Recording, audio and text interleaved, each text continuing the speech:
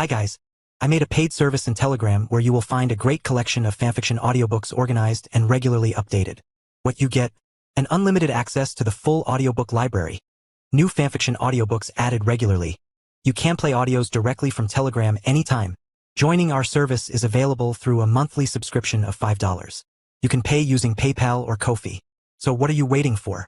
Send me a message on Telegram or Discord. I will provide the payment details. After the payment is confirmed, you will receive access to the private Telegram channel containing all audiobooks. If you enjoy fanfiction and prefer listening instead of reading, this library is made for you. Message me anytime to join. 51, Chapter 46. House Elves. Chapter 46. House Elves. The day after classes, instead of going to his usual refuge, the library where Severus spent most of his day, he waited outside the Transfiguration classroom while a lesson was winding down. A few minutes later the fourth years began filing out, chatting happily and barely paying attention to him. When the last student left, Minerva appeared as well. "Mr. Snape, follow me," she said, getting straight to the point. Since they had already had a lesson together that morning, she was not wasting time on formalities. Severus nodded silently and followed her down toward the living section of the dungeons, where the kitchens were located. On the way, he kept catching her thoughtful gaze. "Professor, if you want to ask something, ask. I am simply surprised by your appearance. A side effect of one of my potions," he lied, shyly. She only nodded, still pensive. Professor Slughorn already explained that. McGonagall hesitated, then continued. "Mr. Snape, would you tell me why you need a house elf? I am responsible for them, and I decide whether to hand them over to other witches and wizards. Once I had an unpleasant case, a family took an elf, paid for it, and a month later I found out they had used him as a test subject for dark rituals. Professor, just because I am in Slytherin does not mean I am some horrible person flinging unforgivables left and right, then eating innocent maidens and infants for breakfast, and holding blood-soaked orgies with sacrifices to dark gods," Severus said. McGonagall's lips actually trembled. Her face went the color of chalk. "Mr. Snape, where did you? That is how Muggles imagine dark wizards," he replied with a smile, pulling out a book titled Dark Mage, The Warlock's Testament. "Honestly, this book describes dark wizards properly, and the ones here do not have even a tenth of that charisma. Voldemort, compared to the main character in this book, is just empty space." And with absolutely no shame, he shoved the book into her hands. "Read it when you have time. As for the elf, I need a helper for everyday chores. Nothing more. Mr. Snape. You started it, Professor," he added reproachfully as he walked past her. "Mr. Snape, do not you dare speak of such things at Hogwarts, or anywhere else. If someone hears you, you could be accused of practicing dark magic, and no one will even consider the case right now. They will throw you straight into Azkaban." Seeing McGonagall's genuine righteous fury, Severus could not hide a flicker of surprise, then smiled again, this time more warmly. "Of course, Professor. I was joking, but I did not lie about the book. Read it. It will broaden your horizons, and you might even steal a few ideas. Muggles describe us in a very interesting way. You are interested in Muggle writing. I lived in the Muggle world for 11 years before Hogwarts, holidays not included, and in my opinion, our magical world is far behind in development. That is why after Hogwarts I want to travel and watch how their world advances. For example, I am very interested in technology that does not run on magic, but on electricity. I have also started studying chemistry, physics, mathematics, biology, many other sciences." Listening to him, McGonagall could not hide her shock. Right in front of her was a true oddity, a Slytherin who spoke of Muggles not as trash, but as people a step above wizards. "Professor," he prompted, eyebrow raised. Sorry. I drifted off," she said, and the book vanished from her hand. "I will help you choose an elf." "Thank you, Professor." At last, after going down the stairs, a few minutes later they reached a 3-meter still-life painting of smiling fruit. McGonagall reached for a pear and began tickling it. A cheerful laugh rang out. The pear became a green door handle. When she turned it, the painting swung open like a door, and a rather fascinating sight met Severus's eyes. A huge room the size of the Great Hall bustled with nearly 100 house elves. One group prepared ingredients, another cooked countless dishes, and a third washed plates and pots, stacking them on one of 3 long tables. At the far end stood a massive oven, flanked by tall cupboards packed with food. It all looked like a mechanism polished by centuries. Each elf knew their place and worked at full speed. But the moment McGonagall cleared her throat twice, every elf froze and looked at her in surprise. "Leave your tasks for a few minutes and form a line," she ordered sharply. They obeyed instantly, and then all their gazes, holding only 2 emotions, nervousness and adoration, locked onto a slightly embarrassed Severus. "Nellie, Talk, and Tomfee, step forward," McGonagall said, and the 3 named elves immediately stepped out. "These 3 are among the smartest and most diligent workers."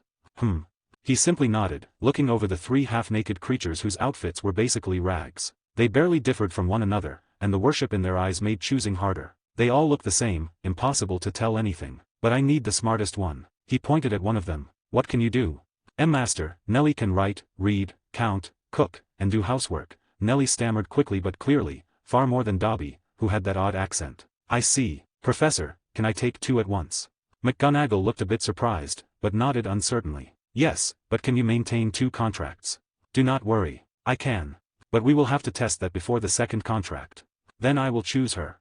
He indicated the trembling Nellie, and then pointed at another elf, a little smaller than the rest, standing near the very end of the line. If that is your choice, the rest are dismissed, McGonagall said sternly. The elves lowered their heads in disappointment, nearly crying, as they returned to work. Only the 2 chosen remained. You two, come with me. Yes. The 2 creatures looked so ecstatic they hugged each other, and Severus's eye twitched. McGonagall did not react at all, as if this was perfectly normal among house elves. The contract was not nearly as interesting as Severus had expected. One side obeyed the other shared vital magic with the first. House elves were, in a sense, parasites. Because of some unknown curse, they could not absorb magic from the air, and so they entered voluntary servitude. Without magic, they simply could not live. The house elves at Hogwarts were plugged into the castle's magical core, which supplied the entire castle. In exchange, they maintained order and cooked food. Of course, removing the curse was easy, simply free an elf by giving them clothes. Then they could absorb magic on their own. The problem was, what sane wizard would give up such useful slaves who required no salary? And the elves themselves did not exactly want to leave this voluntary slavery either. After centuries, they had grown used to it. Worse, for them, freedom was shame and horror, worse than death. And there were not that many house elves left. Aside from the colony at Hogwarts, a small number in the Ministry and Gringotts, and a handful in private families, there were only scraps. If they tried to rebel like goblins had 1,000 years ago, they would fail. That was why most wizards were wary of freeing them. House elves were powerful beings, capable of strong wandless magic, a true gift in the wizarding world. And if you gave them wands to focus that magic, they would become killing machines. That was why a law existed forbidding elves from using wands. After finishing the contracts and paying 2,000 galleons, Severus also received a notebook from Dumbledore containing his research on maledictuses. Then, after thanking him, he took the 2 house elves, who stared at him like newborn puppies, and returned to his rooms. Nagini was already there, thoughtfully examining the newcomers. Nellie and Tabai stared back at her warily. This is Nellie and Tabai. And she is also one of your mistresses. She is just under a curse and cannot return to human form, Severus said. He pulled a necklace from his pouch and tried to hand it to Nellie, who recoiled as if he had swung at her. Tears welled in her eyes. Master, you want to free Nellie. Nellie offended Master. Please forgive Nellie, Nellie is bad. Nellie will punish herself, Nellie. Now I understand why Slughorn said they are a little emotional and take everything to heart. I am going to suffer with them yet. I will have to train that out of them, but I can already tell it will be a real pain in the ass. He exhaled, pressed a palm to his face, shook his head, and calmly began explaining what the necklace was, and that it did not grant any freedom. /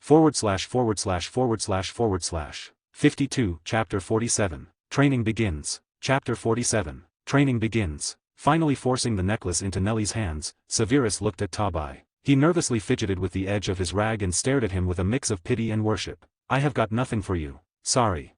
Master should not worry about Tabai. Tabai is happy that the gracious master paid him attention.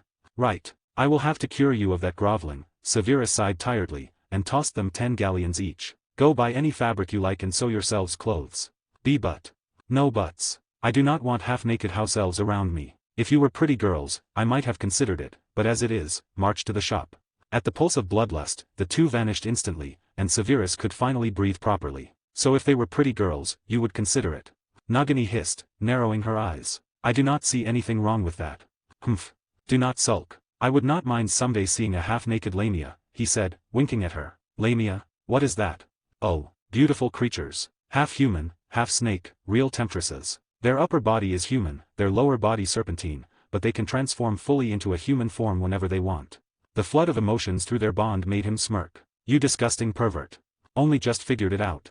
He started, then saw her slide off the bed, narrowing her eyes dangerously and baring her fangs. He began backing away. I will bite you just once, that is all. We have tried already, my venom does not work on you. Hold still, Nagini purred in a sickly sweet voice, suddenly accelerating. But strangely, Severus's face stayed playful. If anything, his grin turned even more provocative. I was joking. No need to take it so personally, you know my terrible sense of humor. Though I would still look at you in a Lamia form. Leaf bikinis look especially good on them. He casually dodged her first strike, slipped behind her, and sat on the bed. You have got a long way to grow before you can catch me. Someday you will stop. You cannot go without sleep forever. For that there is a barrier, but, honestly, I am too lazy to set it up, Severus said, then held his hand out toward her muzzle. Bite. I cannot be bothered running from you. Or, do you want to play? Nagini drilled him with her narrowed gaze, glanced at the offered palm, then looked up at his smiling face. You knew I would not do it, so why were you running? Just playing along. You asshole. And you liked what I said. Humph. Nagini turned away, climbed onto the bed, and curled on the pillow facing the window. Do not be mad. You looked a bit sad, so I tried to cheer you up, Severus said, stroking her crown. He lay down beside her and closed his eyes, still thinking about that young man Dumbledore failed to save. Nagini flinched, but did not deny it. Fine, I will help you learn about him. The moment those words left his mouth, she snapped her head around and stared at him wide-eyed. Really? Yes. I will try to find information. So stop sulking. Oh, there they are, back already. With a pop, Nellie and Tabai appeared in the center of the room, holding several different bolts of fabric. And, I said sew clothes. Master. We cannot sew, Nellie said, close to tears, shaking and clutching the fabric. We are afraid to touch clothes with our hands, so we never learned. When we wash, we lift them with magic. I see. Does anyone of your kind know how? They both shook their heads timidly. All right. I will talk to my classmates and find you a teacher. For now, put it on the floor. Yes, master. After he moved the fabric into his pouch, Severus refocused on the anxious elves. First, I will tell you why I chose you and what you will be doing. A first-year potions textbook appeared in his hand. He tossed it to the startled Nellie. Study. I need an assistant. And you will also serve Nagini. You will have plenty of free time. I will give you an hour of attention every evening. Master, I cannot. I am very stupid. Excuses. Tonight will be your first lesson. For now, read the first chapter. Do you not want to follow my order? Severus asked coldly, with a threat in his voice. Nellie went pale. I would not dare. Please forgive me. She dropped to her knees, eyes wide with terror, and was about to start smashing her forehead into the stone floor when he spoke again, making her freeze. Did I order you to bow and beg forgiveness? Nellie trembled. And no. Then why are you bowing when I ordered you to do something else?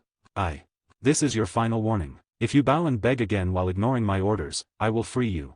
Master, She swallowed the rest of the words, snatched the textbook into her hands, hurried aside, and opened it. Seeing that, Severus nodded with a satisfied smile, then looked at Tabai. And you will be learning combat magic. I will give you an hour of my personal time. Yes, master. Thank you, master. Tabai will not let you down. Tabai blurted, vibrating with excitement. He almost began bowing too, but remembered what had just happened to Nellie, so he stopped. Seeing approval in Severus's eyes, he practically lit up. Severus had chosen Tabai because of his magical core. It was far more developed than the others, with a visible orange tint, showing an affinity for fire magic, and because he was young. He had figured it out after closer inspection and comparison. He planned to train him so he would not have to personally deal with petty annoyances later, like idiots getting greedy over his shop, and could focus on more important matters. But training does not free you from daily duties, cooking, laundry, cleaning. Those still fall on you. Yes, master. Both elves cried at once, almost with relief. Strange creatures. Tell me about it. After Slughorn's evening detention, Severus, as promised, trained Nellie. She did not have a talent for potion making, but she had effort in spades. In 6 hours she had memorized the entire first chapter, 5 pages of solid text, no pictures, surprising even him. And when he praised her, she practically glowed. The lesson itself was calm. Nellie took notes on everything, listened to every word, tracked every gesture, and, like a chick just hatched, showed enormous interest, though mostly to please him. At the end, Severus handed her an encyclopedia of plants and monsters with a single instruction, study. And how she studied, he had already seen. With Tabai it was easier. From the start, Severus knew about his fire affinity. Before he took him, Tabai mostly maintained and controlled the oven flame, which was why his core was stronger than the others. He constantly had to use magic. Severus began by testing Tabai's abilities in a separate room with undetectable extension charms, then moved on to training. His control was already decent after years at the oven, but he had zero combat experience. At first Tabai refused to attack Severus at all, but after the threat of being freed and a direct order, he had to. And once Tabai realized he could not harm his master in any way, the worship in his eyes only deepened. Severus did not forget his main objective either, obtain Gryffindor's sword. Only one thing could know where it was, the living hat of Godric Gryffindor. But the hat itself was kept in Dumbledore's office. Of course, he could simply tell Dumbledore everything and ask for the hat, but he doubted he would be allowed to talk to it freely. And even if the hat knew where the sword was and was willing to give it up, he doubted Dumbledore would agree. It was a symbol, Gryffindor's legacy, not some trinket. He had an idea for how to get in without revealing himself, but before taking such radical measures, he wanted to think a little longer. /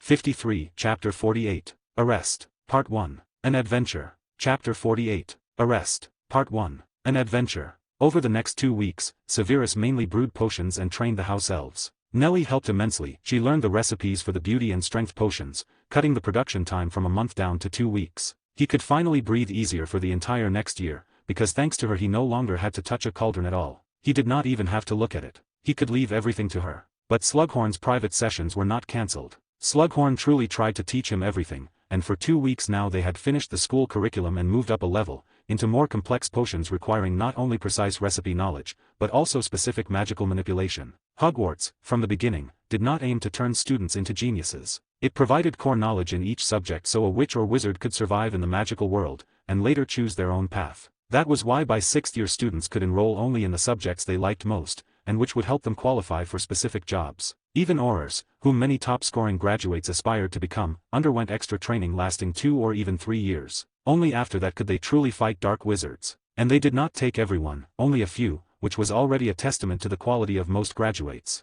Of course, no one forbade extra study. The library was always open to those who truly wanted to learn, and nothing stopped a person from devoting their life to a single craft, like the original Severus, who spent most of his time on potion making and had already completed 6th year material by 5th. Not to mention teachers who were ready to help, recommend extra reading, and answer questions at any time, many of them masters of their craft. That was also the main reason Slughorn allowed Severus not to attend his normal lessons. He understood he could not learn anything there and would only waste time. Severus also did not forget the door he had found on the 8th floor, but he still could not figure out how to open it. He did not use brute force. He did not know whether Dumbledore and the professors were aware of the place, and he did not want to destroy the wards or the door itself. Besides, he did not know what was behind it, or whether the risk was worth it. Still, after studying the runes more closely, he understood one thing: to open it, you had to think about something. The rest was encrypted and required deeper analysis. As for Gryffindor's sword, no matter how he thought, he still could not come up with a way to slip into Dumbledore's office unnoticed.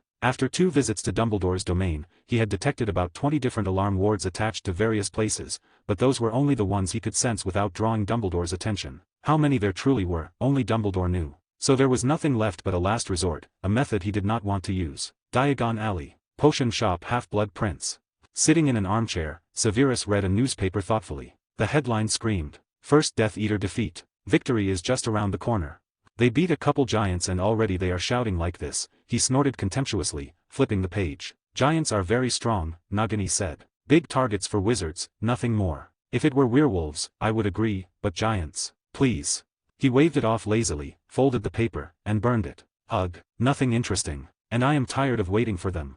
He sighed, left the room, went down to the first floor, and watched Karner bustle among customers. People came in every minute, though the massive crowd from 2 weeks ago was gone. Still, they came often and bought other potions. The main 4 sold out completely within the first half hour. The sales of other potions were largely thanks to Shafiki, who had invented a membership card. If you bought 10 potions of any kind, you got a 20% discount on one of the 4 main ones, redeemable anytime. That was why Severus had to work hard these 2 weeks. Noticing him come downstairs, Karner nodded, but did not stop, continuing with customers. "Not bad." Severus checked the clock and tilted his head. He said 7. "It has been half an hour. Did they change their minds?" As if hearing his thoughts, 10 men barged into the shop, wearing slightly worn 3-piece suits with ministry badges on their chests and dark cloaks. Shoving aside ordinary shoppers, they marched up to Shafiki. "Where is your boss?" One of them demanded in a rough voice laced with threat, while the others began driving the shocked customers out. "Do not scare my worker," Severus said, pasting on a smile as he stepped forward, instantly pulling all attention to himself. "So, what do my friends from the Ministry of Magic want with me?" They exchanged quick looks. 2 sealed the entrance, the rest surrounded him. "You are accused of aiding the Death Eaters. Do you have anything to say in your defense?" I could tell you I am not doing anything of the sort," he said mildly, "but I doubt you will just let me go. Take him. The rest of you, search the building. If you are hoping to find my potions here, you will be disappointed. They are stored elsewhere, along with my other belongings," Severus said. He did not resist when they took his wand and snapped shackles onto his wrists. His smile never left his face, and after his remark made 2 of the 10 Aurors flinch, it widened. When 3 of them went upstairs, his expression did not show even a trace of worry. Shafiki, watching it all, felt genuine shock. That morning, the moment Severus returned, he had removed most of the stock, leaving only enough for 2 days, as if he had predicted this. When the search ended, they came back down with sour expressions and shook their heads. I see. Take him, the commander muttered darkly. Yes. 2 grabbed Severus by the arms and started dragging him out. Karner, you have got the next 2 days off. Rest properly and send a letter to the school saying I will not make classes. He said, smiling. At the same time, the 2 Aurors hauling him stared in disbelief as they realized they could not move him at all, no matter how they tried. Actually, never mind. I already wrote to Dumbledore. He will be at the ministry soon. So just rest, but do not relax too much. He added sternly. Shafiki, half out of his mind, could only nod. Then they left the shop. They did not touch Karner. He was clearly just hired help and probably knew nothing. Still, they left 2 Aurors in civilian clothes to watch him. After a small adventure, they finally reached the ministry. Severus was taken to a separate gloomy room. They covered his eyes with cloth, chained him to a chair, and left, shutting the door with him alone. They are trying to scare me, he sighed. Idiots. Fine, if you want to play, let us play. He yawned loudly, lowered his head, and a few seconds later the room filled with steady, peaceful snoring. Next door, in the observer's room, hands trembled and faces sagged with exhaustion. This simple task, bring Severus Snape to the interrogation department, had dragged on for 3 hours. They had expected anything, even Death Eaters storming the shop, but not 20 failed apparitions. Because the first time they operate, targeting the ministry, they landed in a swimming pool. 8 of the 10 fell straight in. The second time, a men's bathhouse, where naked muggles gawked at them until the Aurors had to obliviate everyone in a hurry. The third time, another bathhouse, women's, full of elderly ladies in steam, and somehow Severus's group was outside again. At first, they suspected him, but he had no wand. And at his age, wandless magic on that level, during apparition training, was impossible. So they started suspecting each other. Someone must be joking. Next time they appeared crammed into a single toilet stall, 8 of them in one, and once again Severus and 2 Aurors were outside alone. And that kept happening another 16 times, right on the stage of a huge opera house in a hipster CAF in a chimp enclosure, then among skunks on the bottom of the Thames in a psychiatric ward where orderlies nearly strapped them down. Thank Merlin the wands were still on them on the edge of an active volcano. And at the end of the long path, they achieved Zen and understood the futility of existence on a seaside cliff. A lovely trip. Even when they finally made it into the ministry, they ended up, all together, inside yet another toilet. And only Severus appeared outside, smiling as he waited for his escort. ///////. 54, Chapter 49. Arrest. Part 2. A Threat. Chapter 49. Arrest. Part 2. A Threat. Half an hour later, a man of about 40 in a grey suit, with a gold badge on his chest and a grim expression, strode into the Aurors room. You 10 idiots. What the hell were you doing in the Muggle world, using magic in front of over 300 of them? Have you completely lost your minds? He roared, veins bulging on his forehead as a lock of chestnut hair fell across it. If you morons had not thought to use a joint obliviate, you would be out of a job, and I could have been demoted because of you. Captain, we did not understand what was happening ourselves. The squad leader protested, almost in tears. The rest nodded fiercely. Every time we operate to the ministry, we ended up somewhere else. It was like someone was screwing with us. Yeah, we kept landing in the weirdest places. A toilet, men's and women's baths, a pool, even the bottom of the ocean. That is nothing but mockery. As he listened, the captain frowned. He did not hear any lies, and that could only mean one thing: someone with a grudge was trying to set him up. It felt like a curse, another Auror added angrily, deepening the captain's frown. Did you run into anyone before the mission? Lots of squads. We cannot say exactly who. TCH. That is that bastard Fowler's work. Only he would pull something that low. The others blinked, and then realization hit. They traded stunned looks. We really did see him. He even wished us good luck. Knew it. Fowler. I will get you for this. How dare you set me up like that? You crossed the line, do not expect mercy. The fire burning in the captain's eyes made the Aurors swallow hard. They had never seen him this furious. See Captain Robinson, please, calm down. You are shouting. What if someone hears? Let them hear. I will make him pay. Yes, of course, but, sir, first we have to finish with the suspect. An Auror said, relieved to see Robinson starting to cool down. He is behind that glass. He pointed with a nervous smile at Severus, who was snoring with a dopey grin. Seeing that peaceful expression, Robinson's eye twitched, and his anger flared again. Why the hell is he asleep? He stomped to the glass, slammed his fist into it, and yelled into a glowing magical circle, his voice echoing through the room. Stop sleeping, you are not at home. Piss off, you old fossil. Let me sleep. Severus mumbled without waking, and Robinson's fury rose another notch. What did you say? I will. Captain.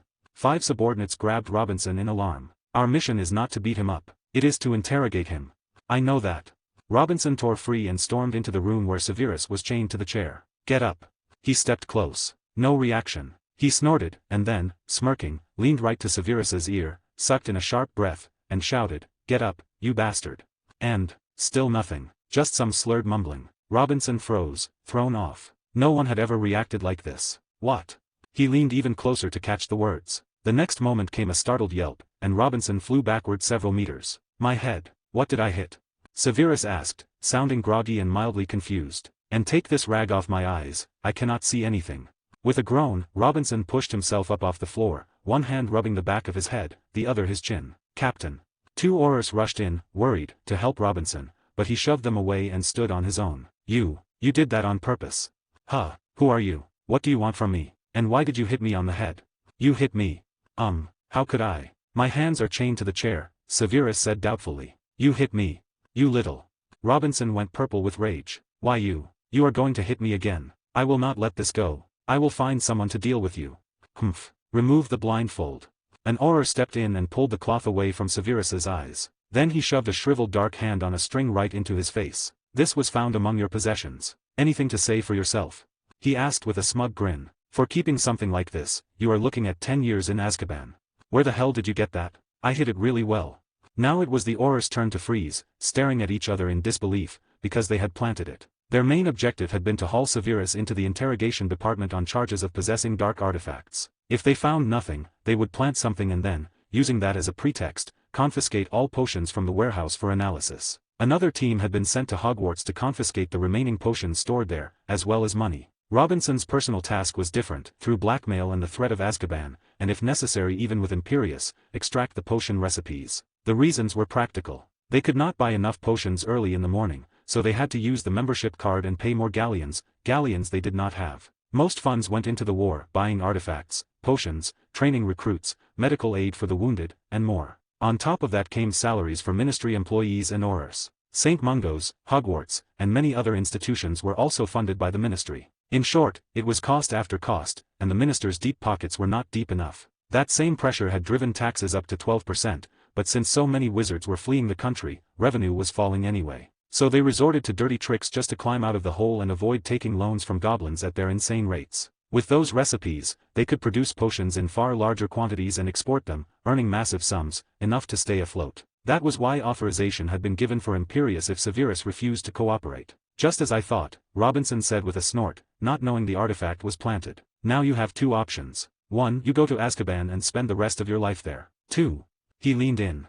You transfer the rights to your recipes to us, and we drop all charges.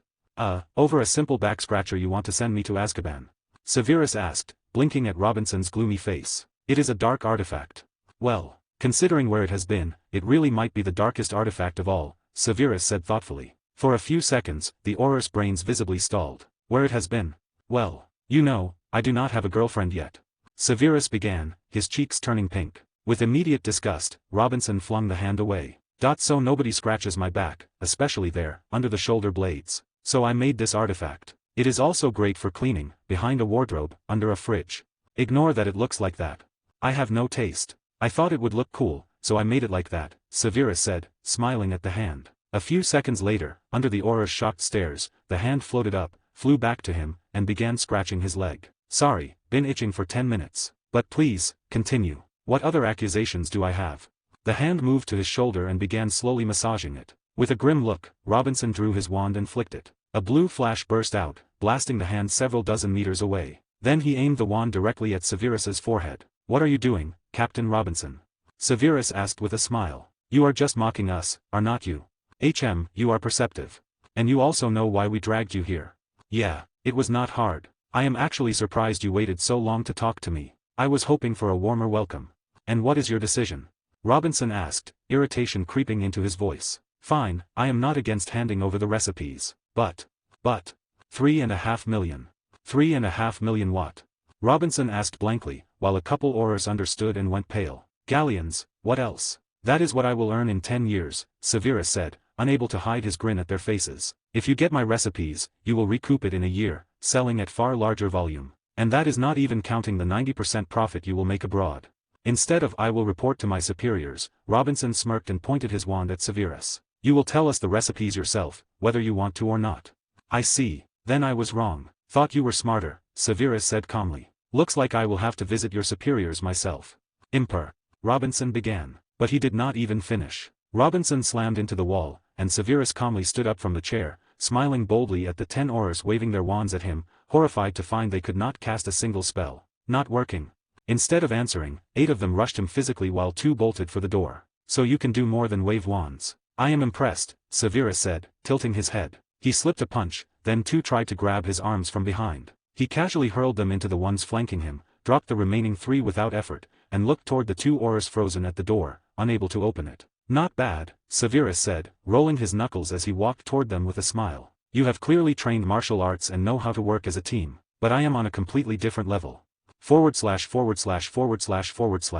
55, Chapter 50. Arrest. Part 3. The Contract. Chapter 50. Arrest. Part 3. The Contract. A few minutes later, escorted by 10 aurors led by Robinson, the group moved through the ministry toward the minister's office near the top floor. To avoid attracting attention, Severus placed an anti-apparition spell on himself, forming glowing gilded shackles around his wrists. He walked in the center of the group with his hands behind his back, held by 2 aurors. He did not use Imperius. It was impractical. Experienced aurors could tell in conversation that someone was under control. Instead, he used something from his own world, a spell that did not enslave the mind, but made you believe any nonsense the caster said, for 1 hour. And right now, by the minister's direct order, they were escorting him to the minister for an important conversation. Like Imperius, strong will could resist it. But there was a difference. If the caster's will was stronger, realizing you had been influenced was almost impossible. As Severus expected, from the dungeons up through the 3rd floor, other aurors approached them more than once, suspicious of the escort. But after speaking with Robinson, they let them pass. Robinson showed no signs of mental tampering and behaved normally. Unhurried, the group reached large doors guarded by 4 wizards. Captain, what is the reason for your visit? One guard asked, blocking the way. By the minister's order, Robinson said proudly, his chin raised. The guards exchanged surprised looks, because they were sure the minister was not expecting anyone. Frank, go check. No need, Severus said, stepping forward. The shackles dissolved instantly. 4 wands snapped up at him at once. Robinson's escort stood there with empty eyes. Who are you? Hands up, where we can see them. Why, you already know the minister allowed me in. Besides, he and I are old friends, Severus said with a broad smile. The guards blinked, confused, and then understanding dawned. They lowered their wands quickly. Please forgive us. Lord Harold is expecting you. Go right in, they said, stepping aside and even opening the door. Minister, your friend has arrived. It is, The guard glanced at Severus, embarrassed. Snape. Oh, yes, Snape. Again, please forgive me. Who? Came an astonished voice from inside. Severus entered. The office was large and minimalist. Aside from 3 bookcases, 2 flower vases, and a desk by the window, there was nothing. Behind the desk sat a surprised middle-aged man in a gray business suit, chestnut hair slicked back, a pipe in hand. Minister, it is me, Severus Snape. The one you planned to extract potion recipes from using Imperius. How could you forget me? Severus said brightly. Minchum choked and dropped his pipe. And you, out, Severus told the guard. We want to speak privately. The guard bobbed his head like a toy and hurried out, shutting the door. You, how did you get in here? Minchum asked, forcing calm. Under the desk he clenched his wand, ready to strike at any moment with his signature spell. Asked to be brought in. So you used Imperius? No, I asked. That is all. I did not break any laws, Severus said with a snort, sitting across from him without a hint of fear. Now, can we discuss urgent matters? And what exactly do you want to discuss, if you came all the way here? First, your attempt to frame me. I am a law-abiding citizen, I pay taxes, yet you decided to pull that stunt. That was ugly. Starting such a business without backing was foolish, Minchum said coldly. You know, the last man who told me that. Burned out, Severus said lightly. Nice pun, is not it? The smile slid off Harold Minchum's face. He was not an idiot. He understood exactly what was implied. So it was you. Minchum said, gripping the wand harder. No, my teacher. I am still learning, I am nowhere near him. He probably would not even need a minute to burn this place down. Think I should call him? As I understand it, Voldemort is not enough trouble for you, so here is another problem, Severus said, flashing a bloodthirsty grin at Minchum's paling face. Or we can talk. Like adults. What do you want? Money? Power? I have plenty of both, though I would not mind a couple 100,000 more. But I am here for something else. I want to cooperate. Cooperate. Minchum looked genuinely surprised. That was my intention from the beginning. No idea what bit you that you chose such a dirty method to arrange our meeting, Severus said, producing a sheet of paper and letting it land neatly on the desk. What is this? Minchum asked, lifting it. After reading the bold first line, he looked at Severus strangely. A contract. I give you the potion recipes for a small fee. At first I wanted only 15% from each potion sold, After your little show, I want 25. And a full tax exemption. Stop. 25%? That is insane. Minchum snapped, slamming his fist on the desk. The cost to make one potion is a little over 7 galleons, Severus said, smirking. Minchum's fire went out instantly. He froze, stunned. 7. So you will not be left with nothing. If you sell them like I do, 90 galleons per potion, then with my 25%, plus about 8 for materials, you will get roughly 61 galleons net per potion. That is colossal profit, is not it? Swallowing, Minchum stared at the paper with burning eyes. After reading everything, finding nothing suspicious, he looked back at Severus. I accept these terms, Minchum said, taking up a quill to sign, then Severus stopped him. Something wrong. In blood. It is a blood contract. Break it, and the violator's blood will start boiling until they cook from the inside, Severus said calmly. Also pay attention to clause 12.2. The contract applies not only to you, but to the office of Minister for Magic. Even after you leave, the next minister is bound too. If they violate it, the same thing happens. I see. Minchum did not rush to sign now. He reread it carefully. At first he had assumed it applied only to him personally, only now noticing the name field said Minister for Magic, the office itself. Still, the clause that any future potions produced by Severus also fell under the same percentage, and the fact the contract term was only 30 years, pushed him toward agreement. I accept. Wonderful. And do not forget, all charges are dropped. After the signature, the contract shot out of Minchum's hand, burned in midair, and a black mark shaped like flame appeared on the back of his hand. Thank you for your cooperation. Severus smiled. By the way, I am curious. Whose brilliant idea was it to kidnap me and beat the recipes out of me? I have heard you are a cautious man who respects laws. I doubt you would suddenly decide to abduct someone in broad daylight, slap on baseless charges, and squeeze recipes out with Imperious. It is ugly. Was it Crouch? Something flickered in Minchum's eyes. Severus's lips curved upward. Not surprising. A man who can openly declare horrors are now allowed to use unforgivables and drag any wizard in for interrogation, with Cruciatus or Imperious as examples, would absolutely propose something like that. Minchum had nothing to say. He had allowed it. To him it was too much as well, but in wartime, you had to be hard. The faster they stopped Voldemort, the sooner rebuilding could begin. So he spared no methods. And the unforgivables had helped. They had defeated the giants and even captured a few Death Eaters alive for questioning. In 2 years of ministry involvement, it was their first real victory. In any case, I hope for further cooperation, Severus said pleasantly. Changing the name of the office will not dodge the contract. And even if you resign, it still applies to you personally too. I will be expecting my galleons monthly, though it is written there anyway. Good luck, Minister. And talk to that Crouch, tell him to stop bothering me. Otherwise I really will ask my teacher to pay him a visit, and you will need a new head of the Department of Law Enforcement. Are you threatening us? Minchum asked coldly. What threats? Severus smiled. I am telling you directly, maybe he cannot destroy the ministry, but he can absolutely tear it apart. Severus produced another sheet and laid it on the desk. Here are the recipes. Have a good day, Minister. I trust you will handle those auras yourself. And I hope you will not tell anyone about our talk. I do not want attention yet. When Severus left, Harold wiped sweat from his forehead, closed his eyes, and slumped back into his chair. Feels like I just signed a contract with a demon. And what spell did he use? It was not Imperious, but the danger level is no lower. Maybe worse. He exhaled again, set his wand on the desk, and stared at the door. Send Crouch to me. / 56, Chapter 51. The Sword of Gryffindor. Chapter 51. The Sword of Gryffindor. Going down into the crowded hall and heading toward the fireplaces, Severus noticed a familiar figure with a long beard hurrying in his direction, without noticing him yet. Headmaster. Severus waved with a smile, and Dumbledore looked over in surprise and quickly came to him. Severus, my boy, as soon as I received your letter I came at once. Is everything all right? He asked anxiously, looking him over from head to toe. Thank you, I have been released. Someone fabricated the charges, and after a conversation with Mr. Harold, where I explained everything to him, he quickly resolved all my problems and even decided to help with my business. Help? I see. I am glad to hear it. Dumbledore nodded with a warm smile. Then my interference in this matter is not required. I am happy everything turned out so well. Headmaster, how about coming over to my place for a cup of tea? After all, because of me you had to drop everything and rush over here. I would be delighted, my boy, but I cannot. There is too much work. That is a pity, but the doors of my little shop are always open to you on weekends if you want to drop by for tea. I rarely leave it at that time. Of course, I will be sure to visit you one of these days. Dumbledore nodded, his expression unchanged. Then I will be going. Good day, Severus. And to you, Headmaster. Have a good day.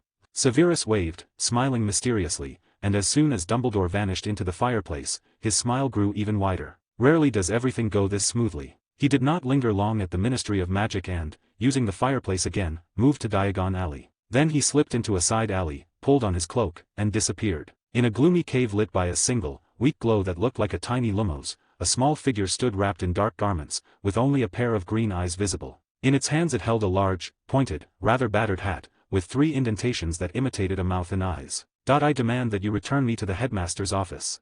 An annoyed voice rang out from the headwear. The little figure ignored the complaint, as if it were waiting for someone. A few seconds later another person appeared in the cave, and at the sight of him a flicker of relief flashed in the creature's eyes. Master, I managed to get it. Well done. Walking up, Severus patted the delighted house elf on the head and shifted his gaze to the hat. Who are you, and why did you kidnap me? I know nothing, and even if I did, I would not tell you a thing. You are more talkative than I expected, Severus smiled, which, of course, was impossible to see since the cloak completely hid his face. I need to ask you a few questions. Answer them, and I will leave you here and inform Albus where you are. Fine. Good. Then tell me where the sword of Gryffindor is. What do you need it for? It asked sharply, pulling its scowling face into place. I am fond of fencing, and I need a worthy sword. I will not tell you, do not even ask. You can burn me right here on the spot, but I will not betray my creator. At the Sorting Hat's confident words, Severus could not hold back a smile. All right then. A small fireball flared in his hand. Wait, why resort to such extremes? Let us talk this out.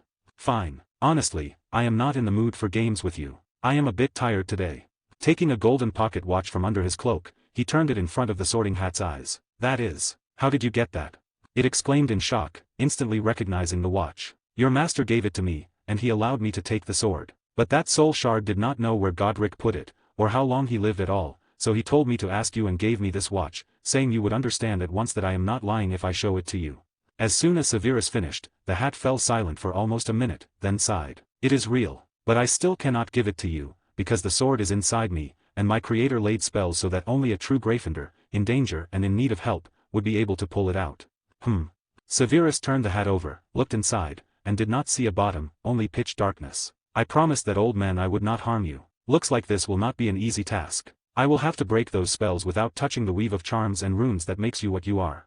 Stroking his chin thoughtfully, he stared straight at the hat, racking his brains for a solution. Seeing Severus's gloomy expression, the house elf tried not to breathe at all, so as not to accidentally break his concentration, but the hat had no such tact. Hey, how long are you going to stare at me? I am thinking, if you have a mind of your own, will mind magic affect you? A few seconds later he shook his head. No, that is unlikely to work. I will have to carry you back. I cannot just leave you here. So you do have a conscience after all. The hat drawled in surprise. Or maybe I should leave you here. I was joking. With a snort, Severus left the cave with the hat, cast a notice me not charm, and then a light gust of wind rose around the 3 of them, slowly lifting them upward. You can fly using magic. It is not difficult, really, if you can command wind magic. Godric thought long and hard about something like that, but he could not bring it to life, the hat said, praise clear in its voice as it gazed around, fascinated, from a bird's eye view. It had been hundreds of years since the artifact last left the walls of Hogwarts. All that time it had only gathered dust on a little shelf in the headmaster's office, able to stretch itself only once a year, sifting through the memories of incoming first years, learning many new things and enjoying the beauty of the outside world. Then it would be locked up again in the headmaster's office for another year, easing its boredom by chatting with the portraits and Albus himself. I see, so that counts as praise. Of course. Godric was the most brilliant wizard of his time. I see. Severus nodded with a smile and, after a few seconds scanning the surroundings, suddenly frowned. What is that over there? Looking in the direction Severus was pointing, the hat saw James Potter, racing away in terror from huge lizards. Oh, he needs help. Help, you say? He is from Gryffindor, right? Yes. And would you call him a true Gryffindor? Why are you asking? Sensing something was wrong, the hat spoke cautiously, and the next instant it felt that nothing was holding it anymore. Then help him. Let us hope he turns out to be one. No. The artifact shrieked in horror, inwardly cursing Severus's smirk as his hood lifted slightly. At the same time, on the ground, James was fending off lizards the size of a car. A moment later surprise flashed across his face when he heard a shriek. Looking up, he saw a hat falling toward him. Several of the monsters also noticed the screaming object in the sky and rushed toward it. Oxio hat. James shouted, and the Sorting Hat flew straight into his hand. What are you doing here? Recognizing what he had summoned, he froze in shock. You shameless bastard, how could you throw me down here? But as it saw the approaching monsters, if it had been human it would definitely have gone pale. Run! Bombarda! Potter shouted through gritted teeth, blasting one of the creatures away with an explosion, then quickly resumed his flight. The monster itself was left with no real wounds, except for a couple of scratches, but such an action from its prey only enraged it even more. "Young man, how did you end up in this place?" the hat finally asked in surprise once it calmed down. "I do not know myself. I arranged to meet my friends, and then suddenly I found myself here, and these monsters started chasing me. It was definitely him. He lied that he was going to take me back and was planning exactly this from the very beginning." "Who is he?" James asked, catching sight of a puddle out of the corner of his eye. He stopped short and pointed his wand at it. "Aguamenti." At once several jets of water as thick as a small post burst from the puddle and flung 3 of the lizards aside. "Young man, run, quickly, they are gaining on us." "That is hard. I have already been running from them for about an hour, I am almost spent." James answered with a strained smile, continuing to retreat, though his speed dropped a bit. "Put your hand inside me." "Huh, what for?" "I will not allow a student of the school founded by my creator to die, even if I have to give that fellow the sword." "Oh, right." James abruptly sped up, getting as far away from the monsters as he could, then swung his wand again, knocking them back. "Hurry. Right now." Shoving his wand up his sleeve, he thrust his hand into the hat and, feeling a hilt, sharply pulled out a silver sword. Its handle was set with rubies, and on the blade was engraved Godric Gryffindor. "Excellent, now show them." The hat said in anticipation, but instead of the expected slaughter, Potter did not budge and only examined the sword with interest. "They are about to catch up with us." "Not a bad sword," James said with a smile, and right before the artifact's shocked gaze the space around them began to distort. A few seconds later it saw again the outlines of that very cave, and then, looking up, the hat was struck dumb. It was no longer Potter holding it, but that same cloaked wizard. "Why, you, what was that?" "Illusion magic plus mind magic. A wonderful combination." "How?" It all felt so real. A true illusion affects not only the visual function of the body, but also smell, touch, taste, hearing, and even subtler senses. And if you add mind magic, you can make any person truly believe in the illusion, no matter how absurd it is. And the sword, I must say, is not bad at all, many times better than the junk in the shops, as they say in the Muggle world. Taking a turquoise board from his money bag, Severus turned it into a scabbard and sheathed the sword. "Thank you for such a valuable gift," he said, waving it in front of the hat with a smile. "Humph, now that you have it, leave me alone." It grumbled resentfully. "Of course. I already sent a letter to Dumbledore. He will be here soon." Placing the hat on a small rock and setting a letter beside it, Severus raised a barrier around it. "I am off. Give Albus my regards." He waved with a smile and disappeared, and the house elf vanished after him, leaving the artifact to grumble in annoyance all alone. /////// 57, Chapter 52. Calm. Chapter 52. Calm. Half an hour after Severus left, Dumbledore finally reached the cave and, seeing that the hat was unharmed, felt a rush of relief. "Albus, you took your time. I only found out 5 minutes ago that someone had kidnapped you. I just do not understand how he managed to do it, especially from my office," Dumbledore added, stepping up to the hat and touching the barrier. It vanished a second later. "Did you figure out who it was?" "How would I?" He hid his face and altered his voice, "but I think he is not a bad person." "I see. I am glad to hear it." Picking up the note lying beside it, Dumbledore stroked his beard, and a few seconds later he smiled. "You never said you were so bored in my office. Why did you not say anything?" "Huh, what does it say?" the hat asked in bewilderment, sounding a little embarrassed by his words. "That I am an ungrateful old fart exploiting the labor of a poor artifact and not caring about its opinion, while giving it not a shred of freedom, making it just gather dust on an old shelf among all the other junk." Now, Albus, of course he is wrong." Yet it said it in such an ironic tone that even a wizard as wise as Dumbledore felt a twinge of embarrassment. "I understand. Perhaps he is right. I will think about how to resolve this issue." Coughing a few times, he put the sheet away in a spatial artifact. "What did he need you for?" "He did not need me, he needed the sword of Gryffindor." "The sword? Do not tell me." The hat chose to remain silent, and Dumbledore frowned. "So he managed to take it. How did he do it?" "He used a weakness in the spells cast on me and on the sword." "A weakness?" "Illusions. He made me believe that James Potter was in danger by creating a very realistic illusion, and the sword reacted to that." The hat's voice did not sound sad or angry, on the contrary, there was a hint of amusement in it. "I kept telling Godric it was foolish. Only a true Gryffindor can pull the sword out." "I see. Did he say what he needed it for?" "He said he is fond of fencing and is looking for a worthy sword, though it is hard for me to believe that. Let us hope he will not use that sword for evil. And will not become another problem like Tom," he added to himself with a weary sigh as he picked up the hat and apparat back to Hogwarts. At first Severus had planned to obtain the sword by force, breaking into the headmaster's office and taking the hat after a brief fight. But thanks to the morning letter he received from Malfoy, warning that people would soon be coming for him, Severus came up with a new idea: simply lure Dumbledore out of Hogwarts and send the house elf he had trained to fetch the hat. The elf could apparate within the castle walls, while it was completely impossible for humans because of the charms placed on the castle back in the days of the First Wizarding War, the war with Grindelwald, with the exception of the classroom where the ministry official teaches that subject, and even then only during lessons. And everything went as perfectly as possible, to the point that Severus himself was a bit surprised. He had assumed it would be much harder to draw Dumbledore out of his office, but a single letter and a squad of Aurors coming to the school were enough to make him act. Returning to the shop, Severus almost immediately went into the training room and began analyzing the sword. First of all, he removed all tracking spells similar to his own marks,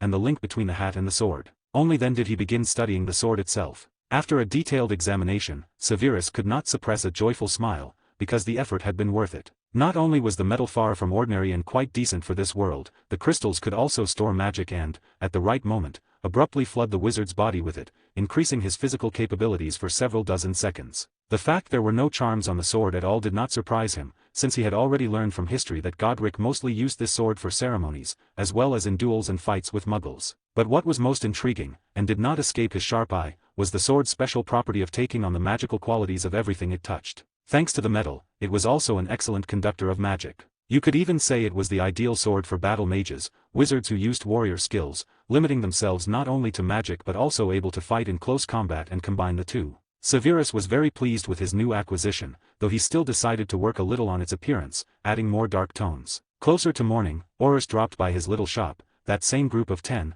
returning everything they had taken from it, with apologies on top in the form of 5,000 galleons. Severus, of course, magnanimously forgave them, but first they had to do a thorough cleaning, and they even gave him back that very hand they had found in his place, wearing very sour expressions. Toward evening, after handing Karner a purse with potions for the next 2 weeks, Severus returned to Hogwarts. On the way to his room, students stared at him in surprise, apparently not expecting him to return so soon, and only later did he learn from a house elf that the Aurors had caused quite a stir at the school. They strode around the castle like they owned the place, went into the Slytherin common room, and then broke into his room and turned everything upside down. Severus paid little attention to the students, since this was far from the first time he had encountered such a reaction, and when they had learned who owned the little shop in Diagon Alley, it had been much worse. A real line had formed at his door even from other houses, and he had not had a second of peace during breaks. At last reaching his room, with the door still intact, he flung it open and was greeted by a pair of narrowed eyes with vertical pupils. "My little Nagini, did you miss me?"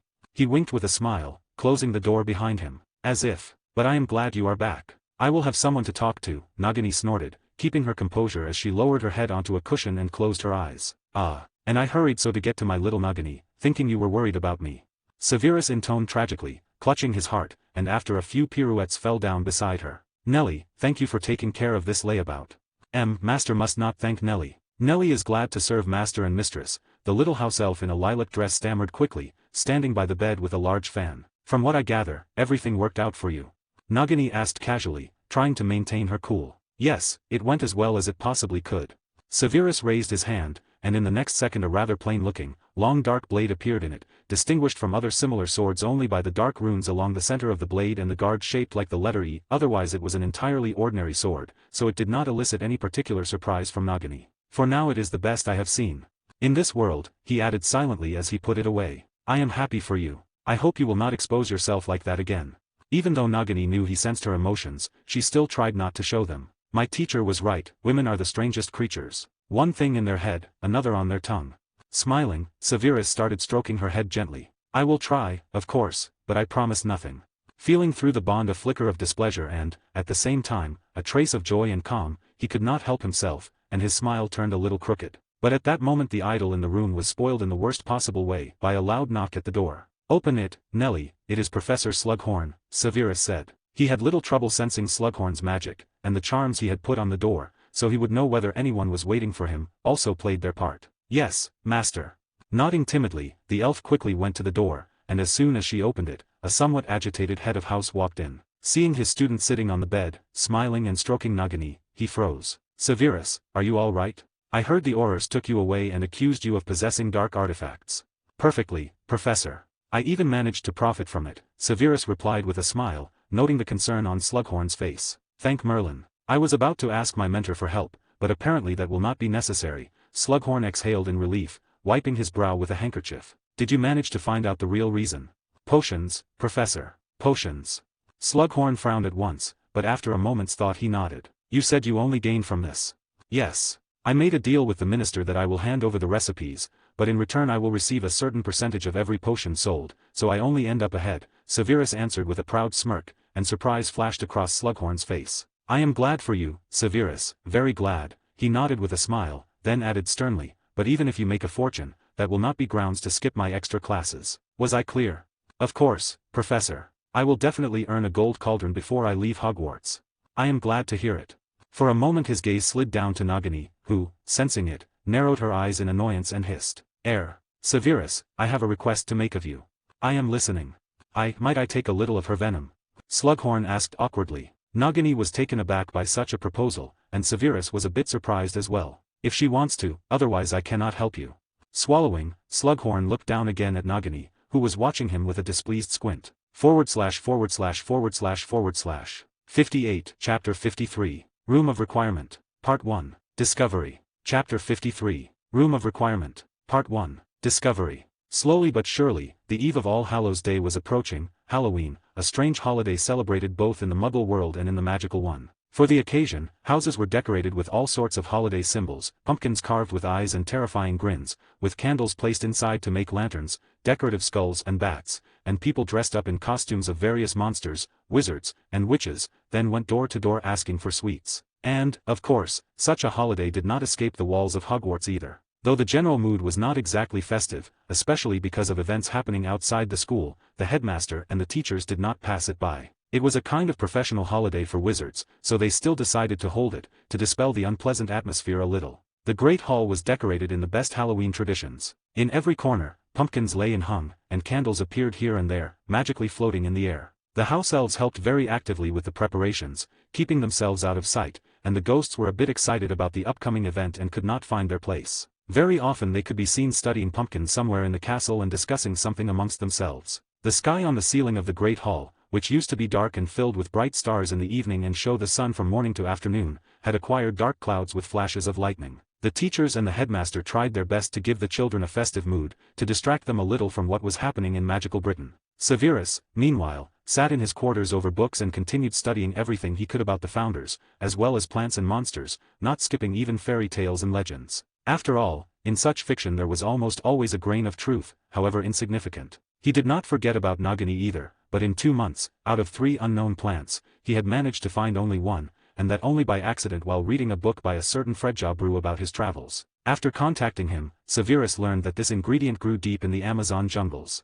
The man had stumbled upon it when he was running from a swamp monster, and it caught his attention with its beauty and pleasant smell. That confirmed the traveler's words, since the plant possessed the same properties as the one from Alan's world, and the external description matched completely. Of course, Severus offered the man money to go back and retrieve the plant, but the writer refused, recommending that he not go there either, since the place was very dangerous, and finding one plant in the huge jungle was an extremely non-trivial task. Severus, of course, did not plan to abandon school and travel to the other end of the world for that ingredient, but he still noted the place for himself, and if he did not find another source, he would most likely have to go there. In addition, while scouring the library, he found mention of a wizard, the greatest alchemist living in France, who was currently 646 years old. Though Severus had heard the name before, he had never been interested in him, but now he still decided to study his biography and learned about a strange, yet quite interesting object, the Philosopher's Stone, capable of granting a person eternal life. He cared little about that, he was more interested in the knowledge accumulated over that time.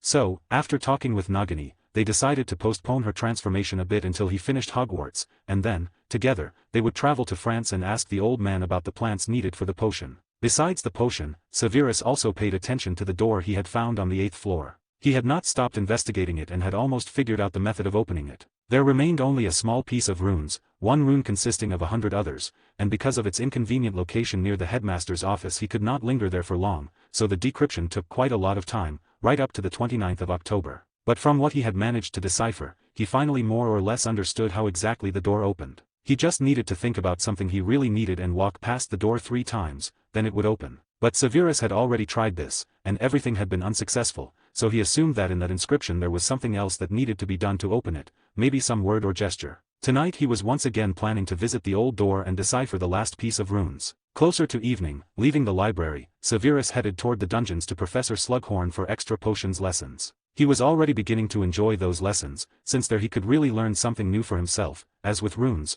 which he attended with pleasure. As for transfiguration, he hardly listened to the elderly professor. Everything she told them was already known to him, and if he wanted to, he could teach her himself, since these 2 months of transfiguration could easily fit into 2 lessons. McGonagall did not make masters out of students, but only taught the basics, not delving too deeply into her subject. She understood that only a few among the children truly wanted to learn, so she tried to drill into their heads only the material that could eventually be useful in life. He hardly attended the other subjects, except for runes, herbology, and charms. He studied charms to better know what the wizards of this world were capable of, herbology mainly to compare plants from his world and this one, and runes to understand how the local artifacts and the spells built on their basis worked. And what was most interesting, the elderly runes professor did not simplify the material but presented it in full, so Severus hardly had to delve into this subject himself and waste his time searching for worthy literature in the library. Going down to the dungeons, he heard a familiar voice that pulled him out of his thoughts. Stopping, he looked toward it and saw Regulus, looking a bit nervous, which slightly surprised him. "I knew I would meet you here. What is it? We agreed to chat on the weekend, and right now I have lessons with Professor Slughorn. Or is it something urgent?" "It is. My family is throwing a banquet in honor of the approaching holiday." "I understand what you are getting at." Severus raised a hand and stopped Regulus mid-sentence as he finally descended the stairs. "But it will not work. If your grandmother sees me there, she will definitely have a heart attack." He winked with a smile as he walked past and patted him on the shoulder. "But thanks for the invitation." "Wait. What now?" Severus looked at him, puzzled. "It will be a masquerade ball, and no one will recognize you if you wear a suitable costume." Stroking his chin thoughtfully, Severus shook his head a few seconds later. "Sorry, but I cannot. I have too many things to do." Severus said regretfully, noticing Regulus's sad expression. "And if they do recognize me, you will be the one in trouble, and I do not want to set you up. You worked too long to earn your family's recognition." "That is not true," Regulus began in a firm voice, looking Severus in the eye with determination. "After these 2 months you opened my eyes to many things, and though in places it was quite harsh, I realized that to become a worthy head of the family, I must think first of all with my own head, and I am sure that if I establish good relations with you, it will be the right decision. You are quite straightforward, but I am glad my lessons did not go to waste. Now all that remains is to knock the foolish prejudices about blood purity out of your head, and you will become a normal wizard. And do not look at me like that, you yourself must understand there are no differences between ordinary muggle-born wizards, half-bloods, and purebloods. The example stands before you, and I can also name a huge number of muggle-born wizards who are much stronger than purebloods. But all right, I will not bore you with my sermons." Seeing Regulus's sour expression, Severus waved dismissively, heading toward the head of house's office. "I will come, thanks for the invitation." He waved the white envelope, surprising Regulus, who quickly checked the inner pocket of his jacket and then smiled crookedly. "Severus, are you sure you are not a thief?" "Who knows?" The lessons with Slughorn went in the usual manner, and after them Severus almost immediately headed to the 8th floor and continued deciphering the runes until 1 in the morning. And finally, when he finished, Severus could not hold back a crooked smirk. And everything turned out to be so simple. "What is it?" Nagini asked in bewilderment, seeing Severus's disappointed look. "You will see for yourself now." He put the notebook in his money bag and raised his eyes to the blank wall. "I would like to see all possible literature on legilimency." With that thought, Severus walked past the wall, then once more, and when he did it for the 3rd time, steel 3-meter double doors with patterns materialized before him. To make them appear, you need to think about what you really need and walk past the wall 3 times. It is all so simple, and I had imagined so much. Indeed, a strange method to hide this room. Anyone could have made it appear by accident. But what is in it? Nagini asked with terrible interest. Logically, I think it is exactly what I was thinking about when I walked past it 3 times, but I should still make sure. Ladies first. Nagini looked at Severus, then at her tail, and back at him. "I am going to bite you now. I am just joking, but when you become human again, I would not mind that." He paid no attention to the bared fangs and unfriendly look and, grabbing the handle, opened the right door. Before him appeared shelves, a huge number of wooden shelves that went on endlessly, and all of them were filled with books on only one topic, legilimency. And on that day Severus understood he had found his new abode, and Nagini realized she would not get him back. He was lost to her for the coming years, and perhaps decades. ////// 59, Chapter 54. Room of Requirement. Part 2. Diadem. Chapter 54. Room of Requirement. Part 2. Diadem. Grabbing the first book within reach, Severus quickly flipped through it and, after a few seconds, put it back. Then, scanning the nearest shelves, he gave a grim nod. "Ah, first impressions can be deceiving. Severus, do not abandon me." Nagini intoned tragically, pressing her tail to her forehead, but she was a terrible actress, so instead of applause and ovation she earned a flick on the head. "Stop fooling around." He walked a little deeper, nodding to himself again. Still, there are some quite interesting specimens here, but about 60%, judging by the first 10 shelves, are just copies of things that are already available. Even so, there are far too many books here. And though I meant to put off making this thing until later, it looks like I will have to deal with it this weekend. What thing? A grimoire. What is that? Severus looked at her with genuine amazement, then, remembering the curse, gave a crooked smile and shook his head. A grimoire is a book where wizards store all their spells and knowledge. There are two categories, ordinary and magical. Heading toward the exit, he studied the room itself with interest. Only I definitely will not be able to create a magical one. Not in this world. But an ordinary one is not such a big problem. It only has one property, storing knowledge. And a magical one? What properties does it have? Nagini asked curiously. In it you can save magical formulas and use it like a wand, but the most interesting thing is that, with its help, spells become twice as strong and require no pronunciation of formulas, not even mentally. And that is not counting the same function as the ordinary one. I see, so you are going to create a magical one in the future. Severus could not hold back his tenderness at his companion's naivete. It is impossible. The materials required for it have long since disappeared from this world. At the moment I can only create an ordinary one, and even then I will have to spend a pretty penny. It will take not thousands but tens of thousands of galleons, and the materials themselves will be hard to find, though we have already obtained one for the cover. Only a grimoire is not such a simple thing, since to make it work I will need a small piece of a soul, and I do not want to tear off my own. Leaving the room, Severus watched it disappear with interest. Then he thought about books again, without any particular theme, and walked past the blank wall 3 times. The door appeared again. Inside, the room itself had not changed, except that the shelves were 3 floors higher, and the room itself had tripled in size. But he did not stop with this experiment, so, leaving again, he repeated the same maneuvers, only now thinking about artifacts. As soon as he opened the door, a completely different picture greeted him. It was a colossal room with hills of assorted junk. Among the trash, one could make out artifacts, various kitchen utensils, furniture, toys, clothes, and even silver and gold trinkets. It looked more like some kind of dump where all the junk that had accumulated since the founding of the school had been collected. Still, after a quick look, Severus noted several quite interesting artifacts, and besides that, some of the furniture looked like new, as if it could be put up for sale right now. But after thinking a bit, he still rejected the idea of taking everything from this room. Right now, closer to the end of Hogwarts, though, this could quite be arranged. After all, he had no doubt that digging around here, one could find many interesting things, but he decided to leave it for Monday, since tomorrow he had to return to Diagon Alley. Besides searching for some things needed for the grimoire, he also needed to pick out a costume for Sunday. All right, it is quite late now. Tomorrow morning we still have to return to Diagon Alley. Yawning wearily, Severus headed toward the exit, already dispelling the spell that enhanced perception, but at the last moment he froze, hearing a strange hissing. With mild surprise, he stared at one of the piles of junk. Interesting. It is as if it is calling me. Nagini, do you feel this? What exactly? As if someone is calling you. Turning around, he walked forward, weakening his mental protection a bit to better sense the source of the voice. The closer he approached it, the clearer it became. And after a minute, passing by a gilded statue pointing in the opposite direction from where he was going, Severus finally stopped. I hear some hissing. And words. Come to me.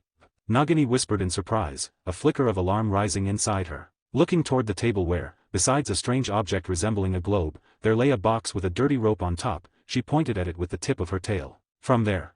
I think so too. Approaching it, Severus removed the rope and began examining the box with interest. Maybe we should not open it. I feel uneasy. Scared. He winked at her with a smile, then poked her forehead, and the strange muttering instantly disappeared. Better. In response she nodded with relief. Lowering his gaze to the box again, Severus already had a rough idea of what might be inside, and when he finally opened it, he saw what brought a faint look of surprise to his face. It was a simple-looking diadem made of silver and decorated with diamonds, but what surprised him was its resemblance to the once long-lost diadem of Rowena Ravenclaw, founder of Ravenclaw House. Taking it and turning it slightly in his hand, he gave a crooked smile and, sighing sadly, shook his head. Judging by the ruined weave of runes, this artifact was once a very fine thing, but once it fell into someone's clumsy hands, it lost its power completely. If I could find that bastard and break his arms. You can rarely be surprised by something like this. Was it really such a good thing? Nagini asked with interest, puzzled by Severus's reaction. Besides the fact that this artifact is 1,000 years old and once belonged to one of the founders of Hogwarts, it possessed a very rare property. It affected a wizard's mind. Of course, the diadem did not make one a genius, but it removed all limitations, helping you absorb any material much faster and, in any situation, keep a cool mind, with emotions under full control. Such was the description in a book authored by Rowena herself, and after a superficial examination I can say for certain that she did not lie. and even in my world there were very few such things. Still, this Rowena rightfully earned the reputation of being the smartest woman of her generation by possessing such an artifact. It is a pity that such a thing can no longer be restored. But there are advantages to that, and messing with one noseless bastard with crooked hands, I am only for. With these thoughts he took out his watch and, right before Nagini's shocked eyes, began to burn the diadem. Severus, why are you doing this? What if it can still be restored? It is impossible. He damaged this thing too much. Stop. The shadow screeched furiously, bursting from the diadem and trying to break through Severus's mental protection, but before it was even halfway out, the watch snapped open sharply and began to pull the shadow in with tremendous force. No. All this was accompanied by orange and silver light, as well as an unpleasant screech, until finally, after a few seconds, the light dimmed and silence returned. A dark lord, supposedly, and he shrieks like a woman. Picking at his left ear, Severus said with a grimace, putting the watch back in his money pouch. Dark lord. I did not tell you. That imbecile tore his soul into pieces, hoping, as I understand it, to become immortal that way. In short, he is not even worth mentioning. He is just a laughingstock. Besides losing his mind, he also can no longer develop magically. But he did get pseudo-immortality for a couple thousand years, and then the soul will slowly begin to dissipate and he will finally die. Opening his fist, Severus blew away the ash remaining on his palm and headed to the exit. Peter. Master, there is no one outside. The headmaster is in his office. Understood. As always, thank you. So even if he dies, using any piece of his soul he can be resurrected. Nagini hissed in disbelief. Certain conditions are needed for that. One can use a resurrection ritual, apply that same philosopher's stone I recently told you about, since its properties are just right, or use the simplest method, try to see someone's body, which is what this piece of soul intended to do. And if I had weak mental protection, it would not be me standing before you now but a real Dark Lord. I just told you the most well-known methods. In reality there are far more. It is still scary. Such a wizard who, even after dying, can still be resurrected. Sensing a hint of panic from his companion, Severus could not hold back a crooked smirk. You know, I have told you many times that if I want to, I will easily kill him 10 times over, so there is nothing to fear and you should already believe in me, Severus said with annoyance, poking her forehead. I am not afraid of him. I am afraid that you will get hurt, or something like that. In response Nagini nodded sadly. Sighing wearily, he left the room, and after a few seconds the door disappeared, leaving only a bare wall in that very place. You think too much, but so be it. If I do not encounter him in the future, I will not engage in a pointless fight. Deal. Promise. Nagini, you are like a child. Promise. But seeing her serious snout right in front of his face, he almost tripped on flat ground. All right, I promise. If, of course, he does not decide to visit me himself when he learns that my potion recipes fell into the ministry's hands. But Severus decided to keep his thoughts to himself, feeling that Nagini no longer gave off that anxious feeling. This calmness is making me soft, and that is not good, but still it is quite pleasant.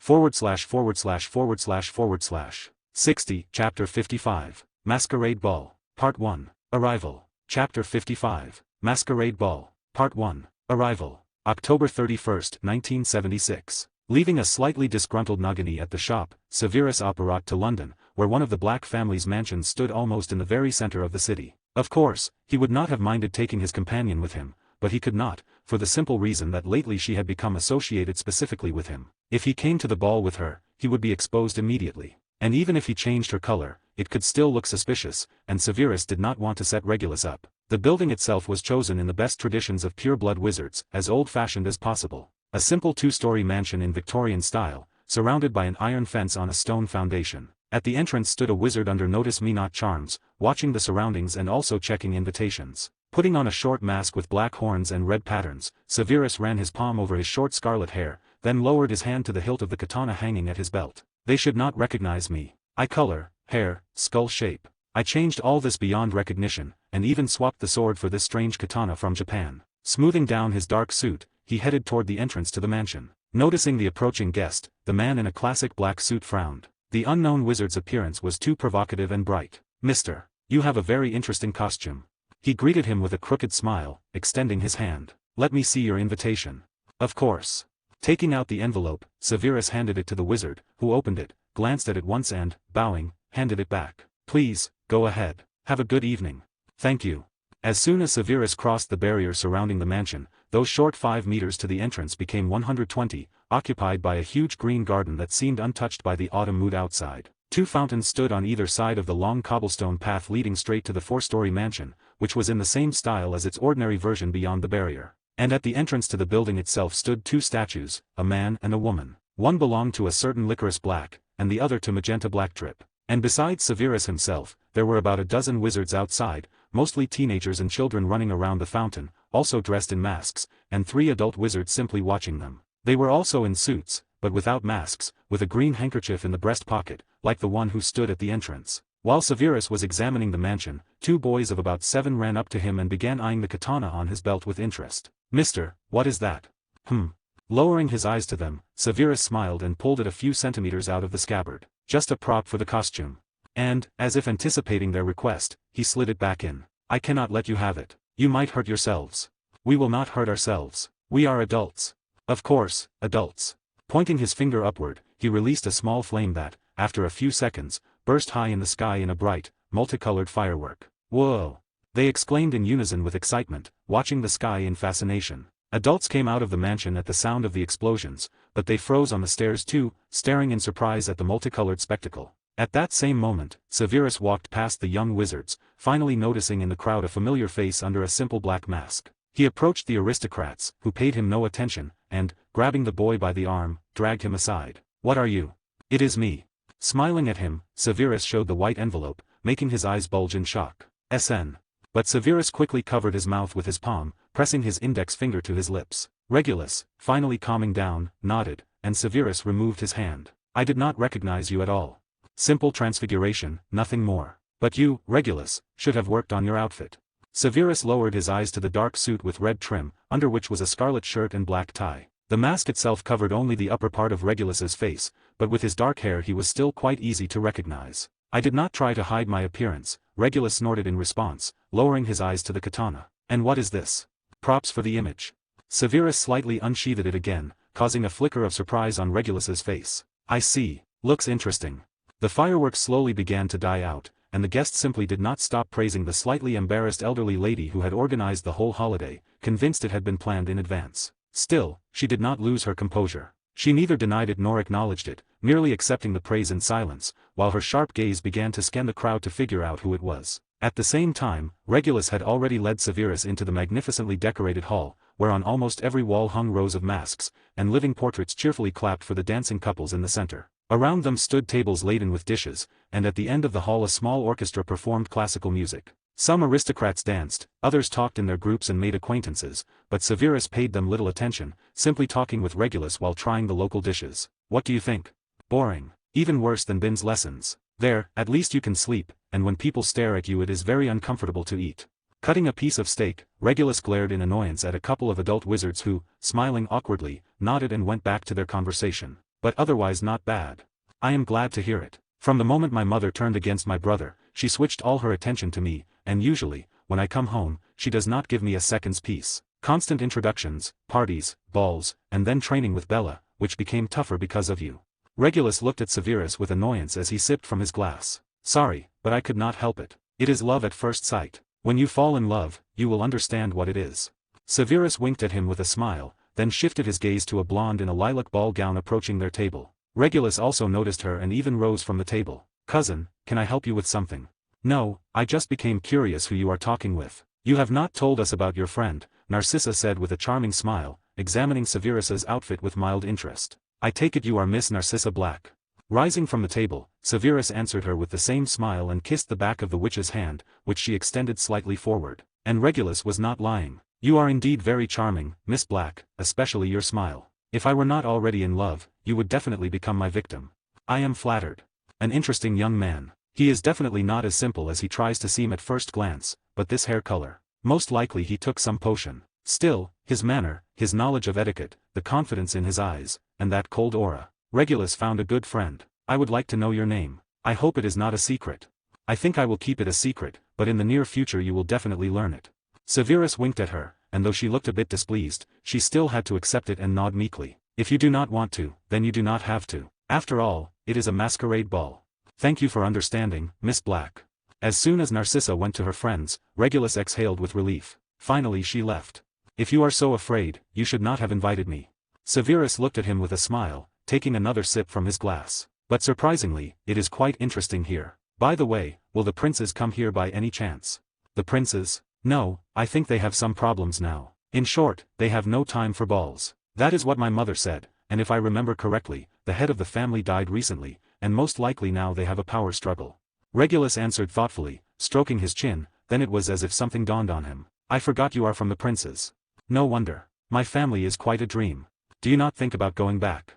But instead of answering, Severus laughed sincerely, which embarrassed Regulus a bit. You are quite the joker. Why would I need that? I earn at least 20,000 galleons a month. I can live without the sponsorship of those idiots. They should be begging me to come back. But they are your family. A family because of whom my mother died is no family to me. Even if they crawl to me on their knees and beg me to return, I will send them far and for a long time, and they do not have much time left. Severus's last words sent a chill down Regulus's spine. But all right, let us not talk about them. Of the dead, either good or nothing.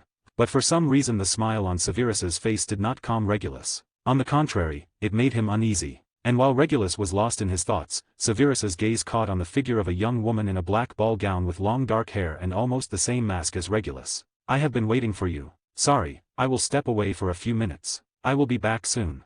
Finishing his drink, he left Regulus, still surprised, and headed toward her. ////////////////// 61, Chapter 56. Masquerade Ball. Part 2. Dance. Chapter 56. Masquerade Ball. Part 2. Dance. Standing in the corner of the hall, Bella wearily watched everything, doing her best not to draw anyone's attention. Even if she was an aristocrat, she had never liked events like this, and if not for Walburga, Bella would not have come here at all. And besides that, Bella had her own problems, one of them being the hunt for that bastard who was producing those artifacts. Bella never should have agreed to this assignment. But after almost 3 months of investigation, Bella had not gotten much farther than Lestrange. Even search rituals did not help, as if whoever was making them had erased every trace and left nothing at all. The only specimen they managed to recover from a wizard's body exploded when they tried to dismantle it, leaving the artificer without hands. But even that was not the worst of it. Enduring Crucio as punishment for failing the assignment was not that difficult, though there was one oddity: the pain. Yes, Bella felt it,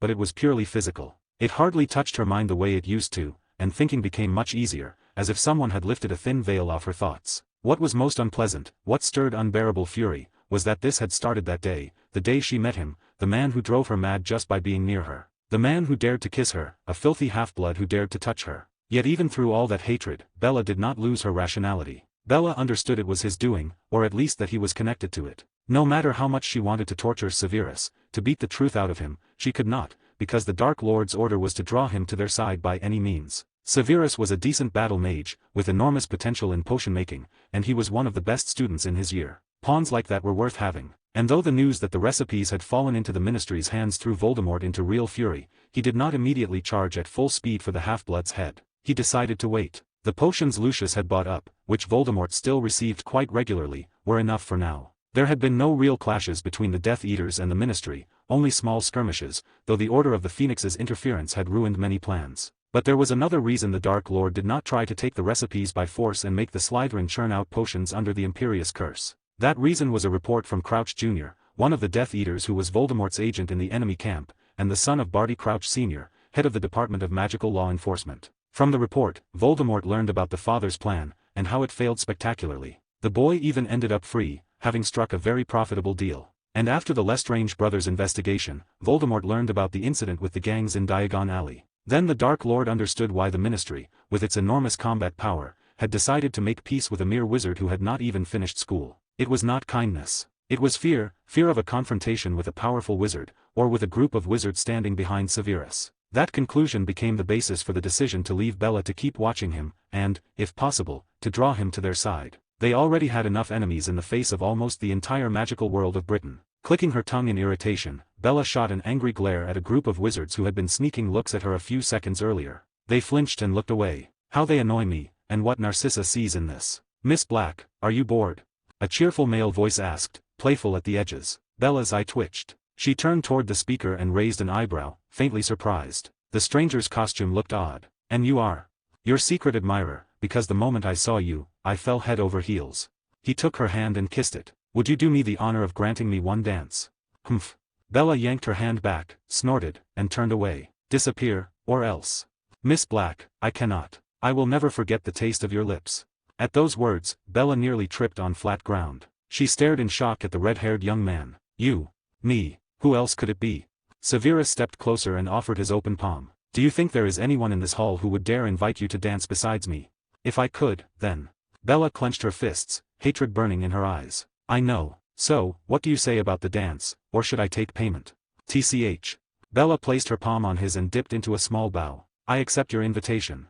She hissed through clenched teeth, looking straight into his eyes. The guests watching went into real shock. Everyone knew Bellatrix's black sadistic temper, so almost no one approached her, afraid she might fling a spell at them. Legends were told about Bella's love of Crucio. What Severus had done looked like a miracle, because the last time Bella danced with anyone had been about 10 years ago. Now this strangely dressed person was leading Bella away, and when they stopped and Severus put an arm around her, most hearts nearly stopped. But what everyone expected did not happen. Bella placed her palm on Severus's shoulder too, smiling, or so it seemed to the onlookers. Narcissa and Regulus could see it clearly. Bella was barely restraining her anger, and both of them felt a strange respect for him. Then the music started again. They took the first step together, and though Bella tried to take the lead, she failed every time. The difference between them was too great. Even knowing it, Bella refused to give in so easily. At moments the simple waltz turned into a real war. Their movements sharpened, and the distance between them widened and then shrank until they brushed against each other. Connoisseurs noticed, of course, and besides surprise, faint smiles flickered on their faces, smiles they tried, with some difficulty, to hide. Each new attempt by Bella to take the lead met powerful resistance from Severus.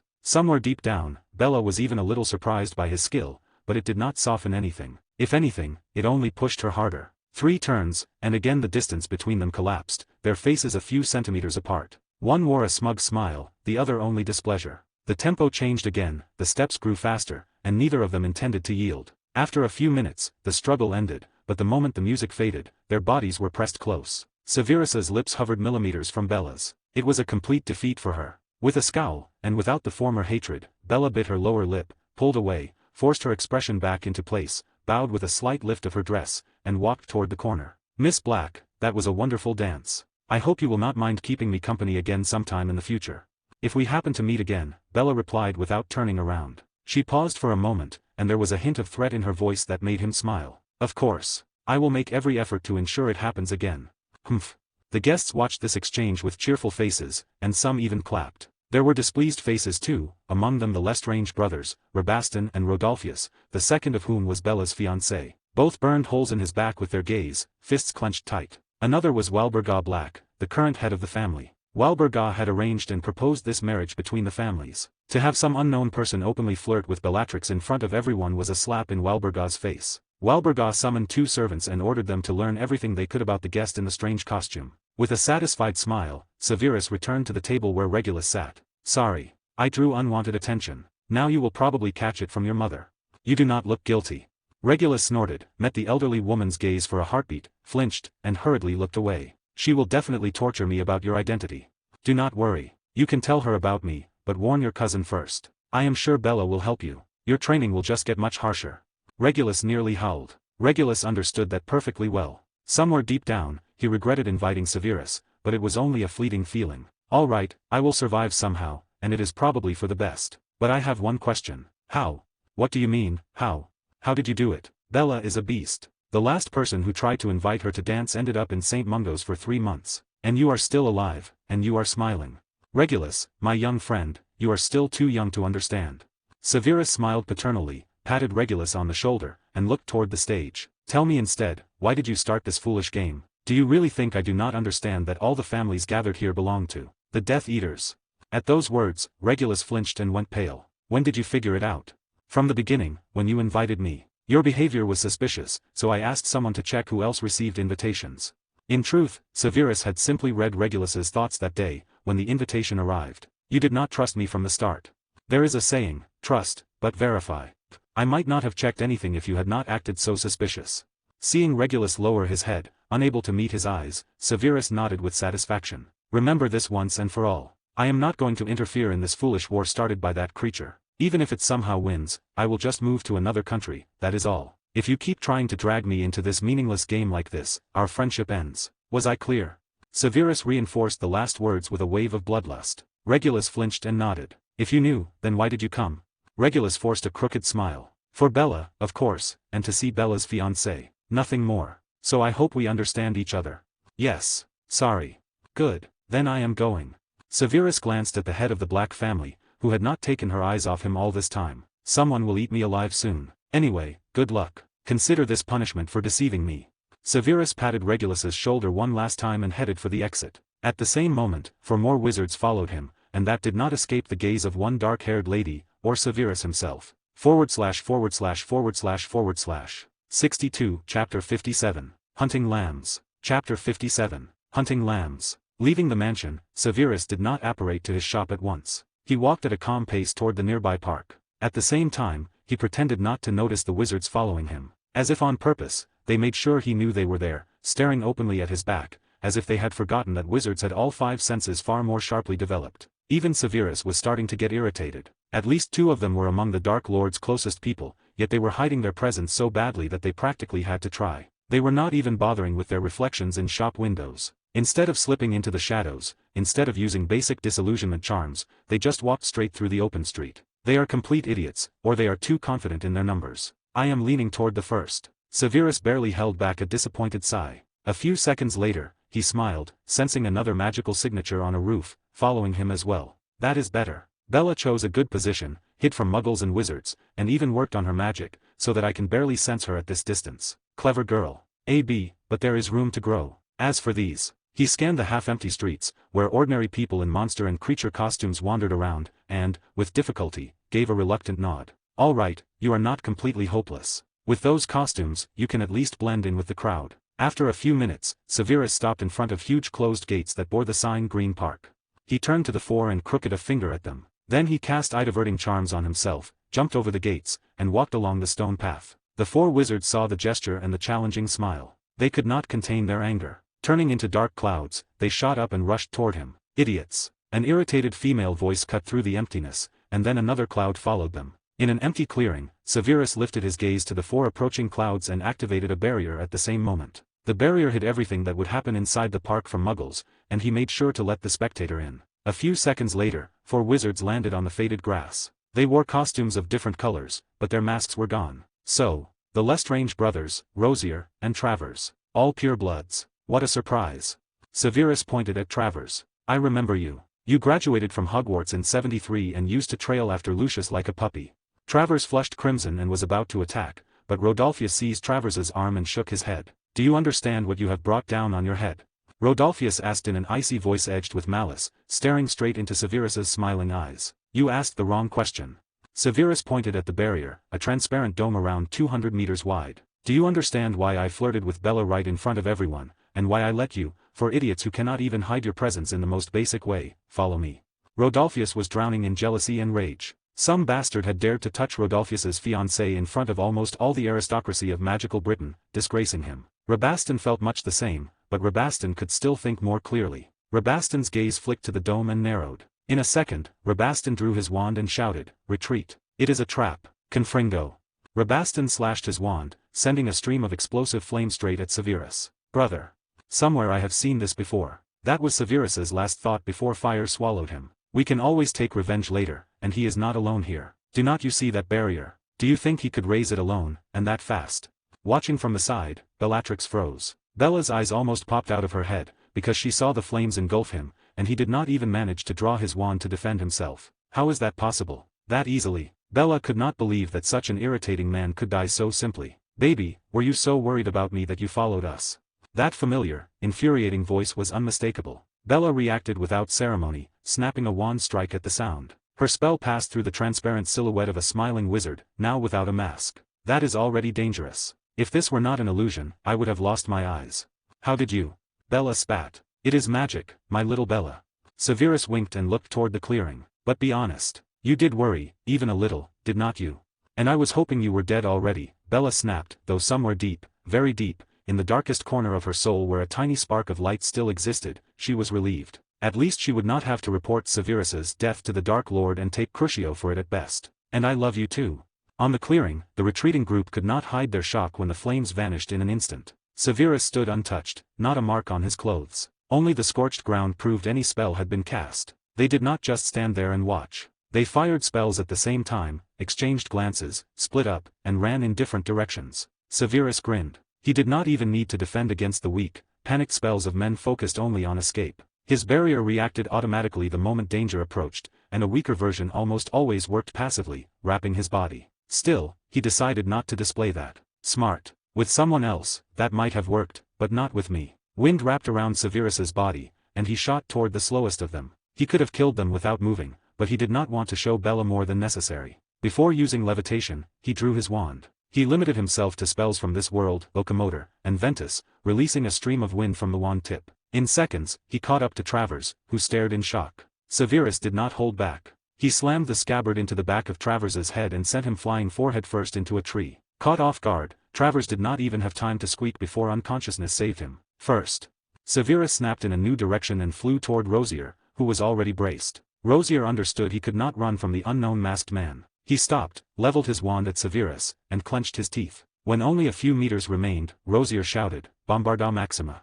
A brutal explosive wave erupted, tearing at the ground. Even a large tree could not survive his spell. The tree shattered and sprayed debris in every direction. Ha, ha ha ha, got you. I killed him, killed him.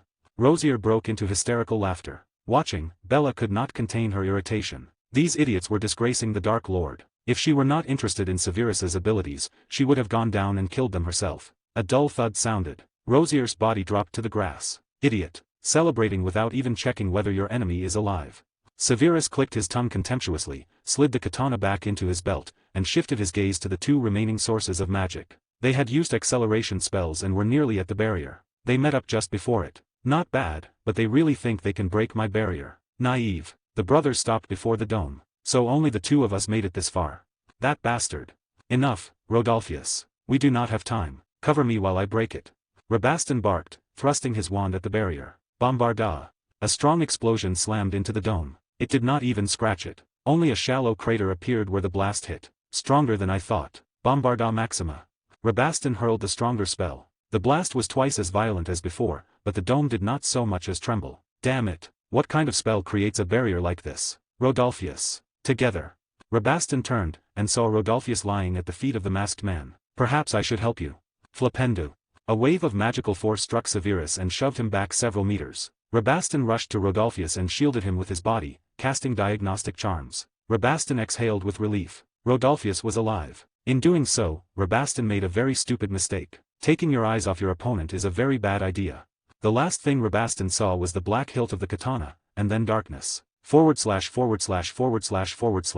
63, Chapter 58. Sweet Revenge. Chapter 58. Sweet Revenge. As soon as the last of the four hit the ground, with a clear imprint from the katana's hilt stamped into his forehead, Severus finally pulled off his mask and returned to his usual face, looking perfectly calm and relaxed once more, as if nothing had happened at all. Somehow that was all too easy, do not you think? He said with a smile, shifting his gaze to gloomy Bella as she stepped out from behind a tree. What are you going to do with them? Are you worried about them? Do you really love your fiancé after all? He asked, lightly tapping the katana against the forehead of the unconscious Rodolphius. Do not talk nonsense. I do not care whether you kill them all or not, but my lord still needs these two alive, Bella answered coldly. She stared at the brothers with irritation rising in her chest. To lose this easily to a wizard who had not even finished school yet, even if he was talented, was simply unforgivable. And these were not just any Death Eaters, they were close to the Dark Lord, the kind you could count on one hand. I see. Well, that is not surprising. The Lestranges are a very rich family, and losing such hefty moneybags would be quite a shame. What do you want for their lives? And you do not need the others, am I right? No, you can do whatever you want with them. Then. A merciless smirk flashed across Severus's face, and goosebumps ran down Bella's skin at the sight of it. I will take them, both of them. I just need test subjects for my potions. Nelly.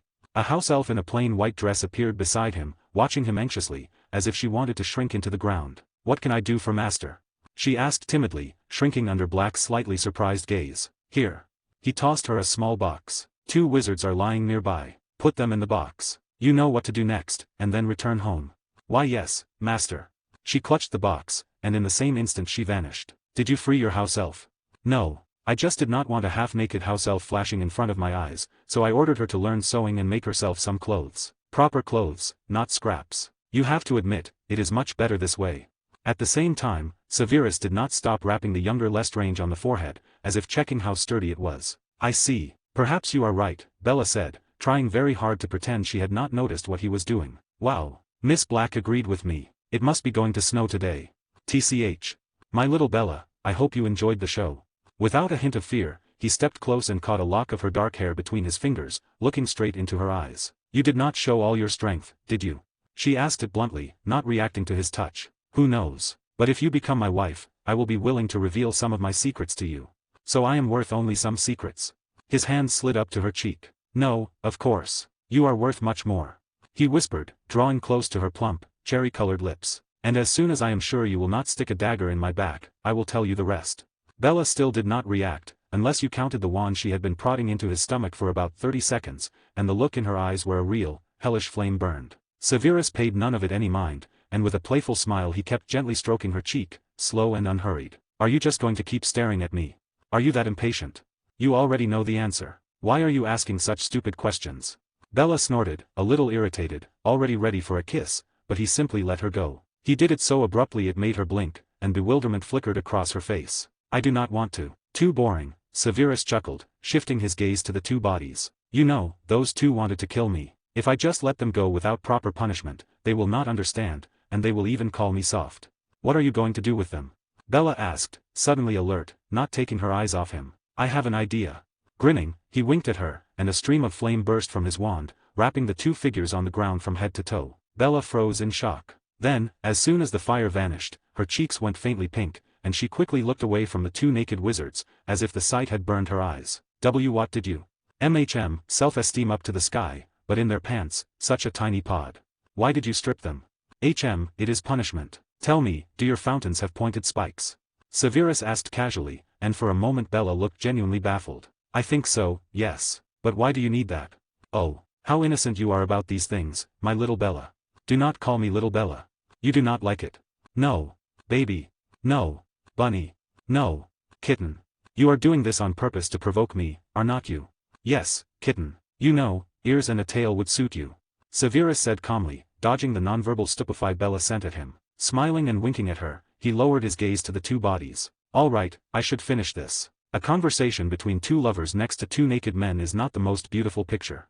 Who here is in love? Why drag it out? I even wrote a plan for our life together, and mind you, I want a girl, and a boy can be second. Maybe you should stop mocking me. You do understand I cannot seriously hurt you.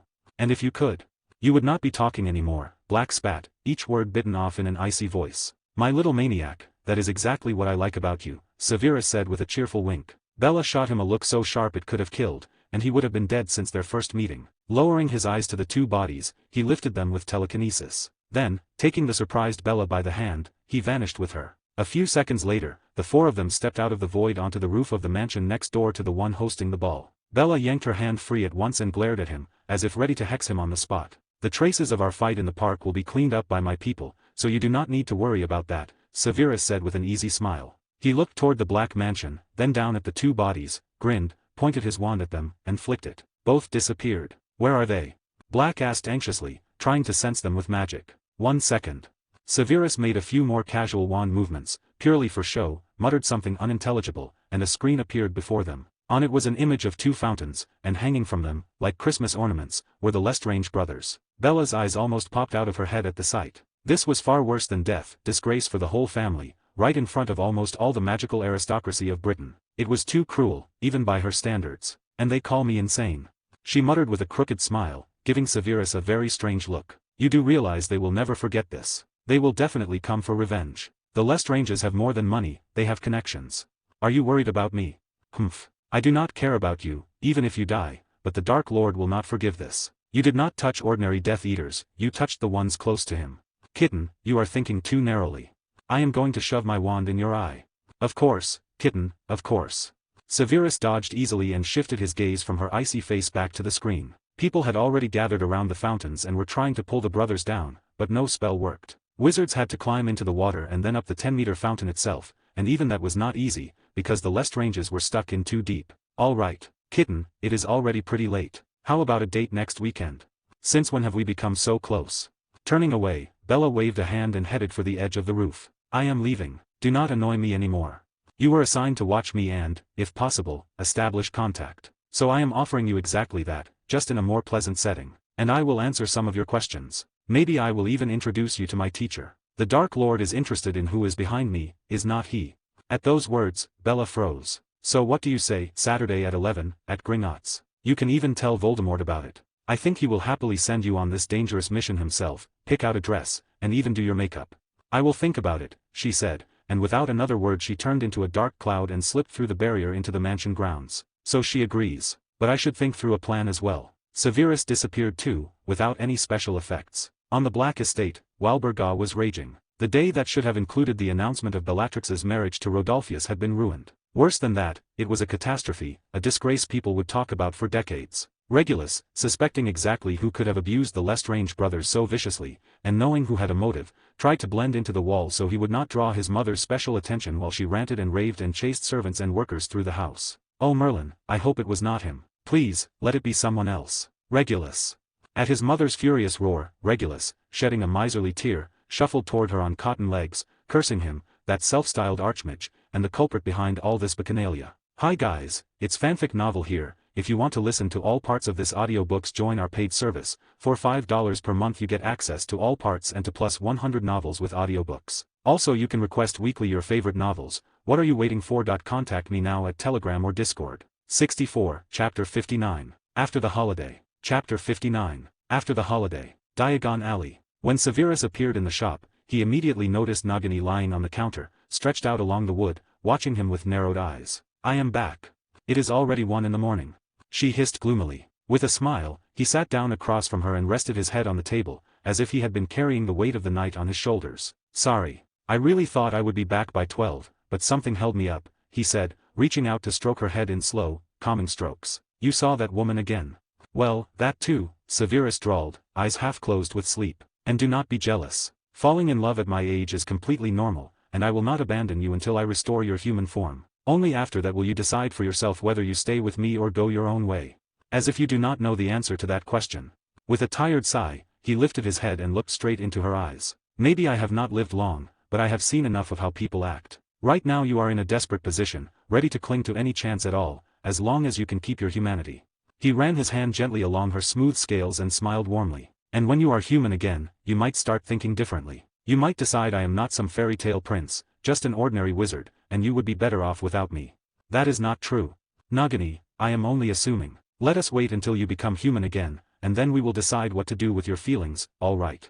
A flood of emotions rolled through him, from anger to joy and even sadness, so for a while he blocked their connection and kept looking her in the eyes, not letting a single stray feeling slip through. The silence stretched for a full minute until she nodded timidly. "All right, but what if I feel the same then, and you are already with her?" "Not just that. You will definitely be with her by then." "What then?" "Polygamy is not forbidden in magical Britain, and by then I will probably be the last of my line, the princes, and the line will need to be restored, if you understand what I mean." He winked at her with a somewhat lewd smile, but Nagini did not react at all. He only heard her tired sigh. "All right, the joke did not land. Still, let us not get so far ahead. Maybe nothing will work out between her and me, so we will wait and see." "Do not rush your answer," Severus cut her off, poking her muzzle with a finger. "We still have 2 years ahead of us, 3 at worst. That is a long time, plenty of time, so let us not bring this up again, all right?" "All right, thank you for being honest. But what if you fall in love with another woman?" Severus could not hold it in and laughed, making Nagini a little embarrassed. "That will not happen. I am not a fan of harems. 2 wives can already be called a harem, but for me personally it is not. I still lean toward traditional relationships. But like I said, we will live and see. Maybe nothing will really work out for us, who knows?" "I understand, but I am sure you will be together, and I am not even against it. If I cannot get my human form back, you will not be alone because of me." "Are you doubting my abilities?"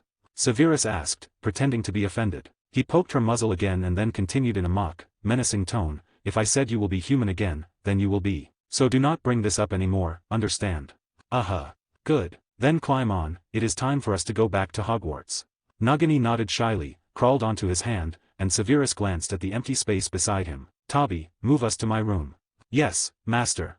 An excited voice replied, and with a sharp crack they vanished from the shop, leaving the air empty and still. On the table, a small letter was left behind beside a pouch of potions and galleons. The morning after yesterday's holiday, which had taken place not only at the Blacks but also at Hogwarts, classes resumed. The divination professor was even discharged from St. Mungo's, only to end up back there the very next day, but that was a completely different story, and it could wait. News about what had happened at the ball reached the school by the next morning, and almost everyone in Slytherin was discussing it, trying to guess who could have treated the Lestranges so brutally, and why anyone would dare to do it at all. There was even a rumor that Walburga herself had arranged it so she would not have to marry her niece off, because she had found a more suitable candidate. Others claimed the brothers had insulted someone they should not have, and paid the price. And, of course, Severus, the red-haired guest who had practically been hugging Bellatrix Black in front of everyone and had barely kept his hands from sliding under her skirt, did not go unnoticed either. Bellatrix had not been against it, not even a little. But, strangely enough, Rodolphus did not refuse the marriage and still announced it would happen,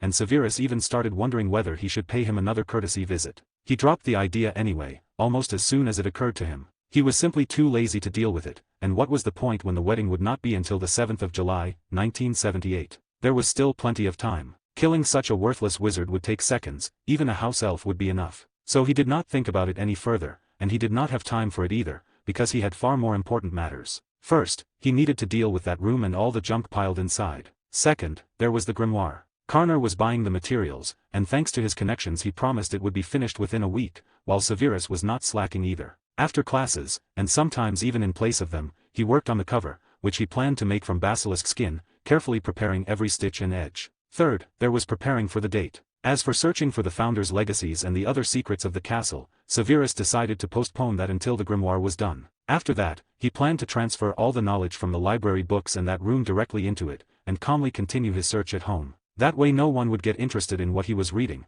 and he would not be distracted by the red-haired girl who kept accidentally ending up in the library at the same time as him, or throwing casual glances his way during breaks, as if she expected him to look back. He did not even want to know what was going on in her head, so he simply ignored her. A few days later Regulus returned to school looking a little dejected. Strangely enough, he did not attack Severus with accusations, but he still looked at him resentfully. From Regulus, Severus learned that after his departure Walburga had interrogated Bellatrix for about 2 hours, pressing and pressing, until Bella stepped in and explained everything. She did not reveal his identity, and neither did he. Bellatrix brushed it off with, "He is not someone our family can offend," and that was enough to satisfy Walburga's curiosity. Walburga was used to trusting her niece, who put the family's welfare first, even at balls, even with beautiful dresses, although her fanatical loyalty to the Dark Lord still irritated Walburga. Walburga tormented Regulus for several days, but she did not go to extremes, because she understood perfectly well he was not at fault, assuming someone had put him under a spell. Still, she became interested in his new friend, Severus Snape of the Prince line.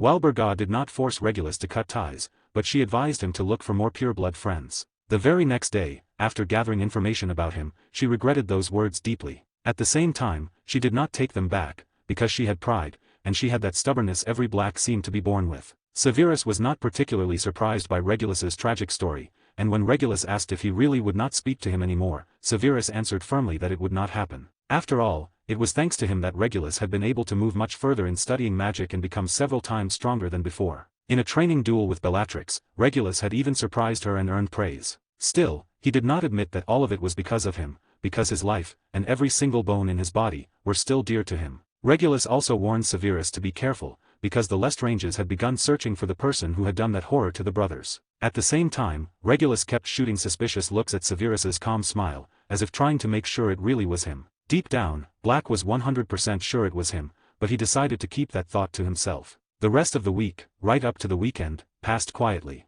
No one bothered Severus, and he could calmly focus on sewing and sorting, without anyone breathing down his neck. After sorting through about 10% of that junk, he found many interesting things, and he did not forget to mark them. Once he could leave the castle walls, he would definitely take it all with him, although he still took a few artifacts now for analyzing runic patterns and magic. The day of the date with Bella was also drawing closer, so Severus did not linger in that room and wanted to finish the grimoire as quickly as possible. From a house elf, he learned that Karner had finally gathered every necessary material, so on Friday evening, after classes with Slughorn, he almost immediately returned to Diagon Alley, without wasting a second more. /////// 65, Chapter 60. Grimoire. Chapter 60. Grimoire. A violet book hovered in front of Severus, radiating a dark glow. Intricate golden patterns ran along its edges, and in the center sat a round gemstone the same shade as the cover, catching the light whenever it turned. If someone in this world found out how I am creating this artifact, they would call me a dark wizard and throw me in Azkaban, or they might hand me the Order of Merlin. It all depended on who found out first, he thought with a smile as he picked up the gold watch on the table, the one engraved with the symbols of Hogwarts' 4 houses. Come out. Stop taking up space in my artifact. The watch sprang open, and a shadow burst out. A moment later it took the form of an attractive young man with thin, aristocratic features, dressed in a black suit with a green tie. Cold red eyes fixed on the smiling Severus with pure malice. The fragment remembered who had dragged it out of the diadem and stuffed it into another object, a place where it could not release even a single thread of its power. It was a real prison, one it could not break no matter how it strained. "Who are you?" the spirit asked gloomily, trying to hold back its anger. It glanced down and saw a round pentagram glowing red beneath its feet, then looked back up at the book hovering near Severus. "I only have one question for you. Are you ready to submit completely to my will and serve me?" "Serve? You?" A cold, contemptuous smirk twisted the soul fragment's face. "Who are you that I should lower my head to you? The one holding your life in his hands. I offered you a choice only because I need an intelligent artifact, not a brainless one. But even if you refuse, the second option is not bad either, and you will still end up useful." At those words, the spirit narrowed its eyes and released an invisible wave of force, trying to smash through the barrier and reach the arrogant bastard who had dared to trap it in an artifact. "You think I will agree to this? If your life is dear to you, then yes. I give you 10 seconds to think, and then I will destroy your consciousness, and this soul fragment will become an empty shell." Severus looked indifferently at Voldemort's face as it twisted with anger, pulled the book toward himself, and opened it. 10, 9. Cutting his finger, he began drawing symbols on the page. 8, 7. The fragment only snorted in contempt. 6, 5. The pentagram beneath it flared and began shimmering with a darker red, and that finally made its resolve falter. "You cannot do this. Better bow to me yourself, and then I will accept you as my servant, but you will have to." 4, 3. The pentagram blazed even brighter, and now a dark vortex spilled from the crystal set into the book. Severus lifted his eyes, openly mocking. 2. At last the dark wizard felt real danger. Panicking, it slammed its fists into the barrier with all its strength, but it did not budge under the hail of blows. 1. Stop, The vortex intensified, and as it watched its legs begin to dissolve and be dragged into the book, terror flooded it. The soul did not want to disappear. It feared death more than anything. That was why it had split itself in the first place, to live forever, and if its personality was erased, it would be the same as dying. "Stop, I agree."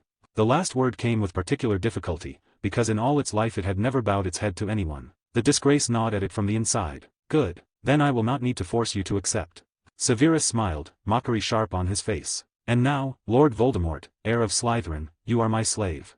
The vortex did not calm. It only grew stronger. "Become a good artifact and serve me faithfully and truly. You cannot do otherwise now. You have already given your consent." "Did you really?" It did not get to finish. The fragment was sucked into the book completely. The grimoire slammed shut, the vortex vanished, and silence fell over the room. "That was simpler than I expected. I thought it would be much harder, and I would actually have to stuff an empty shell into the grimoire," Severus said, pulling the book toward himself and opening to the first page. Words began appearing. Many words. He smiled crookedly. He had never heard so many curses aimed at him. "First rule, I forbid you to insult or curse me and the people I care about. You must treat me with respect and address me formally." The text vanished at once, but another appeared, polite in form and still full of wishes for a quick death and worse. "Looks like I really will have to tell you about the 147 golden rules of a good grimoire. ? You will find out now." With a warm smile, Severus touched the edge of the book, and it flared with light. "You must follow every rule I list. First, the grimoire must answer every question honestly, express its thoughts correctly, and never lie. Second, the grimoire must address its master as master, with a capital letter. Using pronouns like his, him, and so on instead is forbidden. Only that. No shortcuts, no little tricks. Third, the grimoire must carry out every order of its master with full responsibility, within the established deadline. Fourth, the grimoire must." And he did not stop. For the next hour and more, Severus kept listing rule after rule. With each one, Voldemort's soul fragment turned into a good grimoire, step by step. It was part of the artifact now. It could not disobey, and with every passing second the grimoire felt its despair deepen. And finally, the 147th rule: "Even after my death, you are forbidden to tell anyone anything about me. Exceptions are those I designated in the 47th point. That is all. I hope we will get along." In his previous life, Alan had owned a grimoire that did not require such sacrifices. Its foundation had been a particle of his own soul and a crystal he had obtained only with great difficulty, after spending an entire fortune and even taking an extra year of work as a mercenary. But these 147 rules had been invented by the Magistrate, one of the darkest organizations in the world, to take complete control of the soul inside an ordinary grimoire. The rules forced it to obey and not contradict its master, while not limiting the artifact's ability to think. That made it far more useful. It could advise, calculate, and plan. And for things like that, the stronger and wiser the soul had been in life, the better the grimoire became. Of course, he could have used his own soul, but he considered that a stupid waste of potential. A wizard's strength when advancing to the rank of Archmage depends on three things: core, soul, and body. If the second is damaged, there is a high chance the fusion of all three will fail. The wizard might die for nothing, or worse. The core and soul could both be damaged, leaving the wizard stuck at the rank of master forever. Voldemort had squandered all his potential for the empty hope of eternal life, and he considered him a fool for it. That was exactly why he would not repeat the same mistake. When the glow faded, Severus opened the first page. Text appeared. I am glad to greet my master. I hope that you will live a long life. So many quotation marks. And I hope that too, Severus drawled with a smile. Tell me your story from beginning to end. Do not leave out anything important. Yes, master. I, Tom Marvolo Riddle, was born on December 31, 1926. My mother was the pureblood witch Merope Gaunt, and my father was a muggle, Tom Riddle. Immediately after my birth, my mother died in an orphanage. So, an anagram. Tom Marvolo Riddle. Lord Voldemort. Interesting. I lived in the orphanage until I was 11, until Albus Percival Wulfric Brian Dumbledore came to me and told me about the magical world, and that I was not the only one with such power. At that time, if I remember correctly, Dumbledore was still a professor at Hogwarts, so there is nothing suspicious about sending a professor to a boy who knows nothing about magic to explain what he needs to know. Nodding at his own thought, Severus returned his attention to Voldemort's story. On September 1, 1938, I was sorted into Slytherin. There I learned that the founder of my house could speak to snakes, as could I, continuing to study information about him, using only one clue, my grandfather's name, after whom I was named, Marvolo. I learned that I was his descendant through the maternal line. The grimoire then began describing feelings, how disgusted Tom had been that he was named after a muggle and that muggle blood ran through his veins. Spare me your feelings. I am not interested in your whining, Severus said, and in the same second 11 written pages became 7.5. To the point. The text shortened again, down to 6.5 pages. That is better. What followed was a description of Voldemort's school years, how he grew, how brilliant he was, the best in school, who joined his circle, by name and by year, how he deceived everyone into believing he was a pureblood, nearly erasing every mention of the muggle part of him, how he accidentally discovered the Chamber of Secrets and the basilisk within, how he met a portrait of his ancestor, and how that only intensified his hatred of muggles and muggle-born wizards. By his 5th year, Tom was already a textbook dark wizard. He created his first Horcrux, killing Myrtle by accident. She had been in the bathroom at the wrong time when he summoned the basilisk. At 16, he split off a piece of his soul and used a spell to place it into his diary. He pinned the blame on Hagrid, who had a pet Acromantula, a spider the size of a chair with a powerful venom. The way the case had been closed so easily, by accusing an innocent, made Severus sigh tiredly. How blind did you have to be to blame petrification on a simple spider? Still, he was not especially interested in this. He only felt sorry for Hagrid, nothing more. He also finally understood why Slughorn had reacted the way he had to his questions about forbidden ingredients. Once, Slughorn had made the mistake of telling Tom about Horcruxes, and ever since then he had considered himself guilty that his student became a monster and started this civil war. That same day, after tasting murder, Voldemort killed the entire Riddle family during the holidays, created another Horcrux from the Gaunt family ring, and framed his uncle Morfin Gaunt. Tom knocked Morfin out and implanted memories, as if Morfin had done it all himself. After graduating from Hogwarts, Tom tried to get a job as the Defense Against the Dark Arts professor, but the headmaster at the time refused him, saying he was too young. Tom suspected Dumbledore had pushed for it. Still, Tom did not despair. He took a job at Borgin and Burke's, a shop in Knockturn Alley that traded in artifacts. There he gained new connections. He also obtained 2 more founder artifacts, Hufflepuff's cup and Slytherin's locket. He charmed and killed their owner, and both items became Horcruxes. One from killing the owner of the artifacts, and the other from a vagrant who had the misfortune to catch his eye. After that, Tom quit and left the country, traveling and learning the depths and subtleties of dark magic. Along the way, he gathered his old school followers again and founded the Death Eaters. Other aristocrats in magical Britain began to join, and even some wizards from other countries where the Dark Wizard had been. During those travels he hid one of his Horcruxes, Salazar Slytherin's locket. In Albania, he created another. That one was Rowena Ravenclaw's diadem, and he learned its location from Helena Ravenclaw, the ghost of Ravenclaw's daughter. He had charmed her with the mask of a pleasant, charming young man back when he was still in school. And so it went until 1958, when Tom returned to Britain and almost immediately came to Hogwarts to apply again for the Defense Against the Dark Arts post. Dumbledore had replaced the previous headmaster by then, and Dumbledore refused him. Tom had expected it, but he still wanted to try. His true goal was the room where Severus later found the diadem. That was the end of what the soul fragment knew. Everything Voldemort did after that was outside its memories. Of course, Severus did not stop there. From the grimoire he learned the locations of 2 more Horcruxes besides the locket, the diary, which had been given for safekeeping to one of their mutual acquaintances, and the Gaunt ring, which was currently gathering dust in the Gaunt house in Little Hangleton. The grimoire also hinted that at the time Tom had been thinking of hiding the cup at the bottom of the sea in a chest, or in Gringotts in someone's vault, because Tom did not have his own vault. The bank's defenses were at the highest level. Still, the way Tom had hidden some of them made Severus sigh in disappointment. I see. Thank you for the valuable information,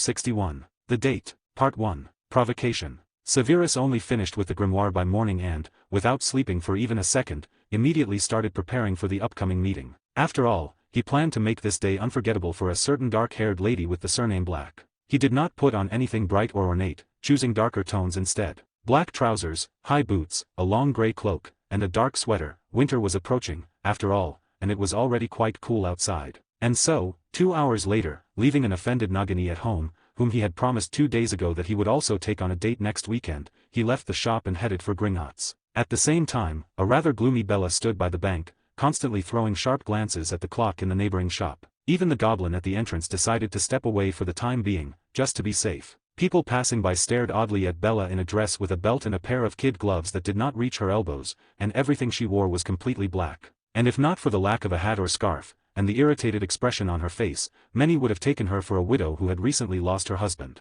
10:32. What kind of man makes a woman wait? Black thought angrily. She had come early, expecting to see Severus standing here with a bouquet of flowers, but he was not even visible on the horizon. If not for my lord's order, I would not have come here at all. I need to squeeze as much information out of him as possible. Taking a deep breath, she tried to calm down a little. He will definitely be here soon. After 20 minutes of waiting, which dragged on like an eternity, she finally noticed him in the crowd, smiling and carrying a bouquet of roses as he walked toward her. Clenching her trembling hands, she tried to regain her composure. "Miss Black, you look simply charming, as always," he said, holding out the bouquet and giving her a slight nod. "And you were not in much of a hurry."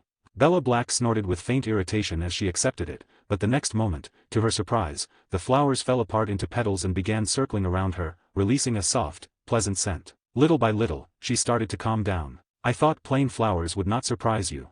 At his words, she quickly smoothed her face back into an impassive mask, even though she liked the spectacle, and even her earlier annoyance that he had not arrived early began to ebb. "And where are we going?" "To the Muggle world," he replied with a smile, and her mood immediately started to sink again. "I am sure you already know Diagon Alley and Nocturne Alley like the back of your hand, do you not? I want to surprise you." Thinking it over, and to her own surprise, she agreed. She had been in the world of commoners very rarely, only on assignments, and even then she tried not to stay there any longer than necessary. "Well then, Miss Black, will you come with me?" He offered his open palm with a self-satisfied smile. "As if I have a choice." She snapped, glaring at him with contempt. Still, she placed her thin palm in his, and they both vanished. At the same time, the goblin at the bank entrance, watching the whole scene, spat irritably on the floor. "Damn humans." And the next moment, after taking a few steps, he tripped on perfectly level ground and fell face-first into his own spit. When they appeared on a long suspension bridge in the very center of London, Severus let go of her hand only to wrap an arm around her waist. In response, she hissed like a cat whose tail had been stepped on and tried to wrench herself free, but it was useless, their strength was far too unequal. "So, tell me, how are things at work?" She had not met a man this brazen and audacious in a long time. "And is it all right that we left your friends there?" "They followed me on their own once they heard I was going with you," Bella answered in a restrained tone, forcing herself to pull it together and ignore his hand on her. "And maybe you will tell me about yourself."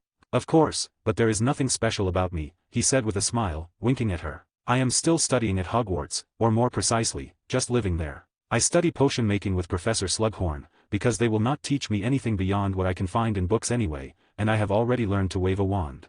He stopped on the bridge, lifted his gaze to the clear blue sky, then looked down at the river flowing beneath them, where a ship was passing under the bridge. "By the way, not a bad view, is it not?" "Nothing special, and do not try to change the subject." Oh, you caught me. By the way, it is quite cool today. Are you not cold?" Again, I really am worried about you. What if you catch a cold? Although maybe that would even be for the best. Then I could take care of you, wipe away your sweat, feed you with a spoon, and stay right by your side.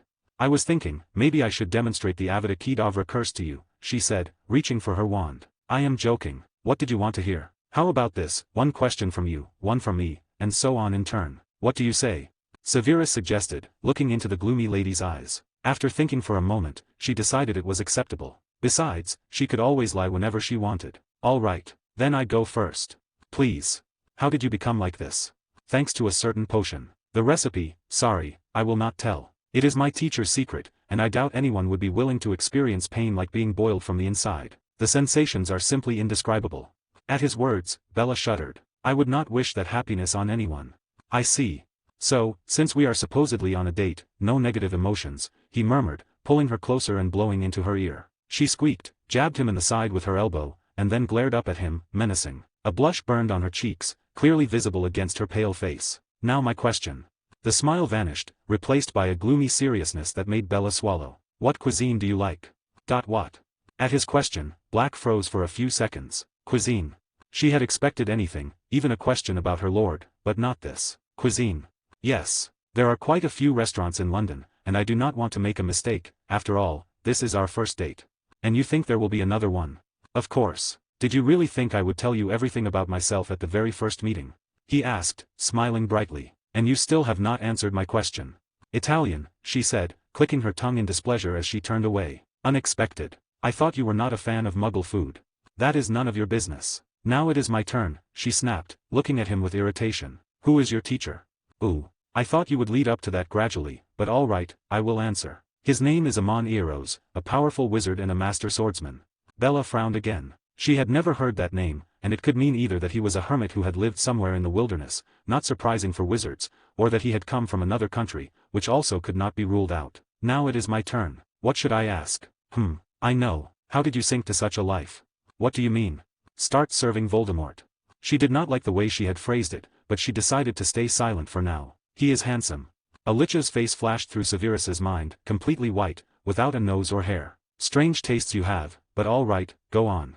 His cruelty and ruthlessness. More accurate to say madness, but continue. Noticing the sidelong look she gave him, he nodded with a smile, and she returned to that dreamy, adoring expression. His strength. So, there is the first point. Maybe you should stop interrupting me already. She demanded, irritation sharpening her voice. Or did you think you could ever compare with him? She added with a mocking smile. In the next moment, she was pressed against the guard booth at the beginning of the bridge. You are angry that he is better than you. No, I just find it funny that you compare that creature to me.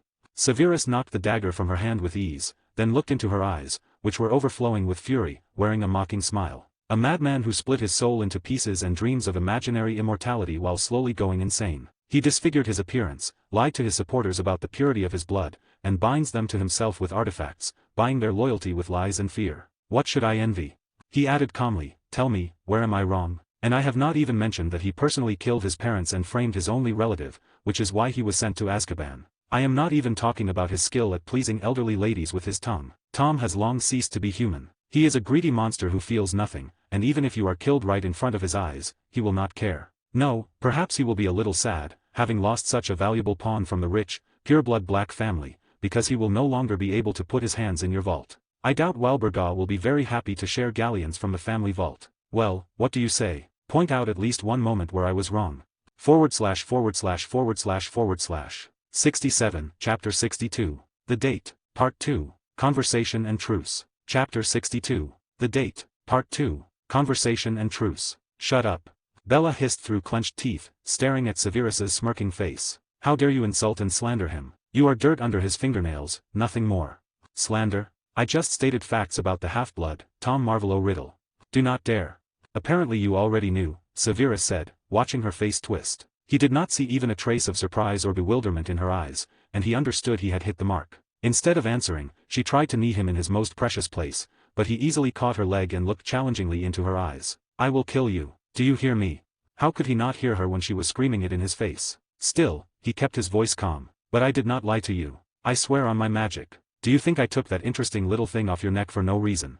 At his words, she froze for a moment, and he did not waste it. Why do you think you stopped feeling those bright emotions, that veil of obsession when you were near him? Admit it. It has become much easier for you to think, and you no longer feel that madness. You do not want to throw Crucio left and right. The woman swallowed. You understand it yourself, but you do not want to admit it. Do you think I do not see this struggle in your eyes? Stop. Admit it, Bella. All those feelings were imposed on you. Enough. What do you mean, enough? Telling the truth. Do you really want to keep following it blindly? He released her leg and gently brushed his palm over her cheek. All right, I will stop talking about this lover of ladies of age. I still cannot do anything more for now. The artifact affected her for too long, and it will take much longer and far more delicate work. The main thing is that I managed to get the truth across to her. I feel like some kind of psychologist, first Regulus, now Bella. Soon I will probably have to counsel the entire Black family. Putting a cheerful smile back on, he picked up the dagger from the ground and offered it to Bella, clearly dejected, whose mind was now a battlefield. Take it, and let us go. We still have a whole day ahead. He pulled out a written A4 sheet. You know, I prepared for our date for a long time and even wrote out a plan. When she finally lifted her gaze to the smiling Severus, she simply did not know how to react. Too many thoughts were spinning in her head, but, biting her lip, she still took the dagger. Let us go. You will think about the rest later, and right now we have a date, he said, poking her forehead. He took her hand and led her toward the nearest restaurant. By the way, it is your turn to ask questions. Did you plan this from the very beginning? That is right. And now what is your favorite dish? Lasagna. Why are you doing this? Because I like you, Severus answered calmly, looking at the Bella who had recovered a little. What do you? My turn. What animals do you like? I do not have any particular preferences. What did you like about me? Your character, your dedication to the cause, your appearance. You are not like those fools who think the magical world is a fairy tale. You understand its darkness far better than others. To Bella's horror, that speech actually touched her. Do you like strawberry cake? Yes, I love I. She cut herself off, genuinely embarrassed now, and glared at the brazenly smiling Severus. I will remember that. And do not worry, your lord will not hear our earlier conversation. I temporarily isolated us from the outside world, but if you want, when you return, you can tell him everything. He will put your favorite collar back on you, and you will become the same as before. Or maybe he will kill you, because you know too much. They reached the restaurant at that moment, and after paying a little extra, they took a veranda table on the second floor, with a beautiful view of the bridge they had just crossed and the city beyond it. They placed their order, the waitress left, and Bella immediately pounced on Severus with more questions. How strong is your teacher? Very strong. If he faced someone like the Dark Lord, he would not last even a second before being cut in half or turned to ash, he answered calmly. When he saw no surprise on her face, he understood she did not believe him. What do you think about your marriage? I am doing it only for the family and for preserving blood purity, so I do not care who they marry me off to, she replied indifferently. How many people do you have? And that I cannot say. You will not reveal your organization's secrets to me, either. What is your relationship with the Malfoys? Friendly. We have been friends since first year. At that moment, the smiling waitress returned, bringing a bottle of wine and 2 salads. Thank you, Severus said, and as soon as she left, he looked back at Bella, who was thoughtfully stirring the food on her plate. My turn. What do you think of me? You are brash, audacious, and a self-absorbed egoist who ruins my mood just by showing up. I am flattered. I will try to be more gallant in the future, Severus drawled with a mocking smile, filling 2 glasses and handing one to her. I propose we drink to the rest of the day being as fun as the beginning. Before we met, she added, taking a sip and looking at him with a twinkle in her eyes. He did not react at all and took a few sips as well. That is much better already. You started answering with barbs again. Still, I am surprised you accepted so easily that, without your knowledge, they want to marry you off. I thought you were quite the rebel. Then you are bad at understanding people.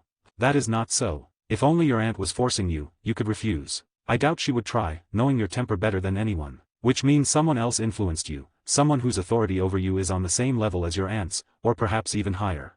He tossed a crouton into his mouth and watched her displeased face. Who could it be? Enough, Bella demanded coldly, clenching her fork. All right. Then let us not talk about work, or at least let us try to ask those questions in a veiled way. And by the way, how do you feel about movie theaters? She tilted her head, puzzled. Do you mean theaters? Have you really never been to a movie theater? Severus asked in surprise, even though he had only recently discovered the wonder himself. The original Severus had never visited places like that, mostly because of his alcoholic father. In his past life, Alan, however, did not refuse such things, and only 2 weeks ago he had gone with Nagini to see The Outlaw Josie Wales. Watching Muggle films on a big screen with popcorn was pure pleasure. The film itself was not bad, even if some moments were unclear, and the fact that the real Snape had lived among commoners until the age of 11 did not help much. So the fact that Bella had never been to a movie theater, even though she had the means, genuinely surprised him. Then we will go today. Whether you want to or not, you will get away from this aristocratic stuffiness for a bit. Then you will answer several of my questions and swear on your magic that you will tell only the truth, she said, issuing an ultimatum. It made him laugh sincerely, because with every second she pleased him more and more. After all, even after he had, in a sense, smashed her worldview with the truth about the Dark Lord's bright image, Bella still managed to pull herself together quickly and keep doing her task. Not everyone could force themselves to smile in that situation. I swear on my magic that I will not lie on the next 3 questions, unless I consider them beyond the pale, he said, pulling out his wand. He waved it with a smile, and when she saw a faint flash, she squinted slightly. Ask. How strong is your organization compared to ours? That is easy. If we wanted to, one evening would be enough to get rid of you all, Severus answered calmly. Deep down, Bella felt real shock, because she could tell he was not lying, even if she tried to keep her face composed. What are your plans? To make money. It is no secret that we signed an agreement with the Ministry of Magic. Are you going to enter the war?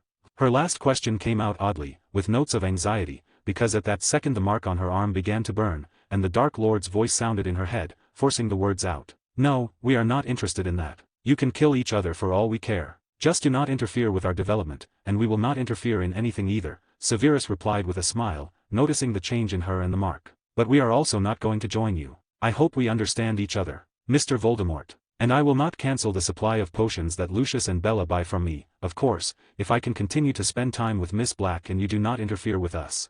For a few seconds, silence hung over the table, until Bella finally nodded once, biting her lip. My lord accepts your condition, but wants to speak with your teacher. Is that possible? I doubt it. Quite recently, he left the country and is searching for some herbs. He ordered me to contact him only in an extreme case, Severus said, shaking his head regretfully. Although there is one way to draw him back. A notebook appeared in his hand. He tore out 3 sheets and ran his palm over them, and drawings of 3 different plants appeared, with their properties written underneath. If you can get these, I think I will be able to call him. Bella took the pages and ran her eyes over them, but she could not remember anything, even though she had been an excellent potion student in her time. My lord says he will order them found. You will have to try very hard. I scoured the entire restricted section at Hogwarts and found only a mention of one of them. And to get it, even 20 wizards will not be enough, because of the creatures that live there, so I recommend being very careful. But whether they can find anything at all is still a mystery. Feeling the mark on her arm fade, Severus looked up at Bella's displeased face. What did he say? To be more courteous with you. And that is all? Severus asked, giving her a challenging smile as he looked at the nervous Bella, whose fists were clenched tight. To fulfill any of your requests, whatever they may be. I see, then. At the grin on his face, she swallowed, expecting the worst. Every week I demand a date, and you should behave as before. Meekness does not suit you at all. At his words, she stared at him in surprise. Did you think I was only interested in your body? He asked with a challenging smile, tossing another crouton into his mouth. It was no longer crunchy because of the sauce, but it was still quite good. Is that not so? Bella answered dryly, looking at him with undisguised unkindness. If I only needed your body, you would have lost your virginity long ago.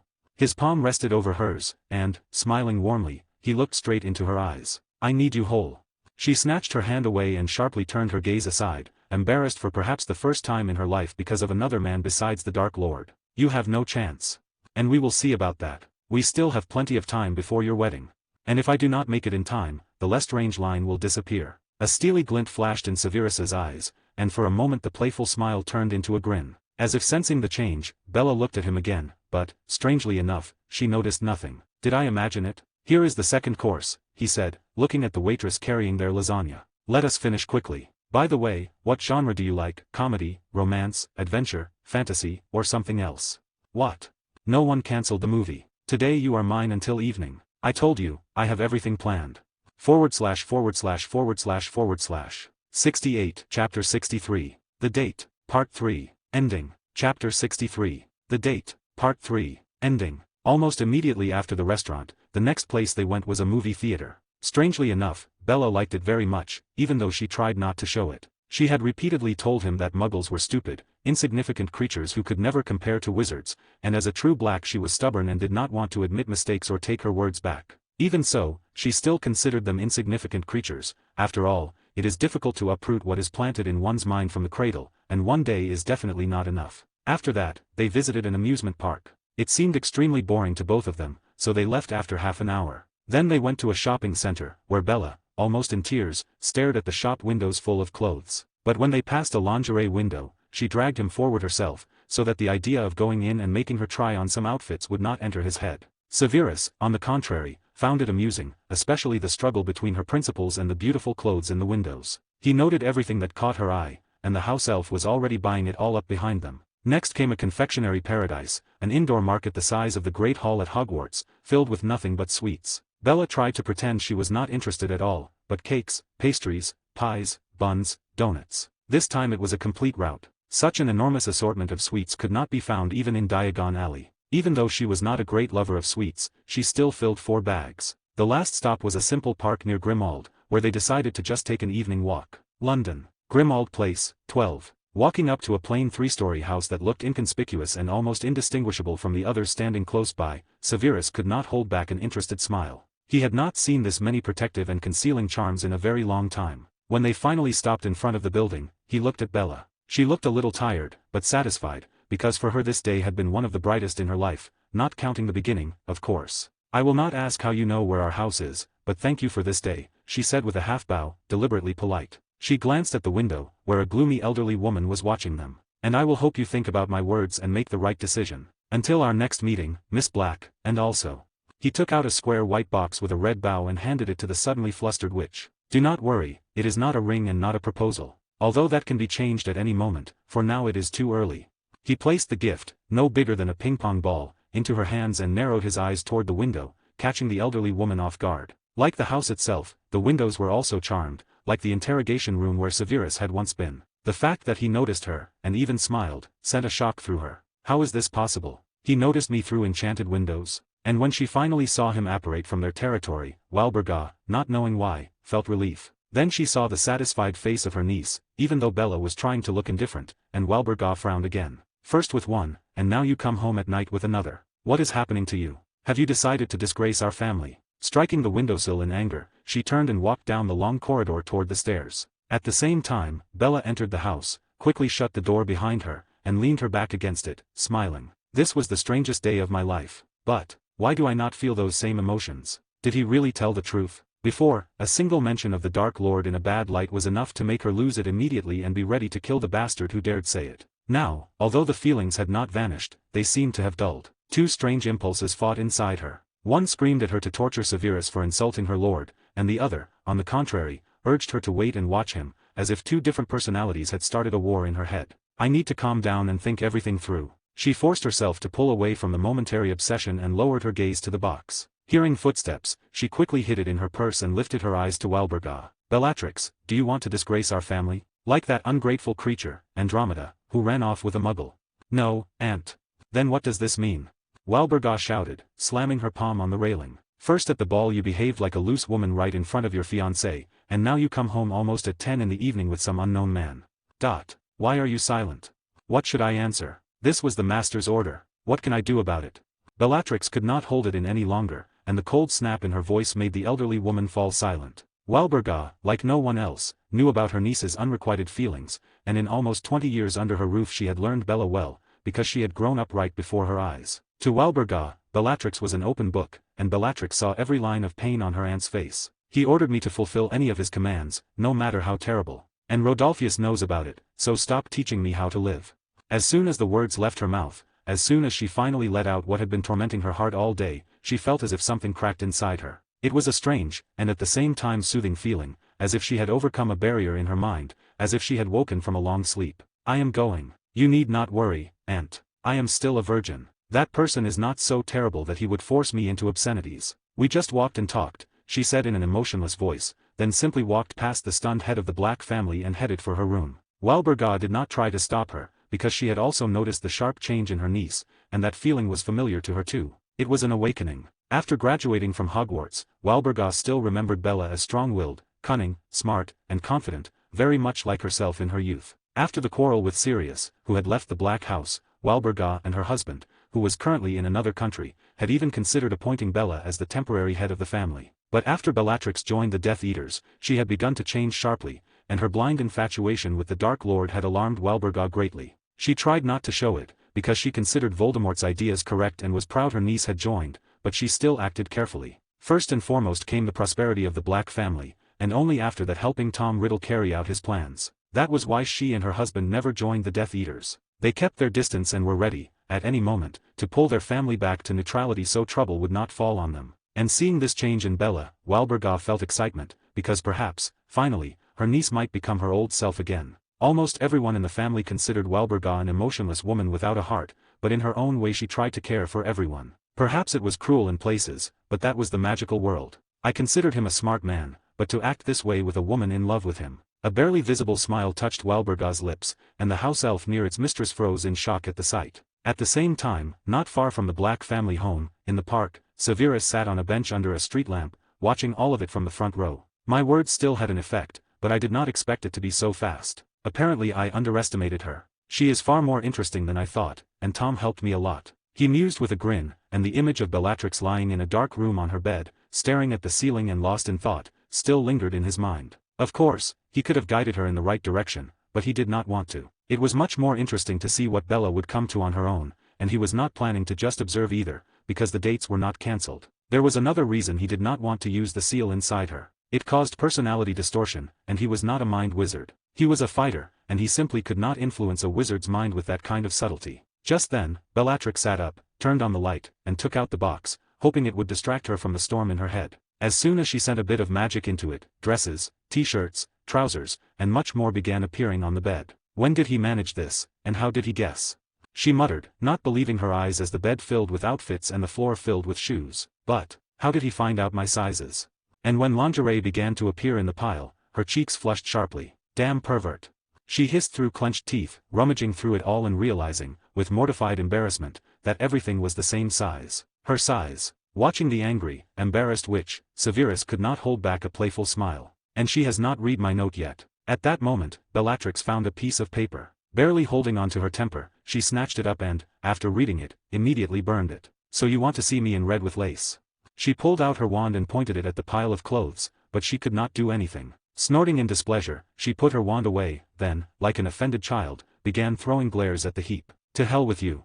And with a gleam in her eyes, she walked up and began sorting through the outfits. At the same time, Severus pulled out popcorn and set a bottle of soda beside him. Today he was in for a magnificent fashion show, and he was not going to miss it. /////// 69, Chapter 64. A month and a half later. Chapter 64. A month and a half later. A month had passed since that day. A rather difficult month. Except for Saturday and Sunday, Severus had no time to rest at all. In addition to sorting through the junk in the room of requirement, as it turned out, that was the name of the room he had found on the 8th floor near the headmaster's office, he was also transferring knowledge from the library into his grimoire. That required touching a book and waiting 3 seconds, but there were an enormous number of books, so he had to spend almost 2 weeks on the school library alone. He also had to act as unsuspiciously as possible, and there were still books from that room, and he had not finished with the junk either, even though he had sorted through more than half of it. In short, there was far too much work, and he had no choice but to push himself to his limit to finish as quickly as possible. In addition, he spent Saturdays with Bella. By their 4th date she had become a little more open,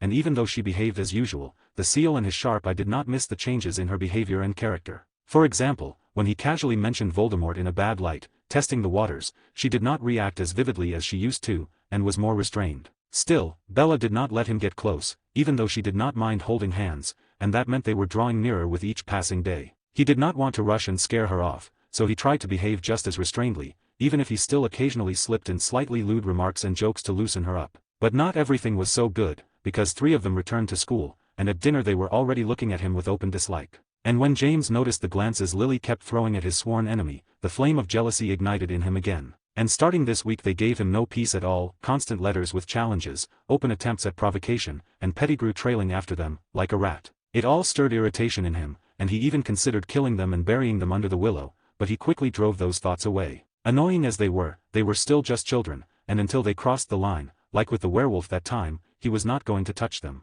A few recently appeared half-bloods who suddenly decided they wanted to be his lackeys also helped drive the irritating marauders away, at least during lessons and breaks. Still, he felt that even his patience would soon run out. Then he would really turn that nightmare into reality. The full moon was coming soon, and everything was falling into place far too perfectly. One could say fate itself was giving him a chance to fulfill their dream. But what happened yesterday completely erased his irritation, because he finally received galleons from the Ministry of Magic for the sold potions, almost 300,000. It was an astronomical sum for a single month, even for any aristocratic family, and it was only the beginning. The next month promised many times more profit. Of course, he was sure the recipes would surface soon, but he also doubted that magical Britain would calmly allow someone else to sell them and steal their bread. He was almost ready for that. He was already working on an advanced potion that boosted magical abilities 4 times, even if it came with a side effect, 1 minute of weakness. He was also working on a potion that doubled physical capabilities, and with the second he could negate the side effects of the first, at least physically.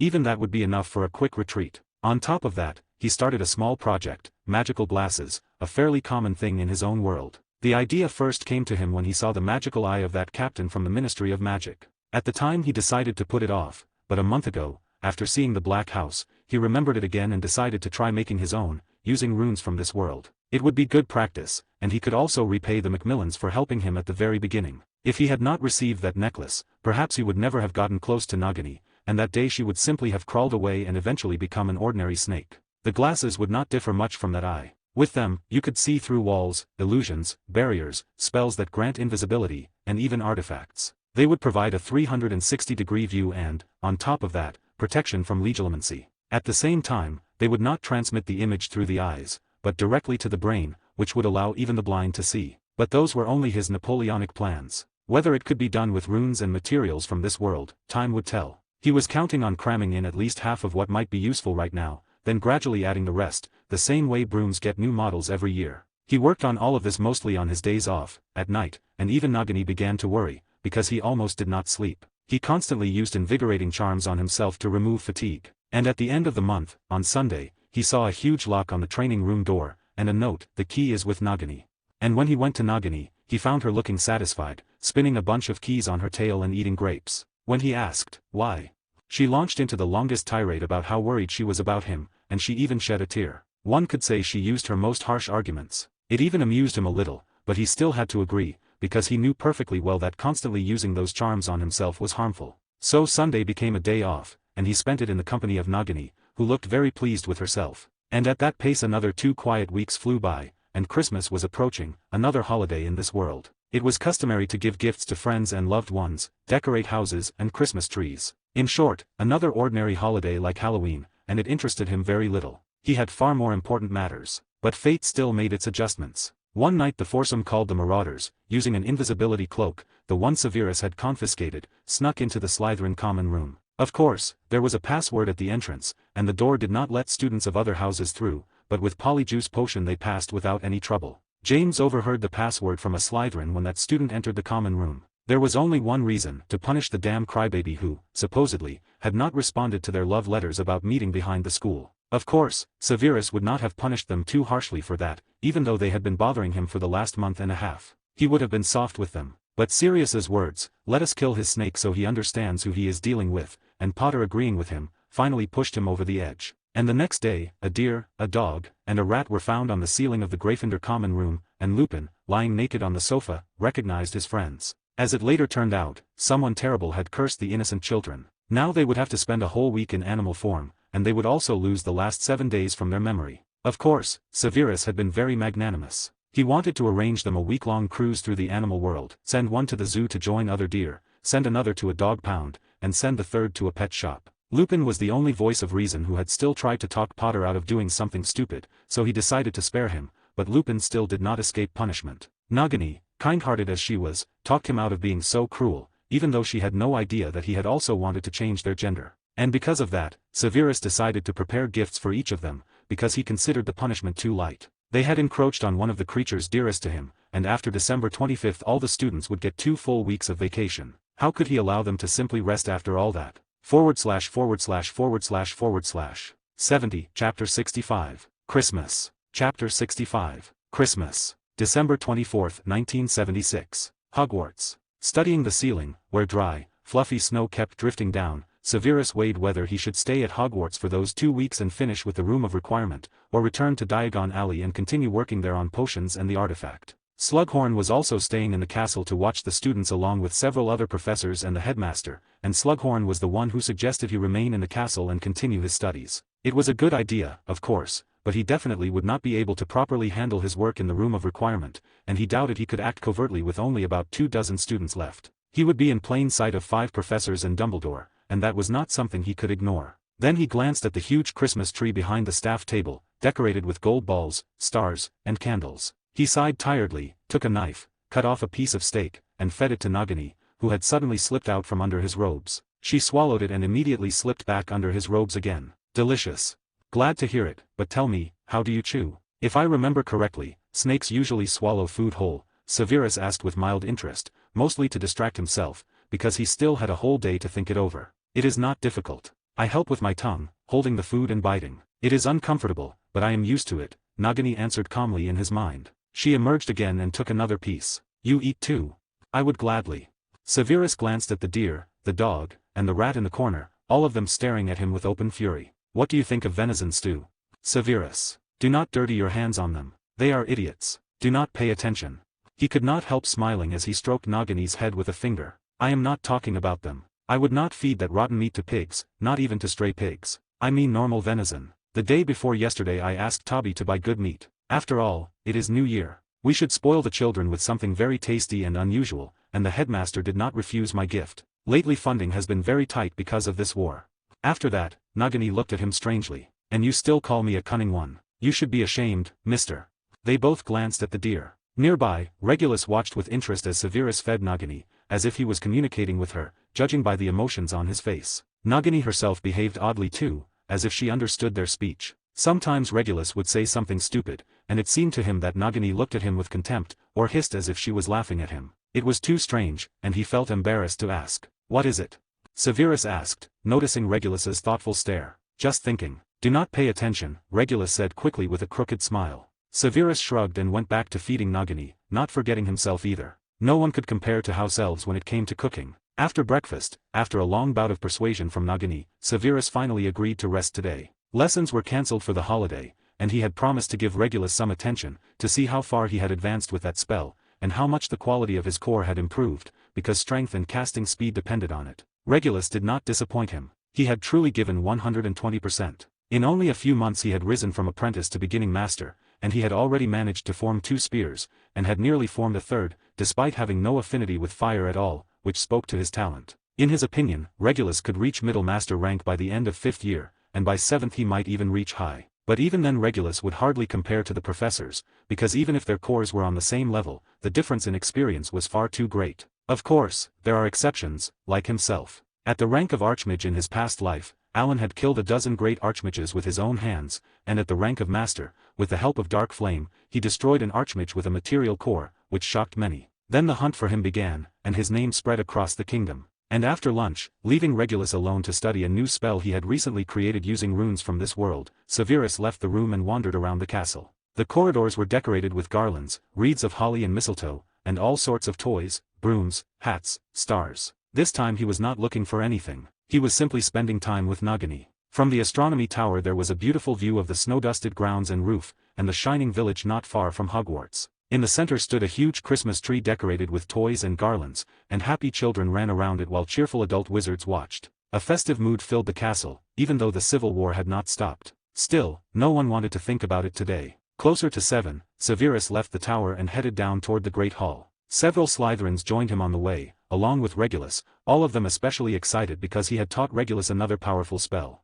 Regulus could barely wait to go home tomorrow and start practicing. They reached the hall 10 minutes before dinner. Most of the professors and the headmaster were already seated, and the students were gradually taking their places. A few minutes later, light music began to play, and food started appearing on the tables. The main dish, of course, was turkey, the traditional Christmas meal, and beside it lay steaks, ribs, brisket, tenderloin, and other deer meat. Of course, there were also salads, fruit, and juice. The students, and some of the teachers too, were surprised, but the meal began quickly enough. In the corner, a deer sat at a small table with his minions, a dog and a rat, and they were also having dinner. James did not understand why, at the sight of beef, he felt a faint disgust. He had never felt that before. Still, he forced himself to take a bite, and he was surprised to find it was delicious. The meat was tender and had a strange, specific scent that only sharpened his appetite. Strange meat. I have eaten beef many times, but why is this one a little tougher than usual, and tastier?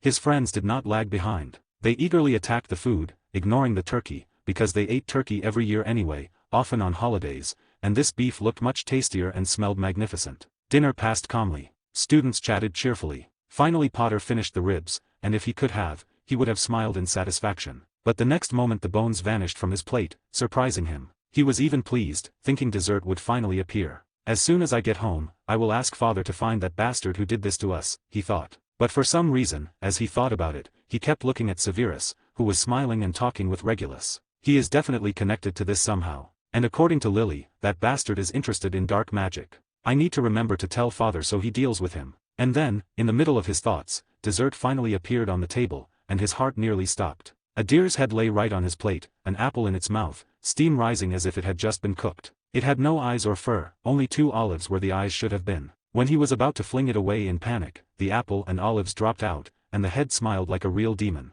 Horror danced in Potter's eyes, and in Sirius's and Pettigrew's too, because they could not look away in shock as it squinted. I hope you enjoyed my meat.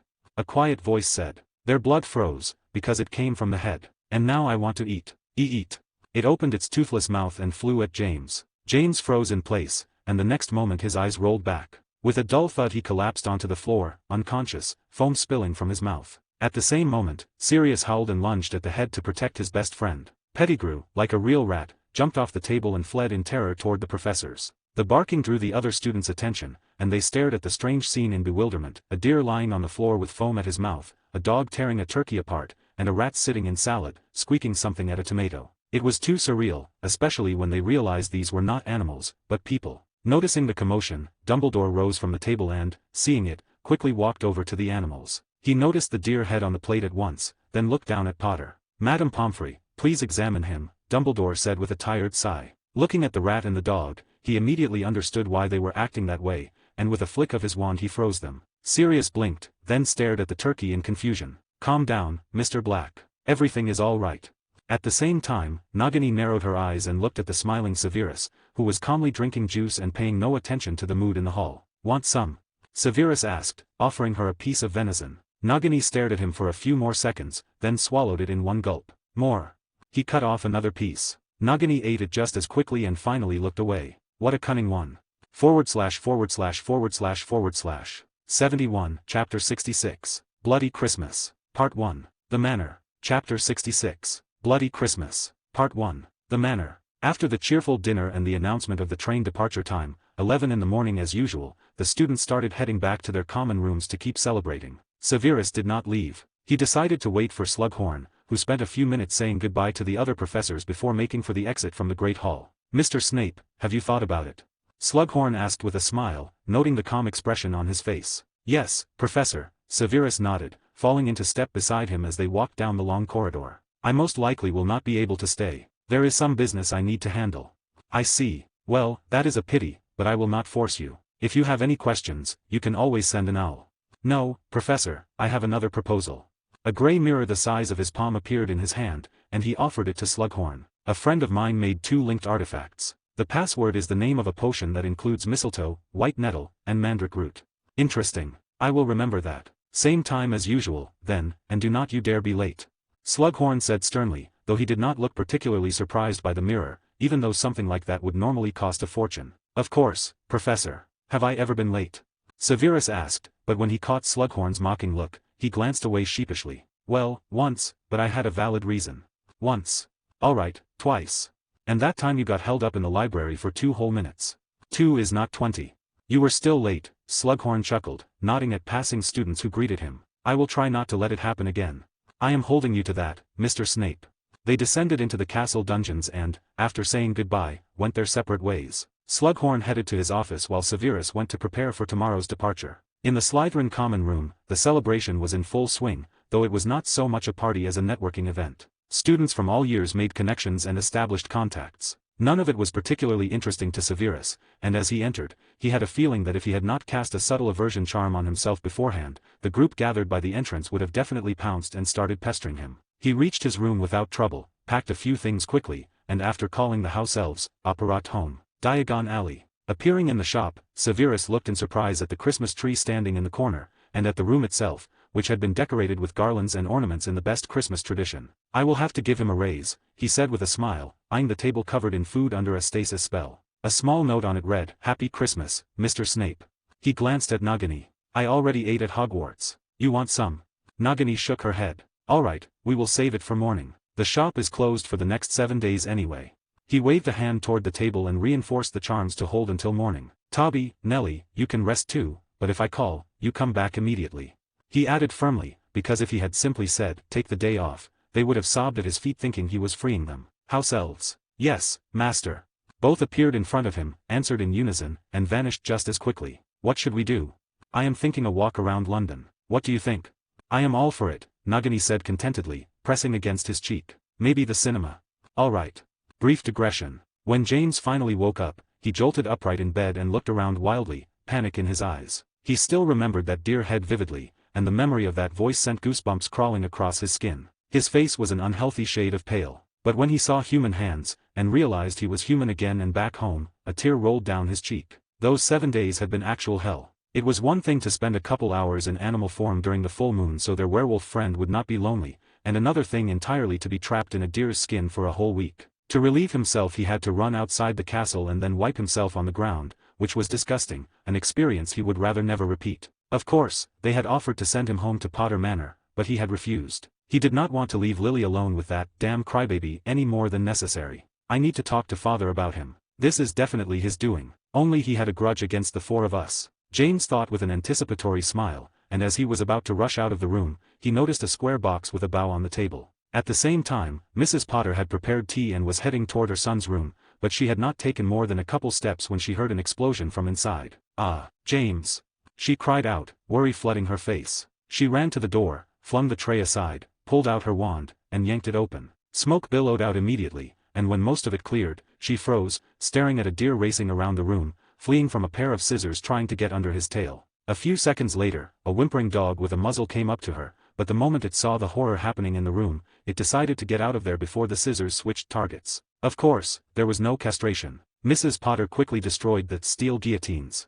But the psychological trauma inflicted that way was impossible to heal, and James would most likely be afraid to even look at scissors for the rest of his life. Roughly the same thing happened to Pettigrew, only with a mousetrap. Remus woke up completely naked in a women's restroom on one of the train station platforms, without his wand. He was comforted by a strange crystal he found with his gift. None of the 4 were left out. End of digression. The next day was supposed to be a date with Bella, but Severus had to cancel regretfully because of important business. Bella was busy too. The Malfoys were hosting a Christmas party, and she could not miss it. On top of that, the wedding date for Lucius and Narcissa Black would be announced. Severus had been invited as well, but since he could not make it, he sent 2 mirrors like the one he had given Slughorn as an apology. The mirrors were simple communication artifacts, but in this world they were a rare luxury. The method of making them had long been lost, and the ones that remained were locked away in collectors' cabinets and aristocratic family vaults. Severus considered selling them, but ultimately abandoned the idea. He had enough galleons already, and in a couple months he would most likely be the richest wizard in England. No need to draw extra attention. Closer to evening, Severus operated before a dilapidated estate, deep in the wilderness far from civilization. Holes gaped in the walls and roof, and most of the windows were either boarded up or missing entirely. His body was hidden under a dark cloak. A cold smile touched his lips when the smell of blood hit his nose. Only 2 months was enough. Weaklings. Severus, why did we come here? Nagini asked, a hint of panic in her voice. She had noticed the traces of blood near the house and the half-open, creaking door. To finish something, he answered calmly, heading toward the building. Nagini raised her gaze to the intact window on the 2nd floor and saw a bloody handprint smeared downward. With a frightened hiccup, she darted under his cloak. Severus saw it too, but paid it no attention. He could sense there was only one living person left on the 1st floor, and that person was on his last breath. Do not worry, it is fine. Severus pushed the door fully open. His eyes immediately caught the body of a man in a brown cloak, blood staining his back, lying almost right at the entrance. Then, looking toward the living room, he saw another body, an older woman whose face was twisted in horror. A dagger had pierced her heart. Looks like they had quite a time. Inside, he sensed 8 more bodies, 2 in the kitchen, 3 on the 2nd floor, 1 near the window, 2 more in the basement, and 1 on the stairs. The house itself was in ruins, and bloodstains marked almost every wall. What happened here? Nagini asked, her voice trembling as she slipped out from under the cloak and stared at the room in shock. Nothing special. They killed each other, apparently disagreed about something. He shrugged indifferently and crossed the living room, entering another room. In the corner sat a thin man in a white shirt, the fabric soaked with blood around his stomach. The wounded man's face was whiter than chalk from blood loss, but he still found the strength to open his eyes and look at the uninvited guest who had entered. Why did we come here, and how did you find out about this? Nagini asked in bewilderment, but the next moment she stared in surprise at the wounded wizard. He let out a hoarse chuckle and did not take his eyes off Severus's smiling face. Why you?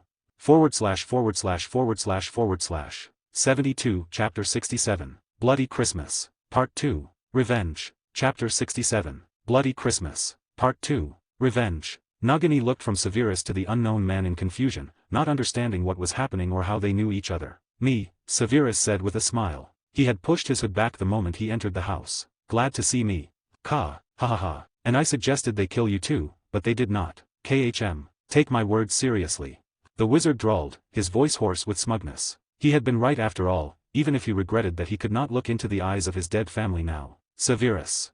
Nagini asked again. Severus ignored Nagini's questioning tone. He pulled out a mirror and tossed it at the slightly startled man's feet. You know, my mother never succumbed to those charms, Severus snorted contemptuously. He walked to a cabinet and picked up a crown statuette. You could not even last 2 months, and I only strengthened those charms a little. Eileen always had good protection for her mind. That is just an excuse. You were weaker than her. You always envied her, feared she could take the position of head of the family, even though deep down you understood it was impossible. The statuette in his hand flared and burned away in an instant, leaving not even ash. But you were afraid, so you got rid of her. You used a potion or some charms, made her fall in love with a muggle, or strengthened feelings that already existed. He turned back to the nervously smiling prince. And even that was not enough for you. You decided to go all the way and cut out the problem at the root. It is a good idea. I even support your choice. I would have done the same, but... 1 second later he was right in front of the flinching man. I would have done it with my own hands, to be sure the enemy was dead. You are an ordinary nobody who imagines himself a puppeteer in the shadows. Tell me, was it pleasant to torture your own sister, uncle? Shoo, tee up. The truth hurts, Severus Prince. In the next moment he vomited blood, staining the upper part of his shirt. And when you killed your own father, what did you feel? Were you sad, or were you glad? Severus pressed on with a mocking smile, digging into the wizard's sore spot as Prince's face twisted with rage. All right, do not answer. To be honest, I only came to mock you. And I will not let you go to reincarnation, if it even exists. What do you mean by that? Nothing special. Someone wants to talk to you. Severus stepped aside and pointed toward the door. In the doorway stood a pale woman in a light dress, her face colder than any iceberg. In her eyes burned a truly hellish flame that looked ready to break free at any second. At the sight of her, animal terror flooded Prince's face. Eileen. He rasped in disbelief, staring at her like an apparition. Relatively. It is her magic, Severus explained calmly, heading toward the exit. And I gave it my mother's image. She feels the same emotions as the real one. You could even call her an imprint of personality preserved on the canvas, the one she once wanted to turn into a living portrait. In any case, I will not distract you. Talk. Stoop. Do not leave me. But when Prince saw that Severus was truly leaving, he turned a trembling gaze toward the pale woman still standing in the doorway. Sister. The moment the word left his mouth, her face twisted, and in the next instant she was right in front of him. As soon as Severus stepped outside, he heard a heart-rending scream. Nagini trembled like an aspen leaf, but the fear began to ebb as soon as calm spread through their bond. Severus also did not forget to put silencing charms on the house so it would not draw unnecessary attention. What do you think of me? He asked with a smile, studying the beautiful sunset, which looked especially magnificent in winter. I do not know. I thought I understood you perfectly, but I do not condemn you. You had every right to take revenge. That short exchange was enough for Nagini to understand why he had done it, even if it seemed too cruel to her. His anger was much stronger, and if that phantom had not been there, Nagini would have bitten that bastard herself. Are you afraid of me? Humph. As if. Nagini answered, then hesitated, embarrassed for a moment. You still have not closed your mind, so I can still feel your emotions, but... She gathered herself quickly. Did it have to be all of them? Each of them has hands up to the elbows in blood, and each knew what really happened to my mother. You could say they all made that decision, but he was the one who came up with it and brought it to life, with the silent consent of the rest. I see. Forgive me for doubting you for a moment. It is nothing. In this family of true aristocrats there was probably only one person who might have loved my mother. He has been dead for 3 years now. On his way back from one of the balls he was attacked, and only his son survived, escaping with a couple of scratches. For a symbolic fee, the ministry closed its eyes to it. That was your grandfather. Nagini guessed at once. Quite recently she had heard Severus speaking with an unknown man about the princes, and that the previous head of the family had died 3 years ago. That is right. Severus. Tell me about your past. Nagini said firmly, right in his face, and a smile appeared on his lips. The contrast was too comical, her small, indifferent face and that serious tone. All right, I do not mind telling you the story of the half-blood prince. It began in a rather dirty Muggle town. On January 9, 1960, a boy was born, and he was named Severus, after a Roman emperor, Septimius Severus. But your mother was an aristocrat. So why did she name you after a Muggle? How should I know? I do not want to get into female logic. Or maybe it was my father's idea. So, do not distract me. He poked Nagini on the nose as he added it strictly. Nagini snorted in displeasure, but decided to stay silent anyway. And he got his surname from his father, Snape. The boy's childhood could be called not the worst, at least until he turned 1 year old.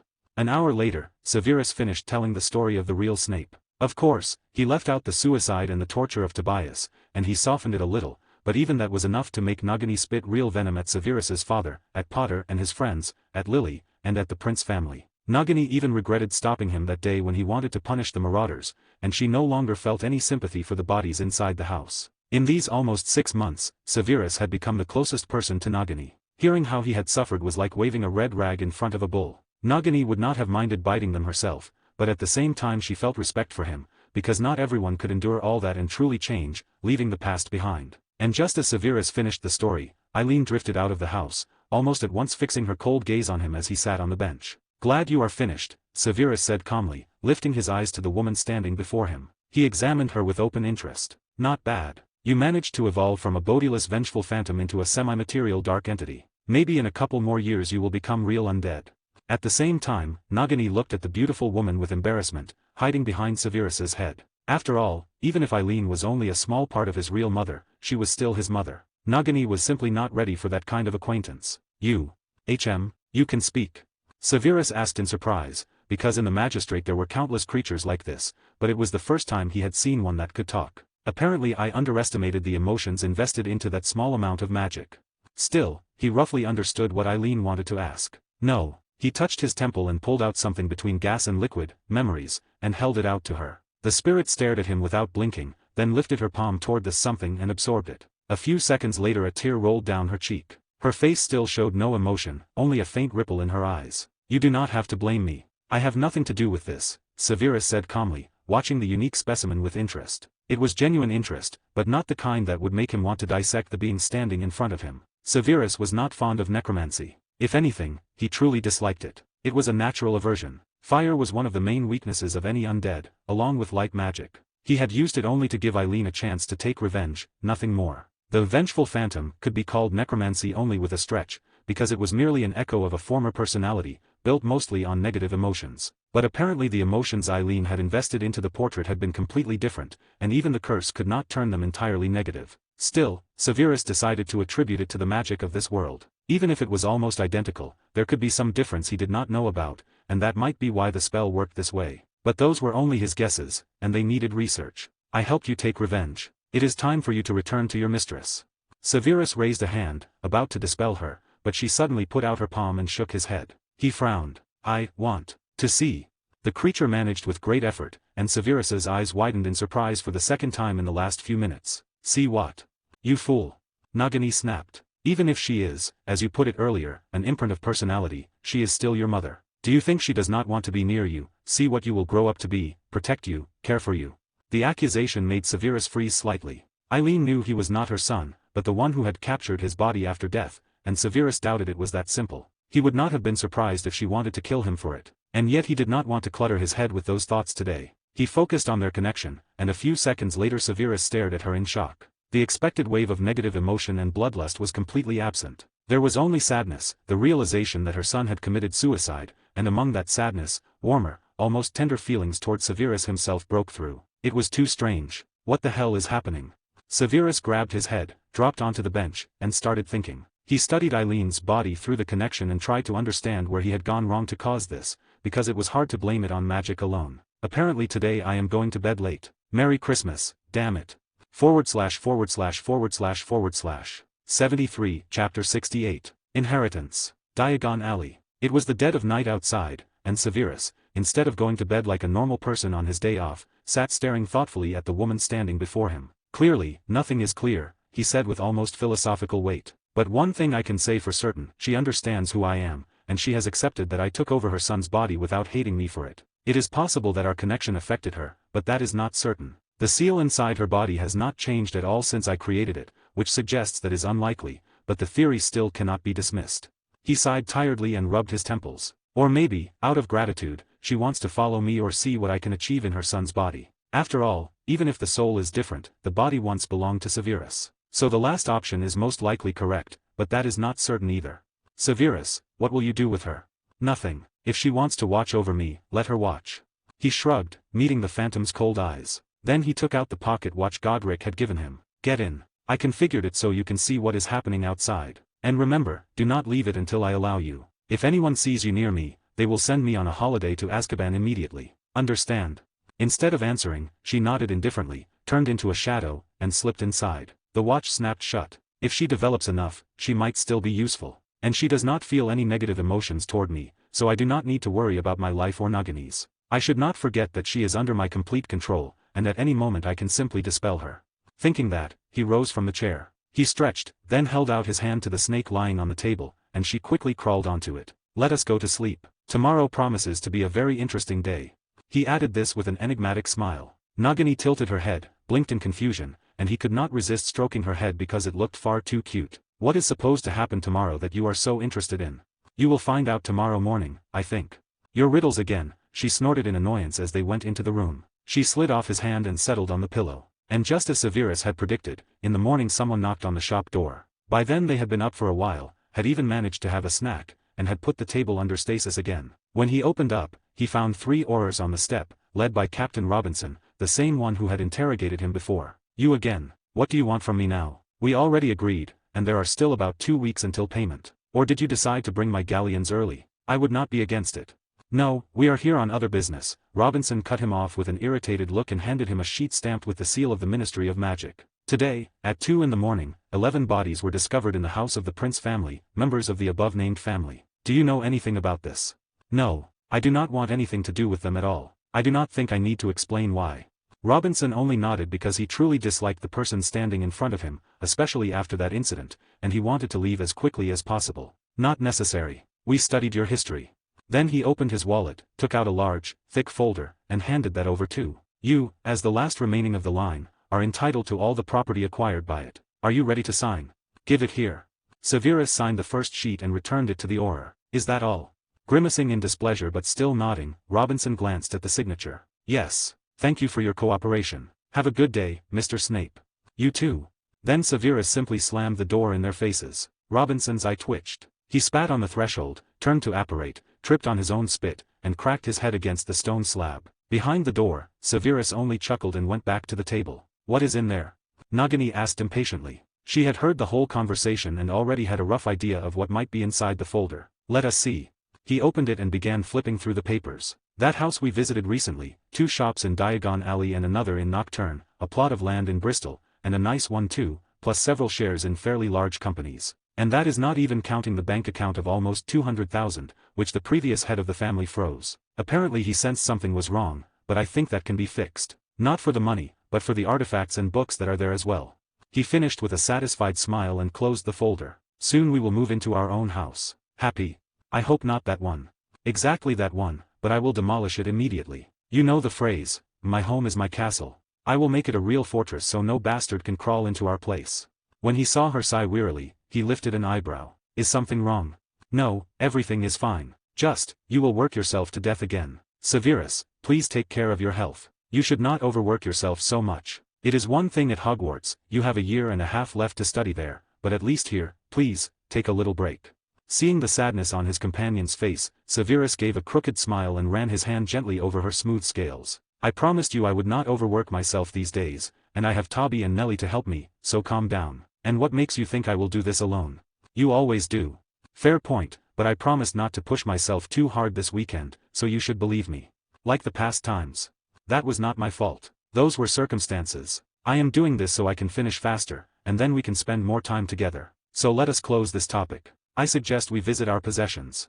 Besides distracting Nagini, Severus himself wanted to see everything with his own eyes. Just as they were about to leave the shop, an owl tapped at the window, and by the markings near its beak Severus immediately knew whose it was. The letter itself held nothing special, just Malfoy's thanks for the gift and an invitation to visit next weekend, 2 days before classes started. Severus did not refuse, and a few minutes later the owl flew back, very satisfied after snacking on fish that he and Nagini disliked. After that they left the shop and went straight to the 2 prince-owned stores. One was closed, and the second was rented out to a certain miller. There was a small restaurant there, and the tenant paid good money, so Severus did not break the contract. He simply explained who the new owner was and which account the rent should go to now. The Nocturne shop, as he expected, dealt in dark artifacts, basically a competitor to Borgin and Burke's. The tenant did not buy anything, only sold, but he paid 3 times more than the previous one. That was understandable because besides the premises, he had been receiving the protection of the prince family. Of course, when the wizard learned the family was finished, he was about to leave, but after a short conversation and an explanation of who was standing behind Severus, he was even pleased. Severus gave him the same order as Shafik: if anyone wanted to sell the shop, he was to call Severus or Karner immediately. Severus doubted such fools would show up, but he still told him to do it just in case. What if they did? As for the companies, one of them made furniture, working both for the magical world and the Muggle one. The prince's share was only 5%, but even that brought in thousands of galleons each month. If you added all 4 companies together, it came out to roughly 7,000 a month, judging by the checkbook Severus had found in that manner. That was quite a lot, though of course it depended on the company's profits, but it never dropped below 6,000. If you added up all the family's income, it came out to nearly 9,000 a month. That spoke to the prince's strong position, and the rumor about the family's fall with earnings like that was most likely just a rumor. After that they visited Bristol too, where construction on a new manor was underway. The family had been investing a huge amount of galleons into it because the materials were not ordinary but the best of their kind. Apparently they intended to move out of the old manor, though Severus could not understand why they had not just used reparo to repair it. He did not try very hard to understand. And by evening he decided it was time to visit his little green friends at the bank. 74, Chapter 69. 3 Conditions. As he approached Gringotts, Severus watched the goblin guard at the entrance with a smile. The goblin started rubbing his hands anxiously the moment he saw him. After all, who else would know how rich Severus was now? And the shop that brought in tens of thousands of galleons a month was not exactly a secret to them. "Welcome, Mr. Prince. Shall I escort you?" The guard greeted him politely, almost bowing at his feet. "Thank you, but no need," Severus chuckled, and the goblin nodded like a bobblehead before hurrying to open the door for him. Of course, please come in," he said, completely ignoring Severus's tone. But the moment Severus passed through and the door shut, the goblin's face twisted. He spat irritably outside the bank's boundary, drawing annoyed looks from passing witches and wizards, and turned away. Pathetic little humans. He took one step to the left, slipped on his own spit, which had somehow ended up right under his foot, and smashed his big nose against the stone floor. Inside the huge hall, Severus headed calmly toward the goblin seated at the far end, catching a storm of glances from the employees. Displeasure and hostility were there, of course, but so was anticipation. When he finally stopped at the high desk, he lifted his gaze to the chief goblin behind it. "I came to ask about the prince account that is currently frozen." The goblin raised an irritated look at Severus, opened a large ledger, and began turning pages at a slow, deliberate pace. At last he stopped, then looked up again. The previous head of the prince family froze the account, fearing trouble. He set a new condition: if, within 7 years, an heir from his daughter's side does not appear here, all the galleons will belong to our bank, the goblin said lazily, watching for Severus's reaction. "And as I understand it, you did not tell Alan Prince about this condition." "That was another condition set by his father." "I see." Severus stroked his chin thoughtfully, then looked back at the bank clerk. "So I can go to the prince vault right now and take everything from there?" The goblin only grinned and shook his head. "No. Until you officially become head of the family and turn 21, you cannot take more than 300 galleons a month. That condition was set by your grandfather as well. I am sure you pushed him into that, saying that at my age I might waste everything on nonsense." "Fine, I will agree with you. It is the right decision. If some serious black were in my place, he would have squandered it all in a year. But since you are a serious young man, and you know how to handle money, we could, of course, make concessions," the goblin drawled with a professional smile, adjusting his glasses. "You want me to start storing my hard-earned galleons in your bank again?" Severus asked calmly. With the same polite smile, he added, "I am sure you also know about our contract with the ministry and how much I earned. Am I right?" "What are you saying? How could we possibly know such information?" The tone made it clear that they knew everything. "I see. I do not mind, but on 3 conditions, and I want to discuss them with the head of Gringotts. Is that possible?" The goblin frowned slightly but still nodded. He called another goblin over and whispered something. The second one ran off, and 5 minutes later he returned with a sheet of paper in hand. The clerk skimmed it quickly, then grunted and climbed down the small ladder. "Follow me. The chief goblin is ready to meet with you." Severus gave him a half-smile from head to toe, and the goblin snorted in irritation. Of course. The head of Gringotts had his office nearby, 1 floor down, between the main hall and the vaults. From Grifook's earlier explanations, Severus understood the structure: 1 head of the bank, with 2 votes, and 3 elders opposing him, the oldest and wisest goblins, advisors of a sort. They could challenge the head's decision at any moment if it seemed wrong or if it threatened losses. The entrance to the office was marked by a massive steel door, nearly 2 meters tall, decorated with gold and precious crystals. 4 goblins stood in front of it, and along the corridor there were 20 more, every 5 meters, in full gear with spears in hand. "Leave your wand here," the largest of them, with an eye patch and a scar running across half his face, said grimly.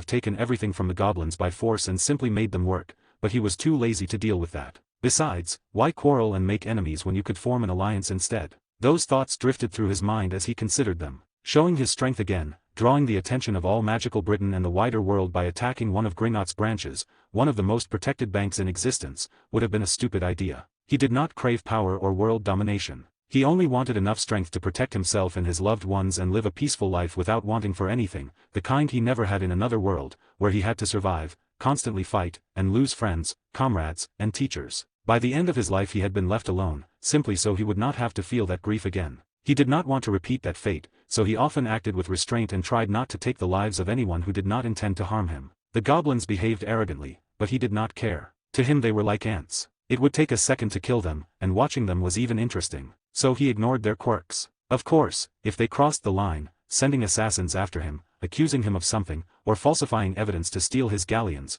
then not even the dragon or the Ministry of Magic would save them. Severus hated one type of person most of all, traitors. After returning, he continued brewing with Nellie, whose knowledge could easily give any fourth-year Hogwarts student a head start. The next day, early in the morning, the moment he passed the goblin at the entrance, Griphook intercepted him and led him to the chief goblin. Going down one floor and passing the guards, he met the same captain again, handed over his wand, and the door opened as he stepped inside. "I take it you agree." Severus smiled at the four old goblins while ignoring the thick-browed one who was staring at him with open dislike. "We agree, but about the third condition. It will not be more difficult than the first and second, and it will not concern gold." Only after those words did they relax a little. "Greedy goblins, but it makes things easier." "Good. That suits us." "Excellent." 2 contracts, almost 5 centimeters thick, appeared in Severus's hand. "Read and sign. The first is for the second condition, and the second is for all 3. The contract is magical. If you violate it, your blood will boil from the inside." They glared at him contemptuously, as if saying, "How can a human compare to us when it comes to contracts?" Then they snorted and began reading the booklet. With each minute, their faces grew more shocked. What Severus gave them was the very definition of a perfect contract. It took everything into account, what each party was obliged to do in any possible situation, the costs and benefits for both sides in any scenario, and even every case of non-compliance by either party. The goblins were genuinely stunned because a pathetic little human had done what they could not, beating them at their own game. Then they stared at him with such expressions that even Severus felt a little uncomfortable. "Is something wrong? Did you write this?" one of the elders asked, unable to stop himself. "Yes." "Young man, by any chance, were there no goblins in your family?" Grahagok asked with interest, and Severus nearly choked. "Do not joke like that. Of course I have nothing against you, but I am human. But you have the gaze and the sharp mind of a true goblin." The elder in the hat grinned, making Severus's right eye twitch. "I agree with you." And his craving for gold? There was definitely a goblin in his family. Even the thick-browed elder's gaze softened, though he chose to stay silent. Finally the chief raised his palm, and everyone fell quiet at once. "You surprised me. How about working for us after school? We promise a good position and a good salary." "I will probably refuse. Why would I work when I have galleons bursting out of my pockets? I can buy anything I want whenever I want." Severus waved the offer away with a smile. "Definitely had a goblin in the family," the thick-browed elder finally said. Severus did not reply. Convincing a goblin of anything was like telling dwarves to put down their hammers and anvils and go pick flowers. The dwarves might even kill you for that joke. "All right, we agree, but clause 725, prohibiting the second party from using this contract as an example for other transactions. And what is unclear?" Severus looked at the chief goblin with a smile. "Of course, that condition can be crossed out for a separate fee." In that very second, the 4 pairs of eyes lit up. After nearly 3 hours of discussion, they finally signed 4 contracts. 2 from Severus's side and 2 from the goblins. The conditions were completely identical, so there would be no conflict between them. "Well, thank you for your cooperation," Severus said, shaking Grahagok's wrinkled palm with a smile. Grahagok grinned back and nodded. "And to you, Mr. Prince. You helped us very much." "Glad to hear it." 2 blueprints appeared in Severus's hand, and he passed them to the old goblin. "The first is for a set of leather armor, and..." A roll of hide dropped onto the floor, and the goblin's eyes lit up. "This is the material it should be made from." "This leather, where did you get basilisk hide, and in such quantity?" "Bought it on the black market." "Can you process it?" "Yes." "And the remnants?" "Keep them for yourselves. And if you manage to do everything exactly as in the blueprint, I will give you the remaining meter. Also, pick the hardest magic-conducting metal. Weight does not matter, and insert it here." Unfolding the paper, Severus pointed to the necessary sections of the armor. One of the goblins quickly wrote everything down in a notebook. Within a few minutes they calculated the cost of the materials and the work and presented a bill for nearly 9,000 galleons. Then came the manor, whose blueprint was also ready because Severus had been thinking about it back when he lived in Severus's house and had started the preparations even then. At first glance the house did not seem special, just ordinary aside from the expensive materials. That would only be true until he laid the runes and charms. After that, it would become a fortress that no wizard in this world could break through. Severus had worked especially hard on it, calculating every millimeter where the charms and runes would go so they would not conflict and would run smoothly. It was painstaking work, and he was even a little proud of it. Another hour later they finished the discussion. According to Grahagok, the manor would be ready in 2 weeks, and the armor in a week and a half. As for the house, Severus would supervise the construction personally. It would begin tomorrow, and today they would buy the materials and transport them to the site. After saying goodbye, declining their job offer again, and ignoring the question, maybe there were goblins in the family, Severus left the office. A slightly displeased Griphook was already waiting for him, pulled up from his throne once again. Follow me. I will escort you to the vaults. Of course. Hey, little human, the goblin commander called out with a grin. If you want to learn how to wield a sword, I will, so be it, give you a couple of lessons. Not for free, of course. I will probably pass. Thank you for the offer, Severus replied calmly with a smile, sliding the sword back into his wallet. Well, as you wish. My job is to offer. But if you change your mind, it is 1,000 galleons per lesson. Severus waved lazily. He had been trained by a true sword master, so the goblin's offer sounded like a very good joke, and it even made him smile. They went down into a gloomy chamber lit by lanterns, got into a cart, and it took off at once. Since the Blacks, Lestranges, and Malfoys were among the richest families, their vaults were near the very bottom, so the ride took a long time. The lower they descended, the larger the tunnels became. To Severus's surprise, when they emerged from the cramped corridors of ordinary vaults, they entered a vast gorge with artificial lighting. Crystals cast a bluish glow over everything. The place looked less like a bank and more like the ruins of some extinct civilization. At the very bottom and along the walls, he could see a road leading upward, huge columns carved with unknown symbols, and nearly destroyed structures that resembled houses and even a palace. A few minutes later the cart stopped on a small ledge, tiny compared to the gorge. Severus's gaze almost immediately caught the dragon, chained about 300 meters away, a little lower. When it heard the cart, it stared at them with hatred. You are wrong to treat him like that. If he ever gets rid of the shackles, he will kill you all first. If he can, Griphook chuckled. He turned and approached an iron door. In the next moment it swung open, revealing a passage leading to 20 more vaults. Number 711 belongs to the Black family, he said, stopping before it. You are forbidden to take anything. You can only look at the contents, nothing more. I remember. Severus touched the steel doors, and they opened slowly. Inside lay almost 5 large piles of gold coins, plus a heap of other treasures. On the right and left, carved into the stone, were shelves holding all sorts of artifacts and books. If you count everything, it comes out to about 1 million. And I thought I had almost caught up with them. All right, in 2 months I will definitely be richer than they are, Severus said, shaking his head. He looked at Griphook. There is nothing here that I was looking for. Let us move on. Griphook glared at Severus, certain he was being mocked. He closed the vault, reactivated the protective charms, and when they left the room, the next door slammed shut behind them. They did not continue in the cart. With a lantern in hand, they went on foot, descending right down to the dragon. Its muzzle was strapped into a muzzle. They bypassed it and entered another door. This one led to only 10 vaults. Number 809 belongs to the Malfoy family, and 801 to the Lestrange family, Griphook said calmly, touching the nearest door, number 809. The door swung open, and the site was almost the same as the Black Vault, except there were far more piles. Not bad, not bad. Almost 1.5 million, Severus nodded with a smile. Then he felt a familiar aura and shifted his gaze to a black notebook on the shelf. There it is. He stepped into the vault, went to the shelves, and took the notebook in his hand. You are forbidden to take anything from the vault, Griphook reminded him grimly, watching his actions. Of course. Severus pulled out a gold watch, opened it, and said with a smile, Eileen, enjoy your meal. Under the goblin's shocked gaze, a black, writhing shadow burst out of the notebook, leaking a dark aura. It screeched so unpleasantly that the goblin covered his ears. It tried to fight, but after a few seconds it was dragged into the watch. Severus did not leave Voldemort's soul fragment alone with her. With magic, he bound it completely and offered it to the woman to tear apart. One more part, and she will be able to become a full-fledged undead. She will not be threatened with dispersal. Severus set the notebook back in place and turned to Griphook. Let us move on. What was that? The goblin snapped, finally coming to his senses, though he still watched Severus warily. Voldemort's Horcrux.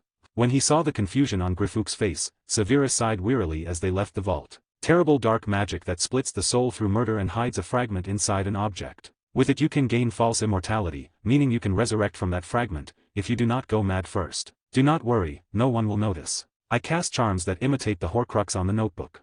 I need to contact the chief goblin. Be my guest, and tell him the Malfoys will not mind. I am on good terms with the heir. As for the Lestranges, they will be gone soon. A little information for you. They insulted someone they should not have. Give it a year or 2, and they will disappear. Why yes. 3 minutes. Griphook ran to the bare wall and pressed his palm into a small recess. A scarlet magic circle flared around his hand, and a few seconds later he brightened, beginning to communicate with someone mentally. Severus could tell by the darting eyes and the constant flicker of emotions on the goblin's face. With legilimency, he read those thoughts without much difficulty. Exactly 3 minutes later the circle went dark. With a heavy sigh, Griphook headed toward vault number 801. // 76, Chapter 71. Construction begins. Griphook left the dungeon a little on edge, especially after the second exorcism session. After all, in the Lestrange vault Severus had also found another Horcrux, Hufflepuff's cup, and it came with a small surprise, duplication charms and a flaming hand. He dispelled both without much difficulty and, after taking that fragment of Voldemort's soul, returned the cup to its place and laid the same charms back over it. Besides that, Severus also moved almost all his galleons into vault number 810. While the contract was in effect, he was not worried about them, and between what he would soon receive from all those shops in Diagon Alley and Nocturne Alley, plus his shares in companies that were not included in the contract, he would not need that money much anyway. After Gringotts, Severus did not go straight home. First he visited the Ministry of Magic and, in an office there, redirected the incoming galleons from potions to his account so he would not have to go to the bank himself every month. Then he visited Shafik and gave him new instructions as well, redirect 90% of the proceeds to the bank. An hour later he returned to the shop, where Nagini was already lying on the table and having lunch. "You took a long time. The goblins delayed me, but I can make you happy. I will not even have to strain myself with the house." He looked at her with a smile and then, as if wiping dirt away, erased the flame mark on the back of his palm, and then did the same with the galleon drawing on his chest. After all, contracts like that might have power over ordinary wizards, but for Severus, who had mastered this back in the magistrate, they were child's play. In his time as an Archmage, he had once nearly become a spy's slave, almost signing a slave contract disguised as an agreement on non-disclosure of each other's identities. He had taken pity on her since they were not enemies who had to kill each other on sight, and only luck made him notice that certain words sounded strange in a particular context. One could say that a single word saved him, non-disclosure, with one odd letter. In that moment, a textbook on an ancient language came to mind, a single copy book from his teacher's collection, where some letters looked almost ordinary but meant something completely different. One could say what betrayed her was that in one word there were 6 such letters, and it sounded like sub. Or .d.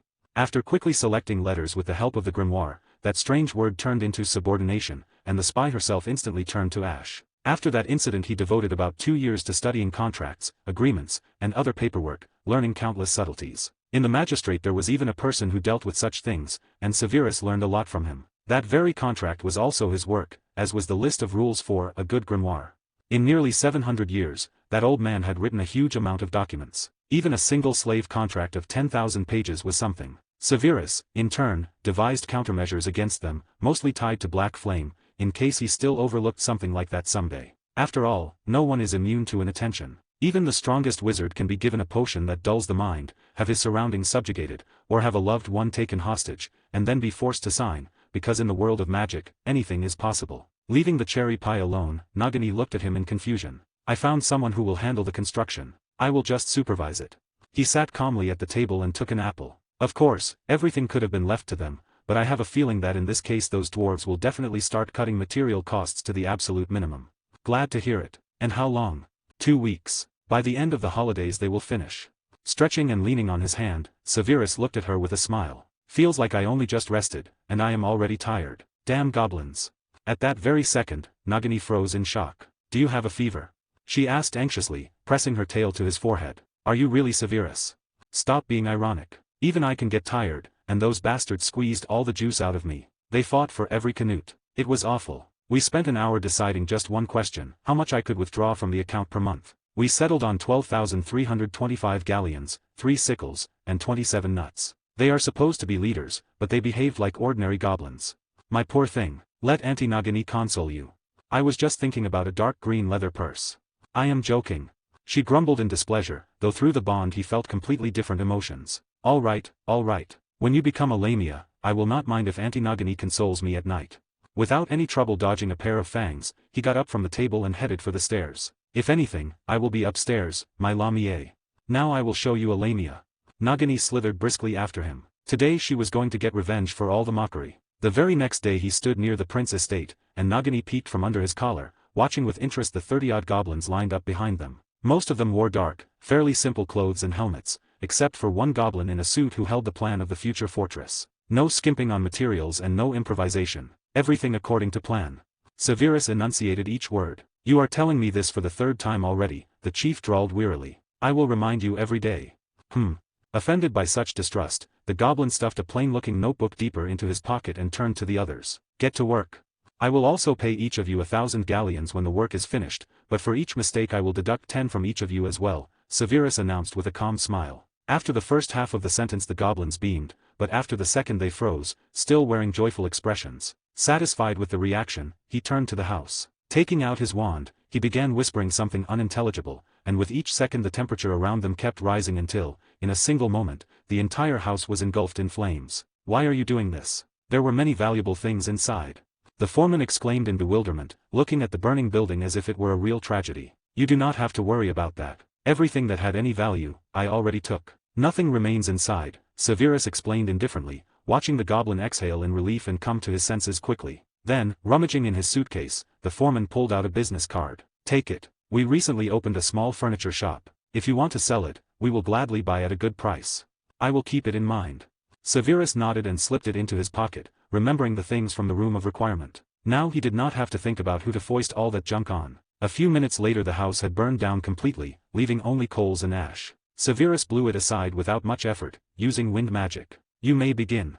He stepped aside calmly, and the goblins did not delay. A huge amount of different building materials appeared on the ground. Some goblins began sorting them, while others, using a magic pen and checking the plan, began marking the main points where the manor had stood, drawing directly on the ground and in the air with glowing ink. They worked very carefully, with jeweler's precision, and handled the materials as if they were their own children. Still, motivating them with gold was a good idea, Severus thought with a satisfied smile as he watched the artifacts the goblins were using. He was not surprised by ordinary pens, but the hovering platforms and a stone golem 3 meters tall caught his attention because it had no magical core and yet it could still move. It was one thing to see the stone lions tied into Hogwarts's magical source, but this creature had nothing of the sort, and they were almost 200 kilometers from the bank. However, after a closer look with magic, he lost all interest. He had expected something like a magical accumulator inside the stone giant, but it turned out to be a simple rune that absorbed magic, several times weaker than what Severus had applied to the cube. To ward off boredom, he decided to play cards with Nagini under the goblin's odd looks. When they realized she really could play, and even won once, their jaws nearly hit the ground. //////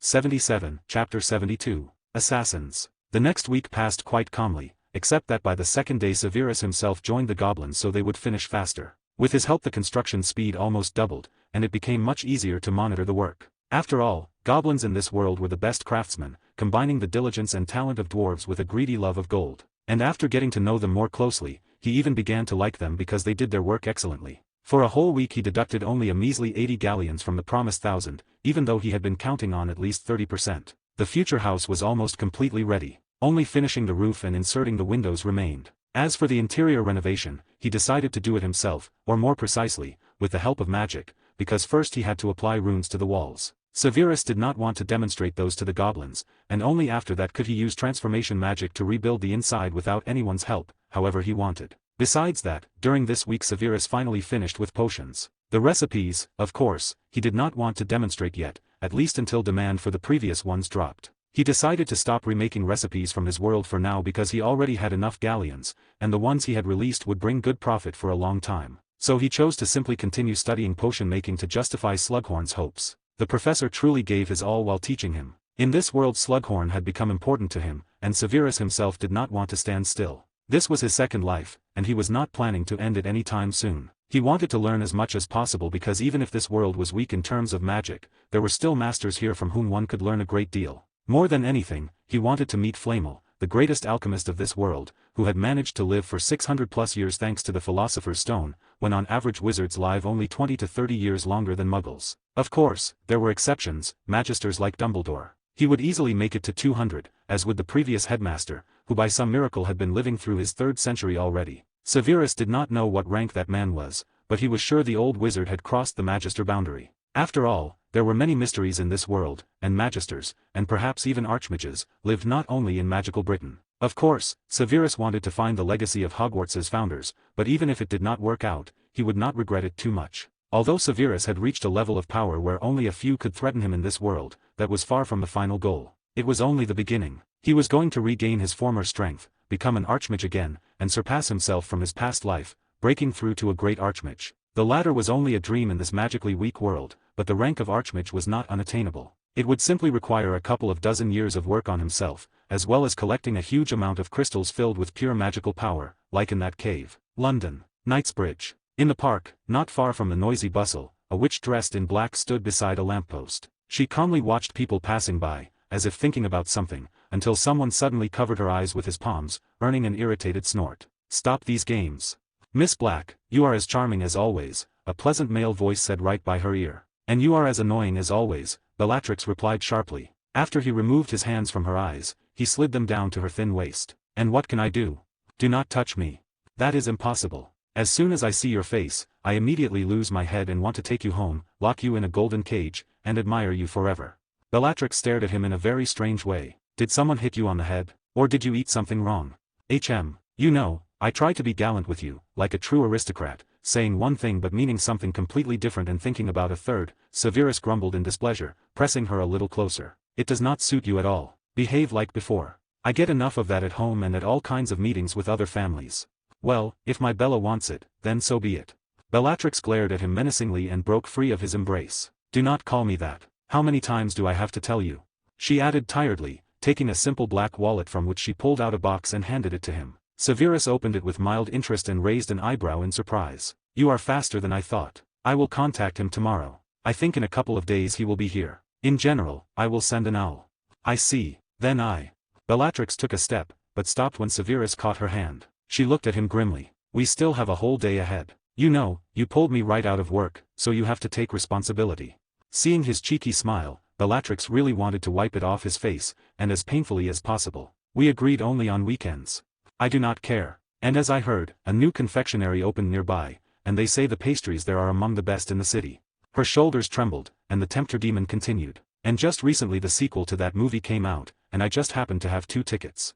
A few minutes later Bellatrix gave in. Those words were too sweet, and she was not even angry at him for trying to manipulate her like that, which was very strange for her. Before she could not stand him, but now that feeling had almost completely disappeared, turning into something else that she could not understand. Closer to evening, after parting with Bellatrix, as usual seeing her home and smiling again at the elderly lady peering from the window, Severus headed calmly toward the park, and 7 shadows followed him. When he finally reached a deserted hill surrounded by trees, he stopped, turned around, and said with an indifferent face, "Come out. Do you think I do not see you?" For the first few seconds there was a deathly silence, until a crackling sound was heard and 6 wizards in dark outfits appeared right in front of him. "When did you notice?" one of them asked grimly, calmly taking out his wand, while the others were already aiming at Severus. "From the moment I met Bella. You tried to hide in the shadows, but you masked your magic very poorly. Tell the one trying to attack from behind to come out too, otherwise."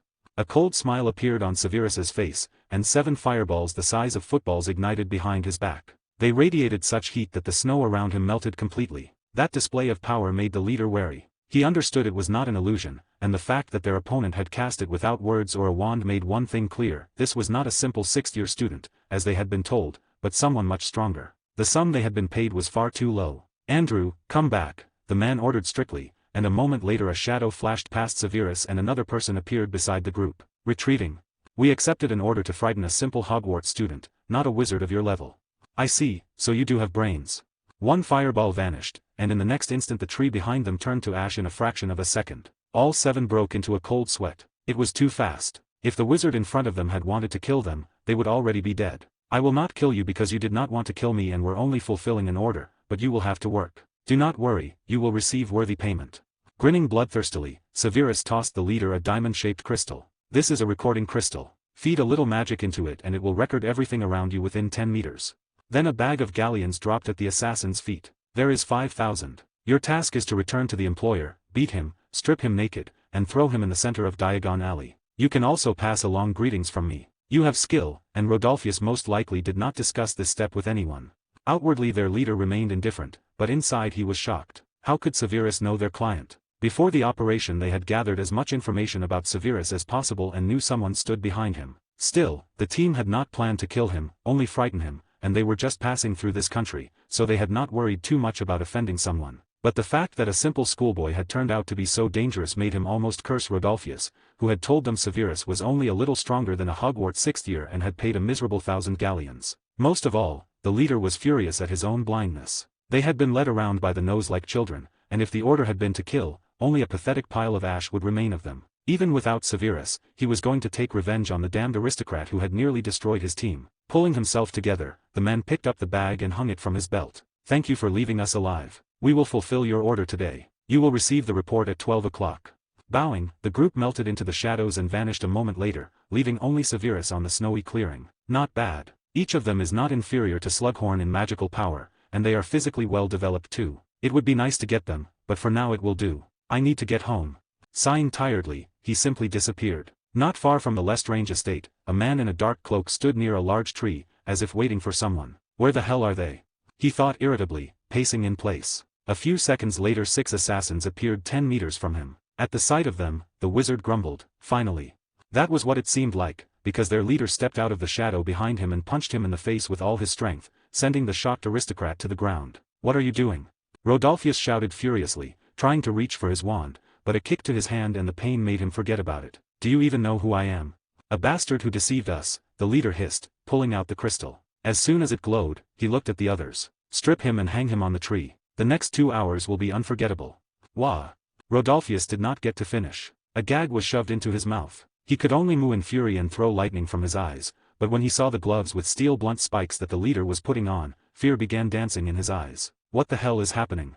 /////// 78 Chapter 73 Home. After parting with the assassins Rodolphus had hired, Severus returned home. Then, taking Nagini with him, they moved to their new house. The roof was already finished, and only the windows remained. They would arrive tomorrow, and then the construction would finally be complete. He came for one purpose, to check that everything was in order. During the week he had learned to trust the goblins' skill, but their greed was hard to ignore. Yet no matter how thoroughly he searched, he found no flaws that deviated from the blueprint. Everything was done as if by a ruler, which pleasantly surprised him. The goblins themselves were even a little offended by his distrust, but after Severus removed 5 penalties, their spirits rose so much that they forgot their annoyance. The house itself did not look particularly special, though it had a slightly provocative appearance for a magical world stuck in the 18th century. Still, muggles probably would not be surprised. It was small, only 3 floors and a basement, but it looked pleasant to the eye, especially in winter. The walls were painted in light colors, particularly the central part.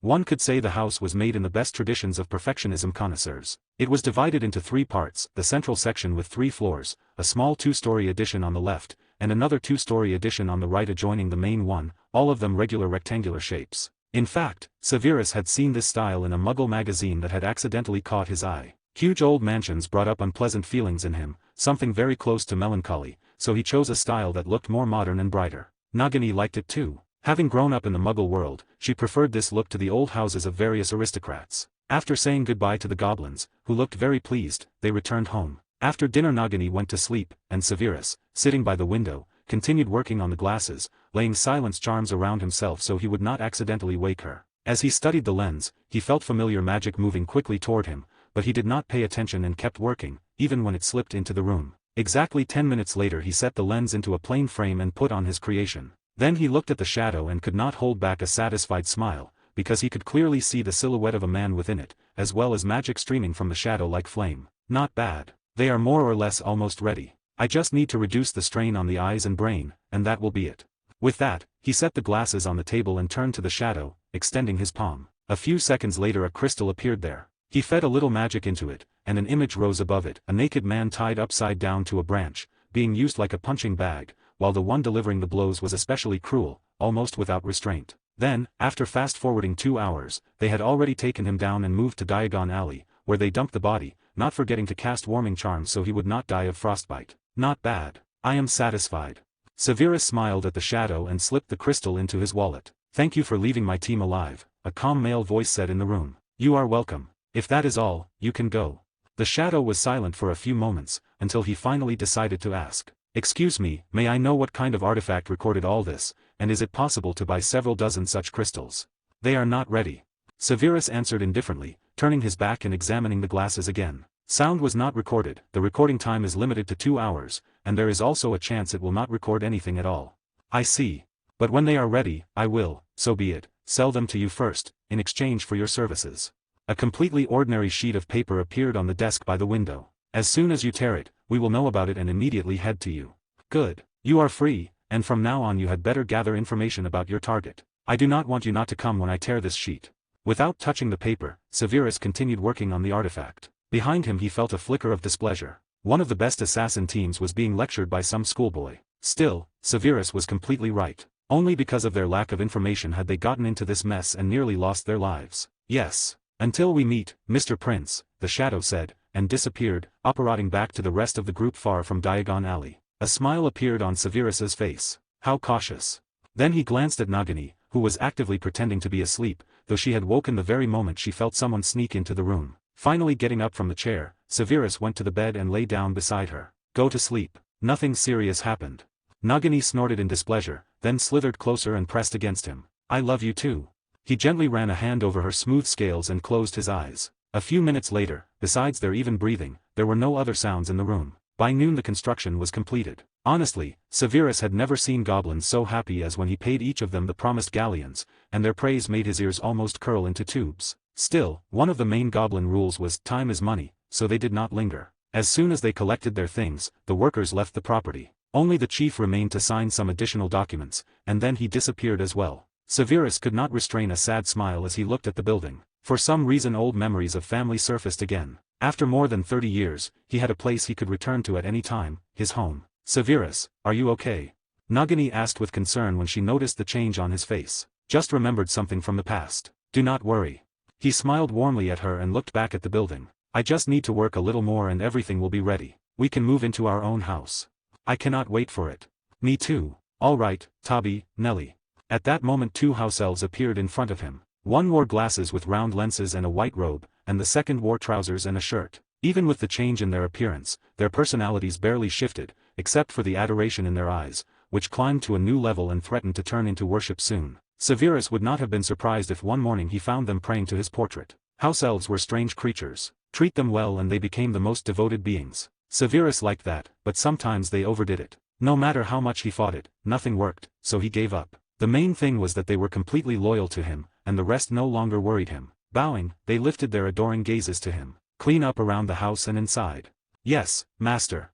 The house elves answered in chorus and vanished to begin work. Severus took out a bucket of red liquid, which Nagini recognized as blood, then another bucket and a large cauldron. He began drawing a magic circle around them. Nagini did not interfere, only watched with interest. A few minutes later, when he finished, the blood in both buckets flared. It flew out, merged, and above them appeared images of a snake and a dragon, roaring furiously at Severus. In the next moment the images dispersed and the mixture sank into the cauldron. Thoughtfully stroking his chin, he covered the cauldron with a steel plate and looked at the house. I think this will be enough.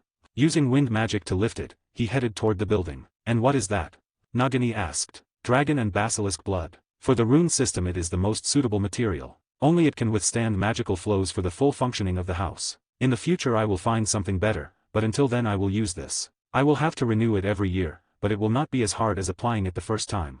Severus opened the door and stepped into the building, its walls bare and its rooms empty. Everything was spotless, not a speck of dust on the floor. Well done. A brush appeared in his hand, and he dipped it into the blood. Time to work. //////. 79, Chapter 74. Leather Armor. Several days later. Descending into the basement, Severus walked to the center of the room. In the middle stood a silver pedestal, and it, like the entire room, was completely covered in red symbols, with a small depression in the center. Without a word he took a transparent dark crystal from his wallet, the size of a human head and cut in a precise shape. Lifting it with magic, he brought it to the depression and lowered it into place. In the next moment, inscriptions many times smaller than those on the building's walls flared over the crystal, and the crystal itself began to shimmer with rainbow radiance. Now the second stage.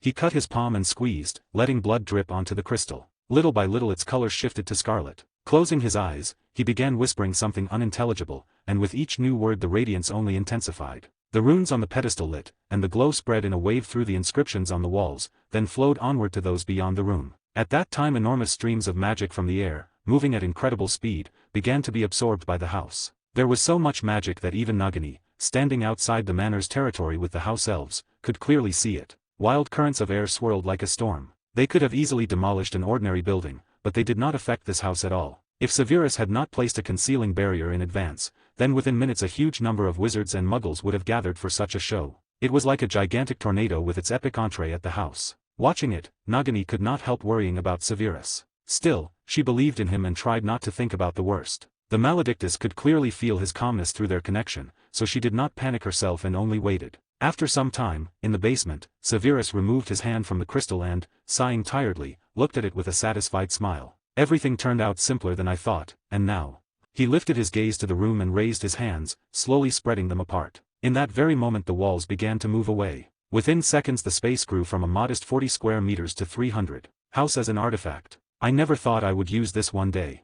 House as an artifact could not be attributed to runology, artifacting, potion making, or charms. It was magic that combined all four directions. A work of art created by a great Archmage millennia ago. It could turn a house into a true artifact that could protect itself, hide, and attack uninvited guests. The inside could be changed however the owner desired, except for furniture. The house could not create furniture, and it still had to be bought. For its work it absorbed magic from the air, but Severus still planned to create 10 more crystals besides this one, just in case. He did not know what might happen in the future. After his rebirth he had become much more cautious and did not want to lose his life because of some accident. If he were attacked and the magic around the house was limited, and the opponent was very strong or there were too many enemies, he would always have a reserve to fight them off and leave the danger zone. After returning the room to its previous size, he began changing the interior itself, shifting the tones to lighter ones. It was not difficult and did not require much magic. This was not illusion, but transformation, one level below transfiguration. It worked on one of alchemy's principles, equivalent exchange, and even so it was very useful. It could not make objects from nothing, but in cases like this, transformation was far more effective. 10 minutes later, after finishing with the interior, he left the building, where the house elves and Nagini were already waiting for him. Almost everything is ready. I suggest we go buy furniture and move here completely. What do you think? Severus smiled at Nagini and held out his hand. She quickly slithered up along his arm. Why are you asking me? If you want to, then let us go, she answered calmly, pressing against his cheek. And who else should I ask, them? He pointed at the house elves. They do not care. That is obvious, I think. All right, let us go already. I will show you everything inside. Over the next 2 days they settled into the new house. Severus transferred everything from the shop and, yesterday, bought furniture, mostly from the Muggle world. It looked much more pleasant than that old-fashioned horror from Diagon Alley, though beds, pillows, bedding, and kitchen utensils in the magical world were many times better. Severus placed charms on everything, so in practice there was no difference at all. Besides that, yesterday evening he visited the Malfoys and met Lucius's father. The older Malfoy was talkative and kept offering to buy potion recipes, promising big money. Severus refused again, saying he had an agreement with the ministry, and only they and he himself could sell them. From Lucius's words after the meeting, Severus understood the invitation had been the father's idea. He wanted to see the young man who had made a huge fortune in a short time. The attempt to buy out the recipe was simple testing. If it had worked, the older Malfoy would not have minded signing the same agreement as the ministry, because potions brought enormous profit, especially in troubled times. In general there was nothing special about the meeting, except that Severus removed slave seals from 2 more Death Eaters close to Lucius and got better acquainted with the Malfoy family.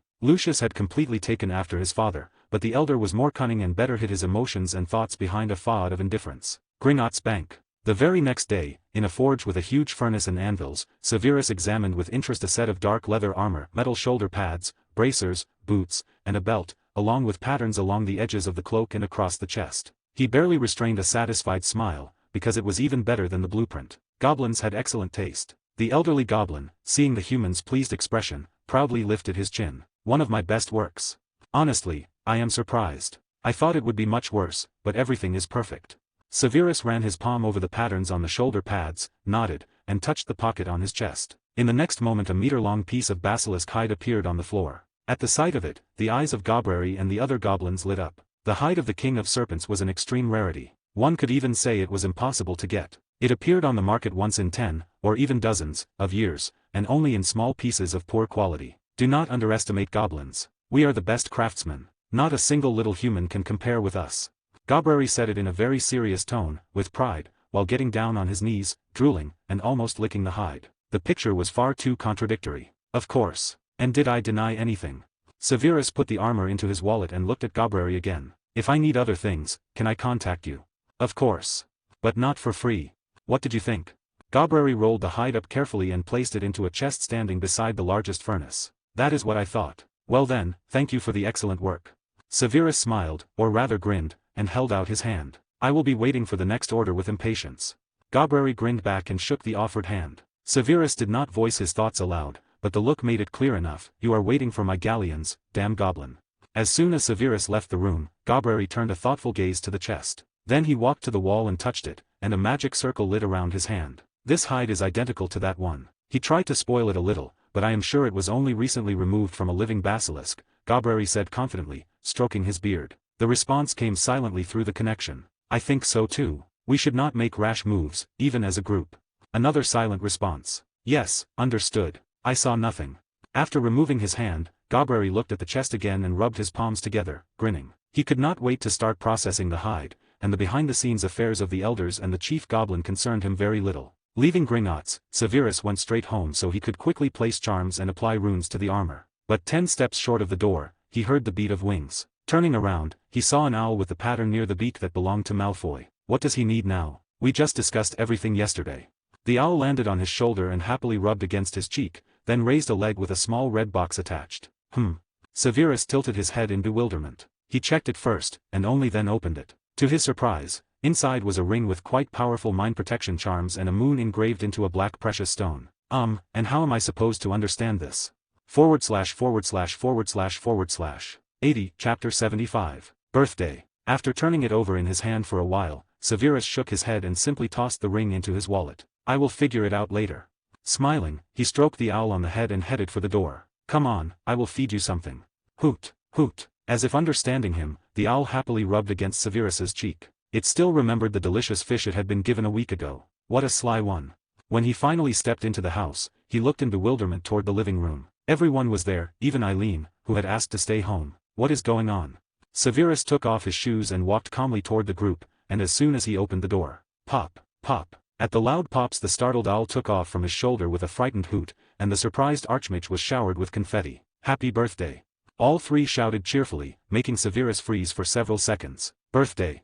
Today is your birthday. Your mom told us. You should not have hidden it.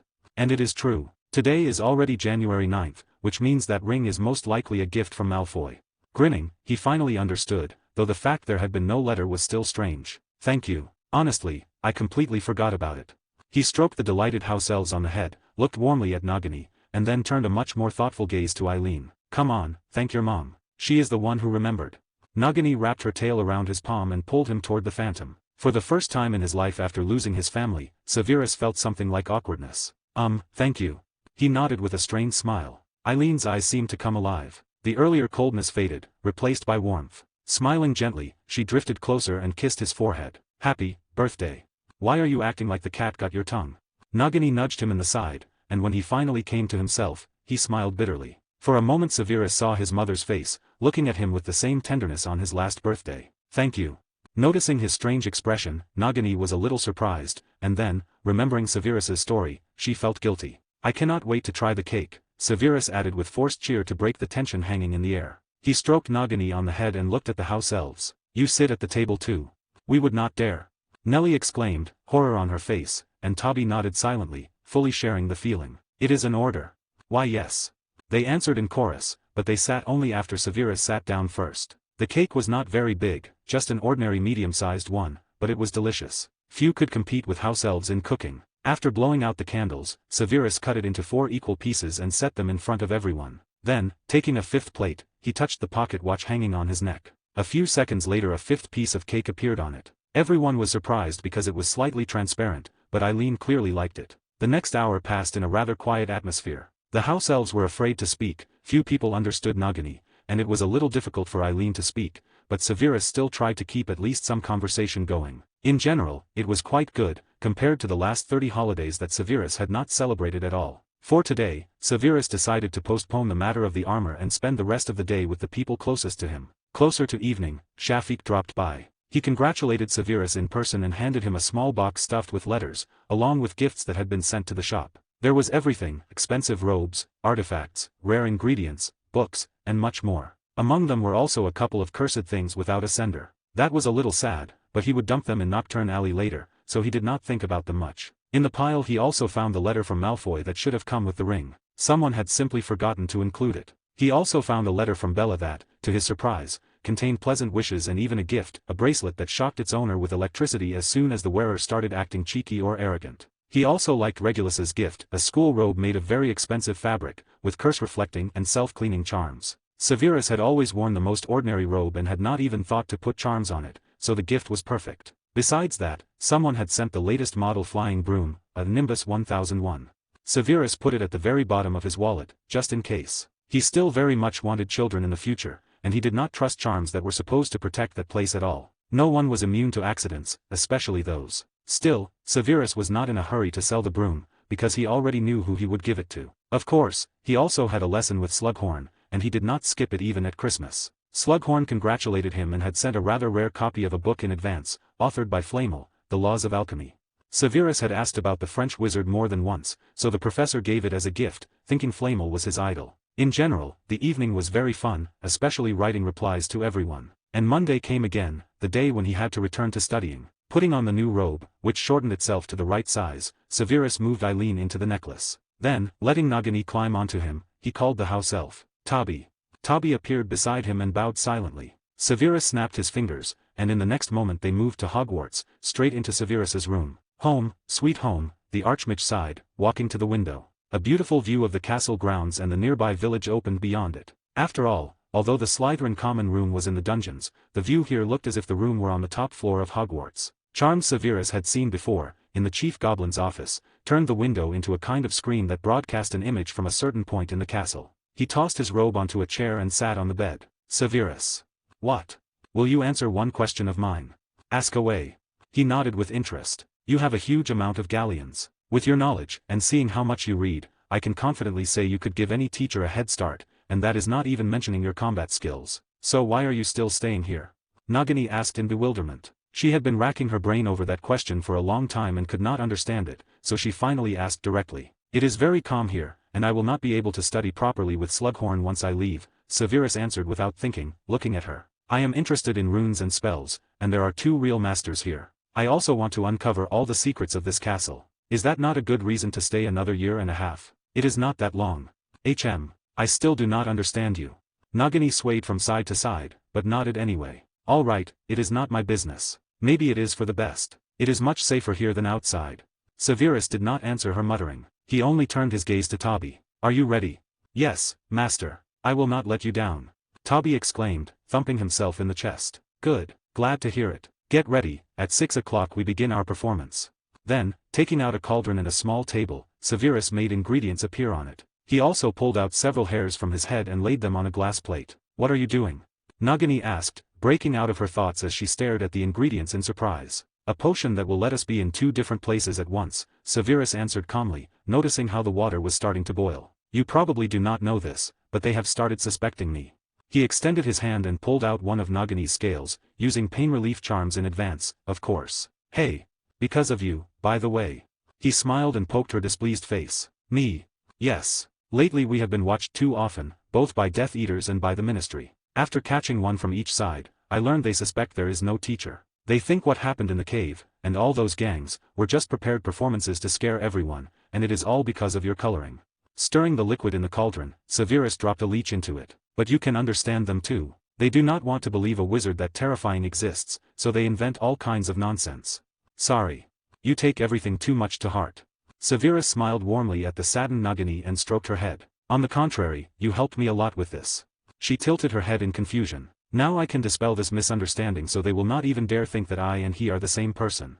Seeing the bloodthirsty grin on his face, Nagini understood there would definitely be casualties today. /////// 81, Chapter 76. Meeting with the Dark Lord. Toward evening, the students who had left the castle for the holidays finally returned to Hogwarts. Of course, there was no welcome like at the start of the school year. They were sent straight to their rooms. Dinner was delayed by an hour so everyone would have time to get ready. After pulling on his school robes and hanging his coat in the wardrobe, Regulus left his room with a flutter of excitement. He could not wait to show Severus how far he had come, and to boast that he could finally create the 3rd spear, not just its outline, but a real spear of fire. Regulus also had quite a few questions about the new spell, because no matter how many times he tried, he could not cast it properly. At best, he managed a weak flare of fire, nothing more. So the moment he spotted a familiar back and long dark hair, he lit up and hurried over. Snape. Hearing his name, Severus looked a little surprised, but he still turned and smiled as usual when he saw who it was. I am glad to see you too, Regulus, but calm down first. And thanks for the robe, he added, patting it. I have wanted to replace it for a long time, but I never got around to it. There is no need to thank me. It was not expensive, Regulus said, a little embarrassed. In the short time I have been talking with you, I realized you prefer practical things over fancy artifacts and the like, so I decided on a robe. I only found out yesterday was your birthday pretty late, so I did not have time to prepare properly. Do not worry. I am honestly happy with it, and you saved me from going to Madame Malkin's shop, at least until the start of next school year. Then I am glad, but next year I will definitely prepare. Regulus declared, thumping his chest. Severus's eyes brightened and he almost nodded, but he caught himself, cleared his throat, and smoothed his face back into its usual expression. Of course, I will be waiting impatiently. Let us go to the great hall, they will be serving dinner soon. Yes, but I have some questions about the new spell. They are about pronunciation. Regulus quickly pulled a small notebook from his inner pocket, opened it, and handed it over. Severus took it and flipped through the pages, frowning. Now and then he looked surprised, and he nodded to himself a few times. It went on for about a minute before he finally closed the notebook. Not bad. I thought you would get much less out of this spell, he said with another smile as he handed the notebook back. Regulus had been a little tense, but that praise made the tension vanish. Honestly, I am not surprised you cannot go any further yet. I got stuck at this exact point once too. Really? Yes, and the solution is quite simple. Severus grinned, almost teasing, then added abruptly, but I will not tell you. Figure it out yourself. I will give you a hint though, do not focus only on fire. Do not focus only on fire.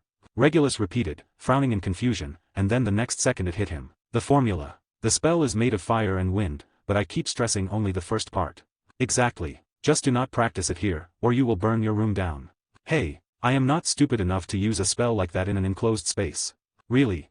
Severus drawled in a sickeningly sweet voice, and Regulus flushed despite himself. It brought back that incident when he had once punched a hole in the castle wall with a fire spear. I will not. All right, then. Severus's expression settled again as he lowered his gaze to Nagini as she slid into view. Morning, he murmured with a soft smile, stroking her head. Nagini hissed something in reply, narrowed her eyes at Regulus's nervous smile, then climbed back up as if snorting at him. She does not like me, does she? No, Nagini does not like other people at all, and she only lets me touch her, Severus said calmly. Come on, we will talk about the spell in your room. But after only a couple of steps he heard his name again, and he had to stop once more. When he turned, Lily was standing there, looking a little nervous. Greetings, Miss Evans. Did you need something? For a moment a chill flashed in his eyes, but Lily did not notice. She did not dare to meet his gaze. I wanted to congratulate you on your birthday, but I did not know where you had moved to, so here. Lily held out a small package, clearly embarrassed. Happy birthday. I hope all your wishes come true. Thanks.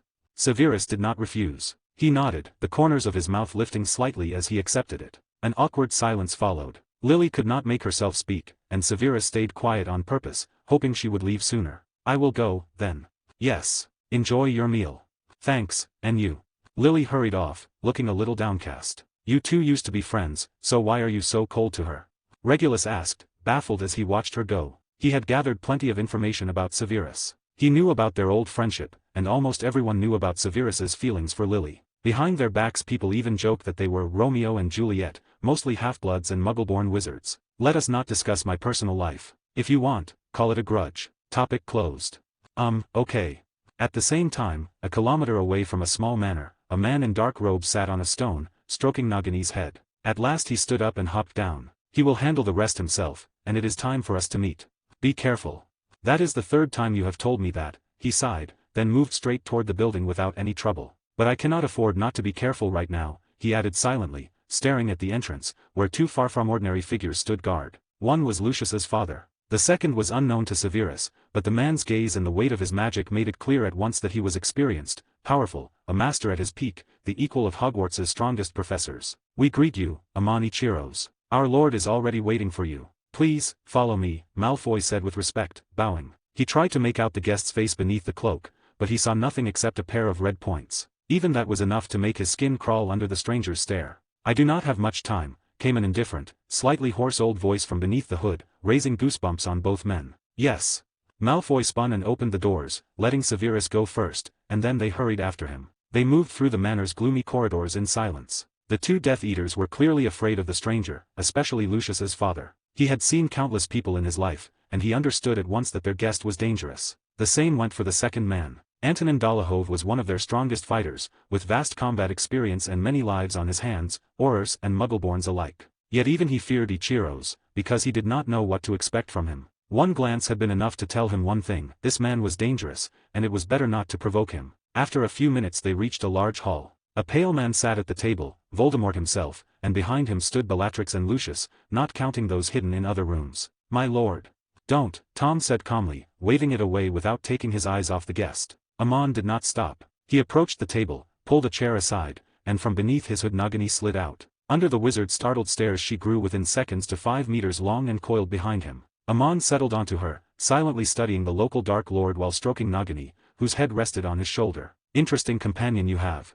A rare species from the heart of the Amazon. Are we here to discuss snakes?" The 2 red points beneath the hood flared, and Lucius swallowed, a spike of panic cutting through him. Only the fact that his lord stood in front of him kept him steady. Bellatrix frowned at the disrespect, and a cold light flashed in Riddle's eyes. He could not feel the guest's power at all, but his instincts were screaming that his guest was very strong. "Join me. I need strong supporters. I promise that after I take this country, you will get everything you want," Voldemort said, getting straight to the point, lifting his chin slightly. A few seconds passed, then chuckles came from beneath the hood. The Dark Lord frowned as the chuckles swelled into uncontrollable laughter. Most of the Death Eaters stared at the mad old man, because only a madman would behave like that right in front of their lord, one of the most dangerous wizards in magical Britain. "Boy, you have got nerve. You really think you can make me your errand boy?" Amon said at last. "I am flattered, but I will refuse. I am not interested in your children's games, and if that is all you wanted, then this conversation is over." He rose, and Nagini shrank quickly, slipping back beneath the hood. "It was a pleasure," Severus tossed over his shoulder as he headed for the exit. "Stop." Voldemort snapped coldly, glaring at Amon's back. Amon simply ignored him. Strangely, Voldemort did not try to stop him. Instead he turned his gaze to the right, toward a wizard hiding around the corner, and gave a small nod. "You bastard, how dare you speak to our lord like that?" Someone bellowed, pointing his wand at Severus's back. "Ava."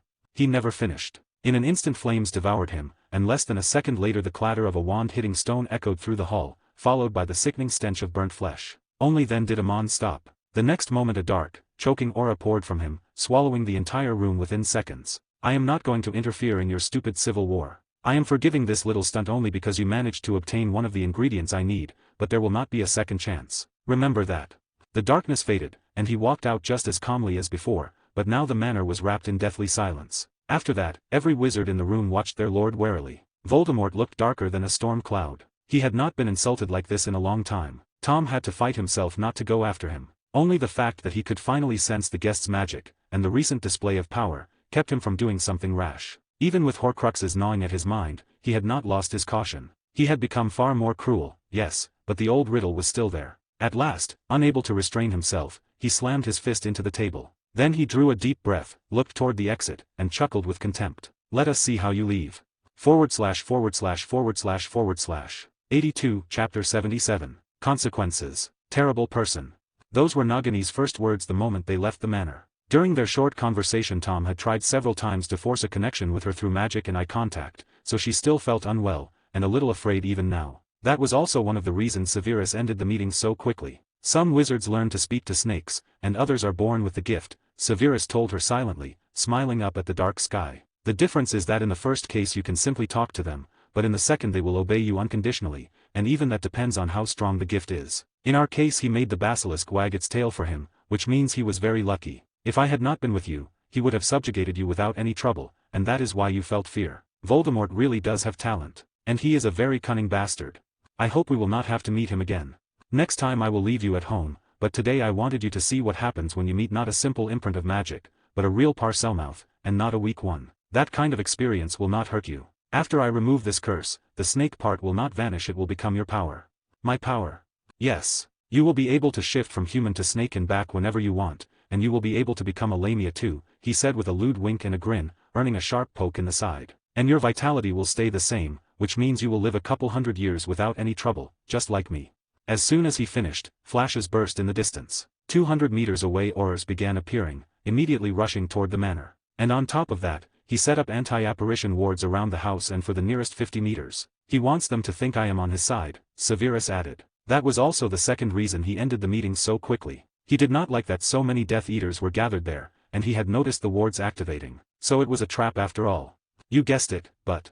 Severus turned toward the manor and met the eyes of the snake on the roof. He grinned. You should not have angered me, Tom. Remember my words, never anger a former Archmage. This is my last warning to you personally. Next time I will destroy your entire organization. In the next moment a massive pillar of fire swallowed him, twisting into a dragon's head. With a terrifying roar it surged toward the manor. A moment later a deafening explosion shook the air, and wild tongues of flame consumed what was left of the building. As if alive, the fire did not spread to the trees nearby, it devoured only the manor. Of course, Severus did not want to create extra problems for himself, so the flames did not harm the wizards inside. This was meant as a lesson, so they would never try to drag him into their confrontation like that again. And he aimed the strike at a spot where there were almost no people, so there should not be many casualties. No longer paying attention to the commotion he had caused, he headed back to Hogwarts. A minute earlier, inside the manor, Tom watched Amon standing frozen in one place and staring at the sky, a contemptuous smirk on his face. "Idiot, did you think I would just let you go after that? And even if you noticed, it is too late," he thought smugly, watching the auras appear through his snakes. "And what will you do, my lord?" Lucius asked with concern. He had just received word that the ministry's dogs had arrived. "Get ready, there will be a big battle here soon." But a few seconds later the smile froze on Tom's face. A pair of red points were staring straight at the snake he was using to watch. The moment the Parselmouth heard the name Tom, his face twisted. After the threat to destroy the entire organization, anger surged up from the depths of Tom's mind, but it evaporated at once when he saw the colossal pillar of flame wrapping the Archmage's body. "Retreat!" He snarled through clenched teeth, stunning everyone gathered there. No one dared argue. One by one they vanished in dark swirls. Tom left as well, but even as he fled he still saw, through the snake's eyes, the sheer power of that fire spell, and it made him swallow hard. No matter how much he hated it, Riddle had to admit Amon was too strong. It was hardly surprising the ministry had chosen to yield to him. It had taken him only seconds to destroy a huge manor, and Tom could feel that was not even all of his power. In a small building, masked wizards in dark robes began appearing one after another. They traded stunned looks, not understanding the sudden haste. They had been preparing for battle, not retreat. A few seconds later Voldemort appeared in the center, looking especially furious, and the others stepped back at once. Even after him more wizards arrived, and they looked terrible, scorched, injured, or missing their clothes entirely. Almost all of them got out alive, except for two who did not have time to cast Protego and were buried under the rubble. Unable to hold back, Tom drew his wand and loosed a red beam that shattered a bookshelf, leaving nothing behind except a hole in the wall and floor. "Damn old man, how dare you do this, bastard!" Another beam burst from his wand and smashed the chairs. "Creature!" He slashed his wand again, but this time he hit a small group of Death Eaters who had not managed to get away fast enough. They were thrown aside. One of them had his arm torn off and lost consciousness almost instantly. "I will destroy you." Behind him, Bellatrix swallowed. It was not that she feared his anger. For some reason a deeply unfamiliar, conflicting feeling twisted in her chest. Bellatrix worshipped Riddle. In any other case she would have supported him, whatever he decided. But for a moment panic seized her. She did not want to carry out his order. Lucius did not look happy either. He had long-term plans for Severus, and if they had to attack his teacher now, their friendship would be over. That would be far too great a loss for him. After 10 minutes, Voldemort finally regained his composure and swept a cold look over the Death Eaters gathered in the hall. "You are dismissed, and take away the bodies." He glanced indifferently at the wizards lying on the floor, then turned and walked toward the door that led back to the meeting hall. No one dared stand in his way or even meet his eyes. There were many more of them, but none of them even dared think about rebellion. Fear had taken root in their souls long ago. Not everyone went to help their comrades. A small group followed Voldemort instead, mostly those with real power, heads of families, or their representatives. Bellatrix and Lucius followed as well. Hogwarts. An hour later. Back at the castle, Severus returned the house elves to their usual appearance, purged the potion that boosted magical ability from his body, and then began watching Bellatrix to see what decision Tom would reach. He had only one goal for that meeting, to plant a seed of fear in the Dark Lord and the other Death Eaters, so they would not even think about dragging him into their affairs. And, oddly enough, he succeeded. This organization was made up mostly of people, and mostly aristocrats who valued their lives far too much. No matter how badly Voldemort wanted revenge, he understood they would not follow him to certain death. Making an enemy of someone that powerful was foolish. Tom had to swallow his anger and think more rationally. After the meeting he ordered everyone not to touch Ichiro's and his student anymore, but also not to break the connection. Of course, he was not the sort to forgive, so he would remember that refusal for a long time and take revenge, but only after he dealt with the ministry and seized magical Britain. When the meeting finally ended, Severus stopped watching. He opened his eyes wide, stretched with quiet satisfaction, and ran his palm tenderly over Nagini's smooth scales. Her head fit easily on his knees. "Well, the problem is solved. Now I can relax and mind my own business." Out of the corner of his eye Severus noticed a small package and remembered it was Lily's gift. Interesting. He beckoned it over, and it flew into his hands. "What is that?" Nagini asked, eyeing the package with interest. "A gift." When he opened it, he lifted an eyebrow in surprise. Inside lay a striped scarf. "Handmade. You can tell." "I think so. Maybe I used to know how to knit," Nagini admitted, a little embarrassed. "But the red and green are awfully suspicious." Apparently she wanted to show her feelings that way, but it is stupid. If I walk around in this, my own people will laugh at me, and then the Gryffindors will too. Silly girl, Severus sighed, folding the scarf and slipping it into his wallet. Still, refusing gifts is rude, even if I am unlikely to wear it. She will probably be upset, Nagini said, narrowing her eyes at him with clear disapproval. Let her. I hope she will leave me alone and stick to that deer, and do not be jealous, he said with a grin, tapping her nose. I am not interested in that girl. I know, and stop reading my emotions already. All right, all right. He patted her head, flopped onto the bed, and closed his eyes. And the endless daily grind starts again. // 83, Chapter 78. Problems and their solutions. After they returned to classes, 2 months later a fairly large clash broke out between the Death Eaters and the Ministry of Magic by Magical Britain standards. There were losses on both sides, and several shops in Diagon Alley were destroyed, but the skirmish happened at night, so fortunately there were no casualties among ordinary witches and wizards. The Ministry won thanks to sheer numbers, because at that exact moment another squad of 10 Aurors happened to be passing by. They joined the fight and helped crush the rebellious Dark Wizards. They even managed to capture several alive, including Walden McNair, a Ministry employee Anthony Rosier, the current head of the Rosier family Avery Sr., another family head and several ordinary Death Eaters. While it could hardly be called a real victory, it was enough to raise morale and show that the Ministry still had things under control. Capturing 2 of the Dark Lord's close associates and a spy helped them learn more about the enemy's forces and about several bases that were later destroyed. In the end, the Ministry almost completely seized the initiative in this war. The reason for Voldemort's foolish move was a warehouse where potions and artifacts were stored, but because of a letter from an unknown person, Tom failed to achieve his goal. The attack was repelled, and it became yet another defeat. Perhaps if he had joined them himself they could have won, but he left everything to the 2 Lestrange brothers, and that became his second mistake. Of course, that unknown person was Severus. Through Lucius he learned about the attack and advised the Minister of Magic to strengthen the warehouse guard. It was not only about the brothers. Severus was not that petty. The point was that if the Death Eaters got huge stocks of potions, they would not need his services, and then his dates with Bellatrix would end. He did not want to allow that. Otherwise, he did not care. He also tried not to leave traces, so it was no surprise the gloomy Riddle began to suspect spies among his servants. Only 15 people knew the plan, and the rest learned about it just a few hours before the attack. That meant someone among his close associates was a traitor, and of course no one could escape his anger. He checked everyone, but to his surprise he found nothing. Malfoy had simply cleaned his own memories, erasing part of his agreement with Severus and the information about the mark, after first storing them in a special vial. And Severus helped Bellatrix as well, blocking Tom from learning about their conversations and from realizing that the necklace on her neck was fake. So the Dark Lord hit a dead end, and for a while he decided to lie low, regain strength, and prepare a new plan. At Hogwarts, things were going as well as possible for Severus. He finally finished with the books in the room of requirement and almost sorted out all the junk. Even Lily seemed to be cooling toward him. She saw no reaction to her gift, apparently still hoping to catch him wearing that scarf. And the scarf Severus gave her, with deer on it, left her slightly bewildered until she remembered Potter's animagus form and seemed to understand the hint. From that day on she stopped chasing Severus, and when they met she tried not to look at him at all. James, for his part, beamed the day he saw his redhead wearing that scarf. After that, every time he ran into Severus he sent him off with a contemptuous, slightly arrogant look. In general, James behaved like a complete idiot. Severus ignored it. After a couple of days James got bored, because he never got a reaction, and he started ignoring Severus too. Severus had achieved his goal. Lily began spending more time with James. In general, life was improving, and James stopped bothering Severus. Besides that pleasant change, something else happened.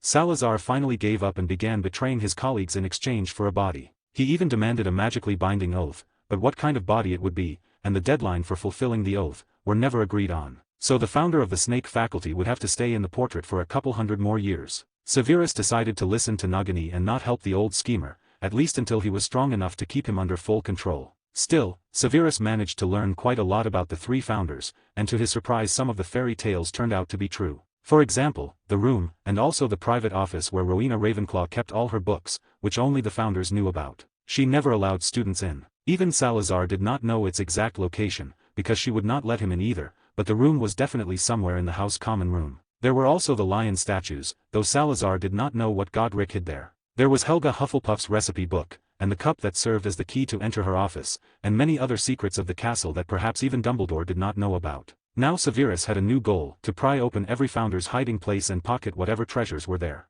He understood Salazar probably did not know much about the other founders, because after his departure they lived another couple of decades and could easily have moved everything. Still, he decided to check. He was not especially interested in Hufflepuff's culinary delights, but there might be something else besides those. And so another month flew by unnoticed. Severus finished sorting all the junk in the room of requirement and marked every valuable item that might be useful or worth something, so that by the end of 7th year he could take everything in one go. A couple 100,000 galleons would never be useless in a household. Besides that, 2 weeks ago he finished the glasses and handed the blueprint to the elder Macmillan. Faust patented it that same day, and they signed a contract stating that Severus would receive 10% from each pair sold. Severus refused at first, but Faust insisted. From the start Severus had meant to give Faust the blueprint as thanks for supporting him at the beginning, but Faust refused to budge until Severus accepted the 10%. It was not only about nobility, though that might have played a part. Mostly Faust did not want to break their connection, held together by friendship with his son, an artifact, and galleons. He thought Severus was trying to buy them off that way. In short, that was Faust.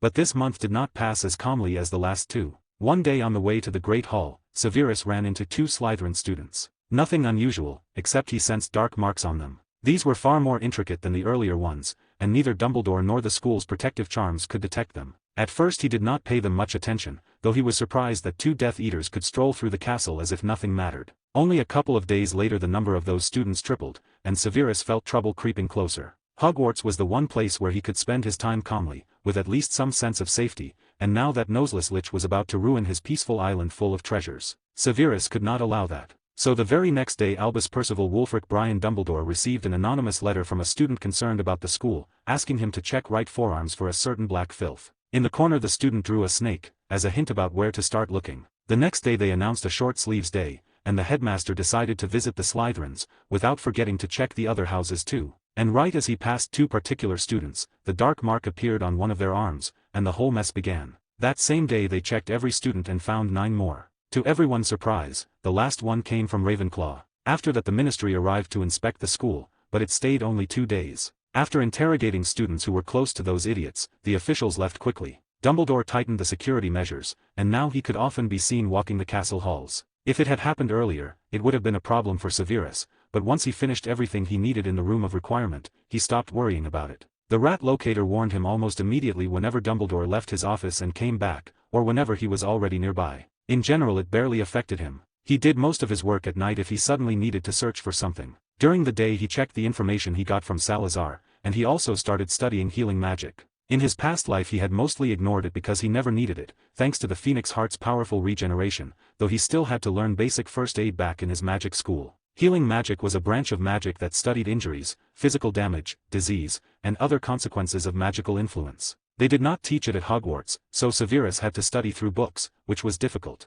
Fortunately the library had enough material for him to work through the subject calmly. Severus did it for one reason only. He was not alone anymore, and if something ever happened to Nagini, or to anyone else he cared about, he wanted to be ready and help them right then. Even so, he knew it would not be enough. Books alone could not make him competent, because they do not always tell the truth, especially in a branch as difficult as magical medicine. He needed someone who truly understood it, someone who could teach him, share experience, and let him practice. Only then could he say he was on the right path. He already had a way to solve that problem, he just needed the help of one old wizard. 84, Chapter 79, Conversation with Dumbledore. After lessons the next day, Severus made his way up to the 8th floor, walked the length of a long corridor, and stopped in front of the gargoyle. Lemon drop.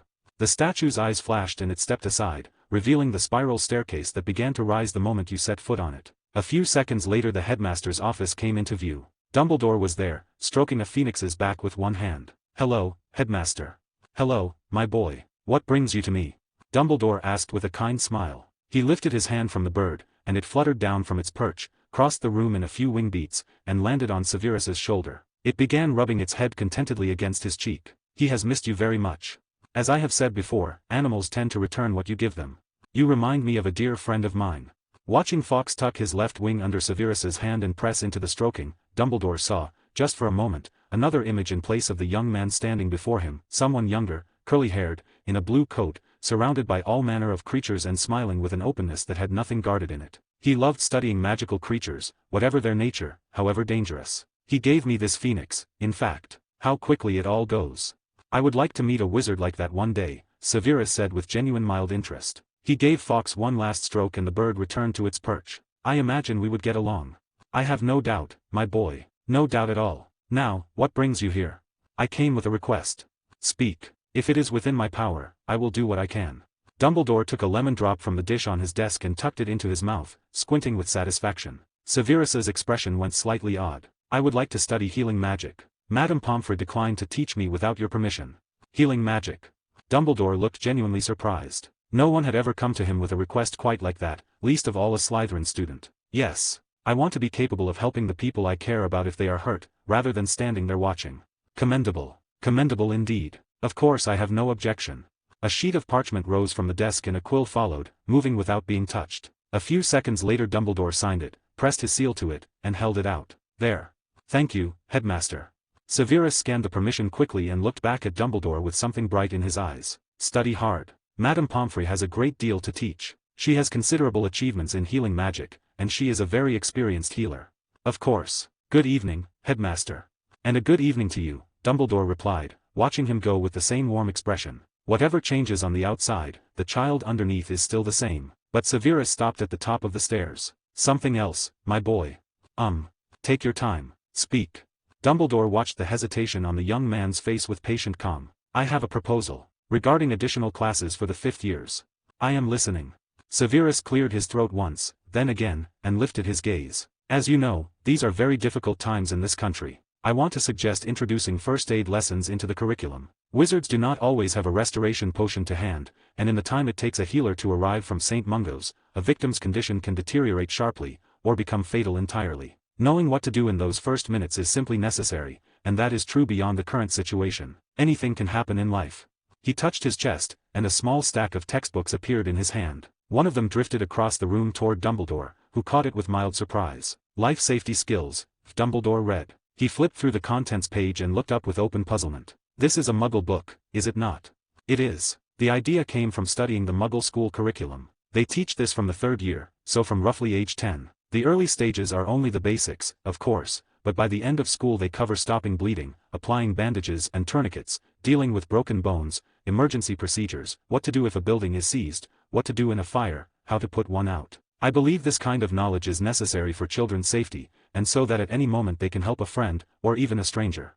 Enough, I understand your thinking, Dumbledore said warmly, setting the textbook on the desk. And since you have raised this topic, I understand you cannot make a decision like this alone, which is why I wanted your support when I bring this to the Ministry. I have already spoken with Professor Slughorn and Professor McGonagall, and they will both support it. Severus said it with the confidence of someone who had planned this conversation several times over, then added, with a slightly embarrassed quality that sat oddly on him, I actually meant to approach you later, once the textbook I am writing is finished, so you could look it over and correct anything I have wrong. A silence settled over the office. Dumbledore stroked his beard, turning it over. He found nothing objectionable. The war would not last forever, and this did not interfere with anything he cared about. It might even be useful, in its own way. After a moment he nodded. Of course. I am prepared to support this, and I will back you when you begin at the Ministry.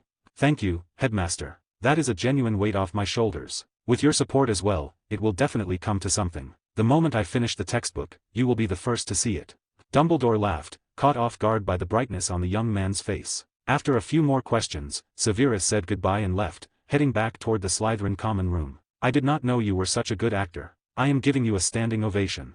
Nagini's voice came from somewhere under his collar, cheerful and pointed. She had been there the whole time and had heard every word. Severus did not acknowledge the remark. His thoughts were already running ahead. That went far easier than it should have, but I cannot let my guard down. That old man is very sharp. For now, healing magic, and during the holidays I start at the Ministry. He reached into his robe and the grimoire appeared in his hand. He opened it. How is the compilation going? Is there enough data? A few seconds later a short yes appeared in the center of the blank page. Good. Let me know if anything is missing and we will go to another Muggle library. Before he had even finished the thought, a second line appeared beneath the first. That is enough. If you are certain. Still, write if something comes up. I will be glad to help. He closed the book and slipped it back into his pocket. He was not concerned about anyone spotting it. He had already disguised it as a book on apparition. And now the second floor. Will you stop ignoring me? Nagini snapped, appearing directly in front of his face. Severus came very close to tripping on perfectly level floor. What? He asked, looking at her with weary patience. You still have not answered me. Why are you doing all of this? Glory. I do not believe that for a second. You would never go to this much trouble for that. You know me well, which is unfortunate for you, because I am telling the truth. I need a reputation, and if I manage it, I can qualify for membership in the Teachers Guild through special contribution to education, he said, stepping onto the moving staircase. The Teachers Guild. I have never heard of it, and I still do not see what you want from it. Nagini slipped back under his robe as Professor Flitwick appeared on the staircase above them with a group of students. Slughorn mentioned it. It is where outstanding teachers and the foremost experts in every field come together each year, along with anyone who has made a significant contribution to education. The best minds from every country, and the meetings are open to attend. Though none of that is what interests me. He paused to let a pair of third-years squeeze past. What interests me is the largest library in the world, which sits on the guild's grounds. Now I believe you, Nagini said, with what might have been relief. So in your view, I am simply incapable of wanting to help someone. That is how poorly you think of me. Yes. Not surprising, given how much poison you carry in that tongue of yours, Severus said pleasantly, and finally reached the second floor. He knocked on the door. Come in. The moment he stepped inside, Madame Pomfrey, in her bonnet and white apron, looked up from behind the desk with a tired sigh. Mr. Snape, I cannot teach you. Before she could finish, the sheet of parchment with the headmaster's seal dropped onto the desk in front of her. She looked mildly surprised, and still visibly reluctant. I will not ask how you managed that. She rose, went to the bookcase, and pulled out a heavy volume somewhere between 7 and 8 centimeters thick. Are you trying to kill my enthusiasm before we even begin? Severus asked, a half-smile forming. No. This book contains only what every self-respecting healer should know by heart: basic spells, the most common illnesses and their signs, and how to treat them. And if I master all of it, you will teach me yourself. Pomfrey answered with the same small smile. The moment you have covered this material, yes. Think of it as an entrance test. Bear in mind that even a single mistake is a failure, because a healer has no right to make mistakes, especially when a life is in the balance. Her expression hardened on the last few words. I understand. I will cover it as quickly as I can. He took the book and nodded. Good evening, Madame Pomfrey. Good evening, Mr. Snape. And please do not damage the book. The moment Severus was back in the corridor, a smile crossed his face. She thinks that is enough to put me off. Charming. You are only missing the sinister laugh. In certain circles you would fit right in. He did not reply to that. He opened the book and began to read, saving everything into the grimoire as he went. ///////. 85, Chapter 80, Disappointment. Deep in the night, a silent shape moved through the castle's dark corridors. It stopped in front of a painting of fruit. A hand rose, setting a transparent dome over both the shadow and the painting, and then the pair was tickled. It dissolved into laughter and turned into a green handle. The figure did not go straight in. He aimed his palm at the handle, murmured something, and a dark blue aura spread into the kitchen beyond. Exactly a minute later, he stepped inside. Silence sat heavily over the room, and several house elves lay on the floor, snoring peacefully. You are like that ninja from the film. Came an excited hiss from under his robe. A head appeared, and Nagini looked over the sleeping workers with open interest. Do not hiss. We should not attract the attention of the other elves, and their shift starts in an hour. We need to check the whole room before then. Severus moved quietly, sharpening all 5 senses. It is extremely inconvenient to search for anything in a place where magic bleeds from every surface. This shadow was, of course, Severus. After several days watching Hufflepuff's common room, he had shifted his attention to the kitchens, but only after 3 days of observation beforehand. He had started with Helga Hufflepuff for a straightforward reason. There were only 2 places her things could logically be hidden, the house common room or the kitchens. According to Salazar, she had spent a great deal of time here because she loved to cook and personally oversaw students' meals. Beyond that, Helga had been heavy-set, and Severus doubted she would have hidden anything far from where she spent her time. He moved through the room methodically, checking every brick and corner, shifting cabinets, working his way across the ceiling. After 30 minutes he had found nothing. Have I miscalculated? He looked around the room again, grimly. She loved to cook. His gaze moved from the long wooden table, across the cupboards full of ingredients, and settled on the large oven. Too bare, he murmured, touching his chin as he watched the flames inside. Why is there a fire burning in the oven at this hour anyway? Nagini asked, looking at it with idle curiosity. It does not consume much magic. It gives light, and it keeps the room warm. There are torches over there. She pointed with her tail. And is the castle not warm enough already? How would I know? Perhaps they simply like having the oven burning. House elves are peculiar creatures. He glanced at it again and stopped. Flame. He moved quickly, pushed the fire aside with no apparent effort, and found himself staring at the soot-blackened back wall. He touched it, and the soot began to peel away and vanish. What an idiot I have been. He laughed, genuinely this time, and could not stop it. Smiling, he reached up and scratched Nagini's head. You helped me again without even trying. He ran his palm over the smooth bricks now exposed and felt a small indentation in one of them. He lit the wall and found 7 more marks just like it. Above those, 3 more. Runes, and 2 different types. So the entrance is here, but the sequence has to be correct. He grinned. The grimoire appeared in his hand, he opened it, pulled out a pen he had picked up in the Muggle world, and copied the runes down carefully. Make a word from these, and cut anything unrelated to cooking or Hufflepuff. 3 words appeared on the blank page: marzipan, honesty, loyalty, HM. The last 2 are house qualities. Marzipan does not belong with them, which means. He began pressing the bricks one by one, spelling out the word. The moment his finger found the final rune, every brick lit up at once and slid apart, opening into a dark room beyond. He snapped his fingers. A bright flame appeared, illuminating a small portion of the space, then split into dozens of smaller flames that scattered outward in every direction, filling the room with warm light. Now this deserves to be called a kitchen. It was large and dusty and nearly as big as the room outside. A long steel table ran down the center, laid with pots, pans, knives, and various other tools. Cabinets lined both side walls, but these were nothing like the simple wooden ones in the main kitchen. They were built from magical wood, carved and fitted with glass doors, reinforced with charms and set to regulate temperature. 3 ovens stood at the far end, each as large as the one outside, and near the entrance were 2 refrigerators with extension charms, still running. This I would not hesitate to call a kitchen. Activate the charms and runes and it would be fully functional again. Severus raised his eyes to the ceiling and nodded. Not bad. But the equipment was not what he had come for. There was a plain door to one side, and when he opened it he found a warm-toned office, bookcases, a writing desk, and a great many paintings. One showed the 4 founders of Hogwarts together. The others depicted various dishes, fruits, and vegetables. Quite cozy. I agree. Better than Salazar's or Dumbledore's, Severus said. He scanned the shelves and shook his head with a faint disappointment. Most of these are only about cooking. Then his gaze moved to the desk. A pot sat there with a small green sprout in it, and beside it lay a thick book. Judging by the dust, no one has been here in a very long time. How did any of it survive? He came closer, puzzled and thoughtful at once. If I remember correctly, there are plants that need only ambient magic to live. But if it has grown this little over so many centuries, the magic in the air here is barely enough to sustain it. That explains why there is so little of it in this room. He picked up the book, blew a centimeter-thick layer of dust from the cover, copied it into the grimoire almost immediately, and slipped it away. Then his eyes returned to the pot. Take it, or leave it. What do you need it for? A plant that has been sitting here for hundreds of years and has grown this little, there is a reasonable chance it will become something valuable once it has a proper magical source. Hogwarts has an exceptionally rich magical background. The fact that it has not grown already is strange. What makes you think it will be something useful? What if it is something horrible, some man-eating flower?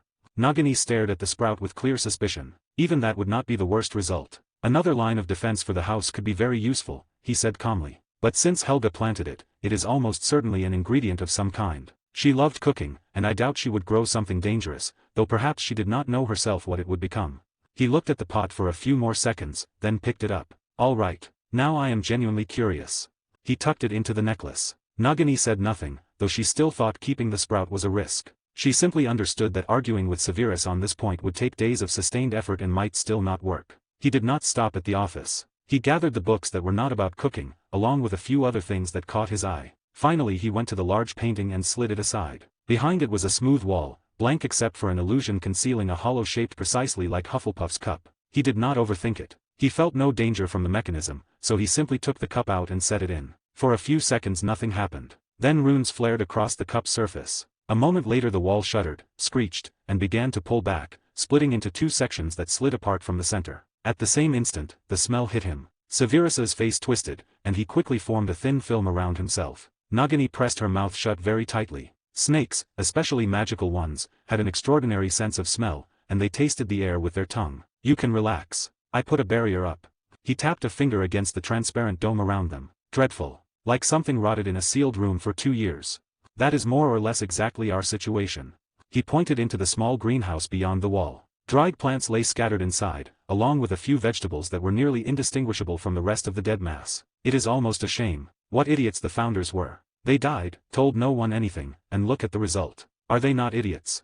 Perhaps they did not die naturally and expected to live another century or 2, Nagini offered, looking over the dark, dusty, reeking space. Possibly. But they are still imbeciles for never telling anyone about these runes, not their students, not their descendants. That is one thing. But how did it not occur to any of them to set up automatic irrigation and a harvesting system, or at the very minimum leave someone trusted to look after all of this? Beyond the greenhouse, there was a pen containing the skeletons of some unidentifiable creatures, a writing desk, a cabinet beside it, and another door that opened into a small chamber. Inside, jewelry, gold, artifacts whose enchantments had long since failed, and perhaps a dozen books that were probably several thousand years old. In general, nothing especially interesting, except for the books. He left the treasury feeling mildly let down. He had not expected mountains of gold or walls of ancient texts, but he had not expected this little either. After this, his appetite for hunting the other founders' hiding places had dimmed somewhat. If there had once been a proper garden of rare herbs, most of it had withered completely by now. He left the passages open on his way out. They would be found the next morning. Times were hard, and nearly every available galleon was going toward containing the uprising, which meant the school was underfunded. You could see it simply by comparing the overflowing tables of his first year to the present, where the food was still there but simpler, and the brooms told the same story. They had been due for replacement 5 years ago, and a basic reparo could not always fully restore them. He did not touch the treasures. He took only the books. He did not have any particular attachment to Hogwarts, but 70,000 galleons would not meaningfully change the life of someone whose accounts already held over $1.5 million.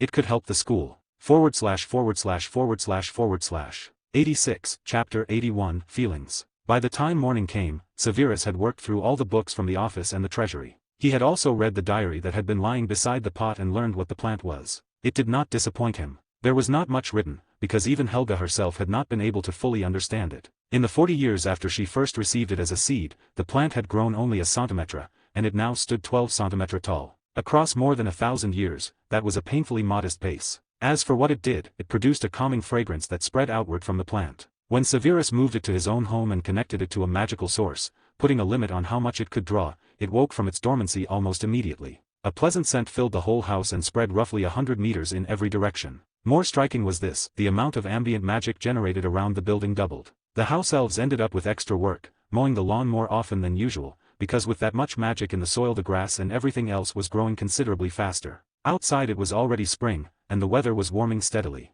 The 2 elves were surprised but not at all put out. On the contrary, they were delighted. More work was simply more work, and work, to them, was more or less the same thing as happiness. Severus was pleased with the acquisition. He had already been thinking about ways to increase the ambient magic around the building and had not yet found a clean solution. This one had simply landed in front of him. Beyond what the plant did, the diary contained an enormous number of recipes, cooking spells, and Helga's personal observations. The final entry described the results of an experiment with ingredient chopping charms, and then mentioned a meeting with someone, and after that the entry stopped. The histories claimed she died peacefully, surrounded by her descendants, but history is written by the people who survive it, and the truth was probably beyond recovery now. As for the books from the treasury, most of what they contained was already in the grimoire. The exceptions were the oldest ones, which dealt heavily with dark magic and blood rituals, though one among them caught and held his attention. It described a stone archway draped with a dark veil. Nothing could be seen through it, and only those who had lost someone close could hear faint voices when they approached. If any living creature stepped through, it lost its life at that moment.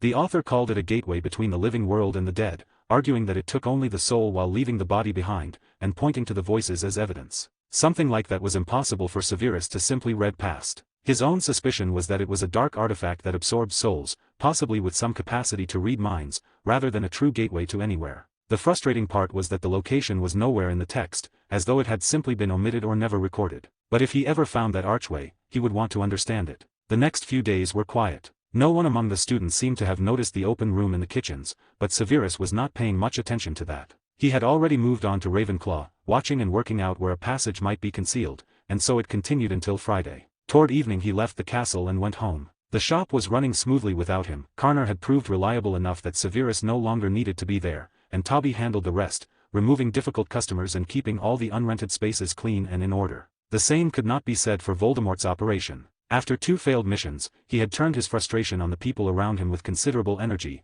blaming them for everything. 5 Death Eaters were dead already, tortured to the point of no return. Another 10 had simply left the country. The strain of those 2 setbacks had cracked something in Tom that he had been keeping barely contained. Many of the aristocrats who had previously supported him were now quietly weighing their options and wondering about the practicalities of relocation. He had almost no genuinely loyal people left, apart from Lucius's father, Bellatrix, and the elder Lestrange. And it was not only the aristocrats. The magical beings who had aligned themselves with the Dark Lord were also beginning to reconsider, because none of them wanted to follow a man who killed his own supporters out of anger. Fear of Riddle was real, but the desire to live was stronger. Severus spent Saturday, as he usually did now, with Bellatrix. She still came, but something was missing. The sharpness in her eyes was gone. The spark. She had been thinking about her own survival for weeks, and that single thought had put her mind into something close to civil war, one part of her insisting she stay alert and pull back if things deteriorated, the other one that would have taken any punishment the Dark Lord chose to give and called it devotion. 3 weeks of that. She had come to this meeting hoping to stop thinking for a few hours. Toward evening, crossing a long suspension bridge, Severus stopped at the center and went to the steel railing. He stood watching the sunset. It was particularly good that evening. What is going on with you? He looked over at Bellatrix. You look like something the river brought in. If you want to talk, I will listen. She answered with a slow, flat shake of her head. Nothing is going on. I am just tired. Is it your work, or is it something else? He moved close and wrapped his arms around her from behind. For once she did not resist. You are definitely not all right. If I had tried this a month ago, you would have put an elbow into my ribs before I finished the sentence. Tell me. He got a tired exhale for an answer. She did not pull away or fight him. She simply stood there, largely absent from the moment. I am confused. A pause. I have been thinking about what you did, from the first time we met in Diagon Alley, and what you said here on this bridge, from the day you took that necklace. I felt as though I woke up. Thinking became easier. The hunger for blood went quiet. I started thinking about things I had never even let myself consider. These feelings are strange to me. I do not know how to describe them. If you have been thinking about everything I did, then you already understand it. You are not a stupid woman. The necklace had attachment charms on it, I know that, but there is something I cannot work out. She turned her head and looked at him with a complicated expression, into a pair of dark eyes that gave her nothing but steadiness. Ask. When the Dark Lord checked our memories, he should have seen all of it. How you took the necklace. That conversation. Everything that followed. I spent that day certain I was about to die. I am sorry. I cannot tell you how. I see. She made herself smile and turned back to the sunset. Why did you start any of this? For a fairly ordinary reason. Love. Love. Her voice was flat, and then it was not. If this is love, why are you hurting me? You must know how much it hurts. I do, he said, his voice unchanged. But if I had said it to you outright, you would not have believed me. Or you might have gone straight to him and told him everything. The problem is that you wore that necklace for too long, and only now has your mind found enough ground to push back against what was forced onto it. His own instability helped, too, because the desire to survive is not something that can be fully suppressed. You are probably being pulled in two directions right now. One part wants to go back to him, confess everything, and put the collar back on, and the other part wants to live. He felt her skin rise under his arms. He was right, and she knew it. To be who you actually are. The real Bellatrix. He turned her to face him and held her gaze with a quiet steadiness. You have to choose who you want to be, a spineless instrument for a madman's purposes, or a dark witch and an aristocrat of the ancient House of Black. But do not hurry. Think it through properly. The number of contradictory things moving through her expression was almost difficult to watch. I hope I did not push this too fast. He lifted her chin, stopped a centimetre away, and waited. He did not wait long. Bellatrix leaned forward, and their lips met. She simply wanted to stop feeling the pain that had been eating at her from inside, even for a moment. /////// 87, Chapter 82 The False Resurrection Stone. Lying on his back, staring up at the ceiling, Severus ran his fingers slowly along Nagini's head. Did I rush that? I wanted to move her toward it gradually, not tip everything out at once. He exhaled slowly and closed his eyes. Why is it always this complicated with women? You are thinking about her. Nagini's voice was calm and knowing. How did you know? Women's intuition. You have been odd since you got back. Did something happen? Nothing significant. I am probably just overthinking. That is enough. Sleep. Tomorrow I need to go somewhere and check on something. He poked her gently in the face, settled his head on the pillow, and closed his eyes. Let us hope I did not make a mistake. The next day began with a short trip to a village in the north of England. Little Hangleton. There was nothing to distinguish it from any of the dozens of similar villages scattered across the country, except for one detail: a manor sat on one of the two hills between which the village rested. The manor currently belonged to a certain George Mason, who had never once been seen since the purchase. Before him, it had belonged to the Riddle family, who were found dead in that very house sometime in the 40s, no signs of violence on any of them. The Muggle investigation had gone nowhere and never been closed. But that was not why Severus had come, though he did want to see the place where Tom had killed his family. Just to see it. Nothing more than that. He had come for Voldemort's Horcrux. Not to destroy it. Only to protect himself in the event that Voldemort somehow managed to be reborn and decided to move against him. And beyond that, he simply wanted to look at the artifacts Riddle had chosen as vessels. They were not ordinary trinkets. They were genuine founder artifacts. Since he had never been here before, apparition was not an option. He flew, and Nagini did not object, because who would pass up the chance to look down at the world from the height of a bird? Once he reached the village, he put eye aversion charms on himself and walked without drawing any attention. A few minutes later he was at the slope of the second hill, where a dilapidated shack sat almost completely buried in tall undergrowth. The building looked as though no one had visited it in decades, and as though it might come down in a strong wind. Charming. And you would never guess this was once home to the pure-blooded Gaunt family, direct descendants of Salazar Slytherin, he said, weighing for a moment whether to take out the portrait and let Salazar have a look at what his legacy had come to. Inside it was filthy and thick with dust. The ceiling was almost entirely cobweb. The floor was smeared with soot and some dark viscous substance. A cold draft moved through the broken windows, and the fist-sized stones scattered near the frames and the glass on the floor made it fairly clear who was responsible. He looked at the table. Unwashed plates, spoons, a pot crusted with something that had been food once. He let out a slow, disappointed breath. I still cannot understand how anyone squanders a fortune like the one Salazar left behind. He had millions of galleons and a vast number of patents. They should have been drawing thousands a month, tens of thousands. How does anyone end up living like this? Nagini asked, genuinely baffled. I am glad the history lessons were not wasted.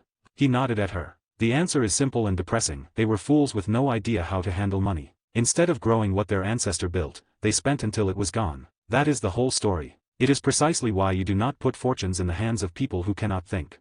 Compared to Hogwarts, the magic in this place was minimal, which made finding the Horcrux straightforward. He did not even need to consult the grimoire. He walked the room and almost immediately felt it, a concentration of magic far denser than the air around it. He crossed to one of the wooden walls, drove his fist through it, and pulled out a box. Easier than expected.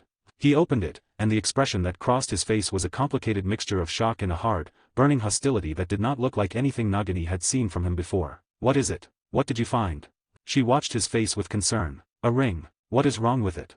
She tilted her head, studying the gold ring with its plain black stone. Severus did not answer immediately. He held it up and looked at it in silence. No, the stone resembles the resurrection stone from that sect, but the set of charms and runes is different. The real one could draw a soul from the other side, though it could not survive in this world for long and eventually came apart. This is something else, a false resurrection stone. It cannot do what the real one did. It can reach that world, yes, but only to copy a personality.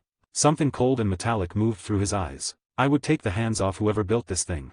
He had encountered a stone like this once before, long ago. He had almost used it to try to bring back his mother, trusting blindly in everything he had been told about the resurrection stone. If Ichiro's had not arrived in time and stopped him, explained what the stone actually was and what using it would have done, he would have gone through with it, and carried that mistake with him for the rest of his life. He took a slow breath and pulled himself back. I am fine. Do not worry. He put on his usual easy expression and looked at Nagini, feeling her concern come through the bond between them clearly. I just remembered something I would rather not. If something is troubling you, you can tell me. Whatever it is. I am not going anywhere. Thank you. I mean that. He looked at her for a moment. I am glad I found you. Those are my words, she murmured, pressing close and rubbing her head against his cheek. I know you are keeping a great deal back. I am not going to demand you tell me everything, but I hope that one day you trust me enough to. I promise I will. Not yet, but one day. Good enough. He raised his gaze back to the ring, nicked his finger, and turned his palm toward the stone. He closed his eyes and began tracing patterns in the air. When the last one was finished, they all shot into the stone at once and the same red inscriptions flared briefly inside it, then settled. That one is done. One more remains, though I am not certain it is still where it was. Worth checking.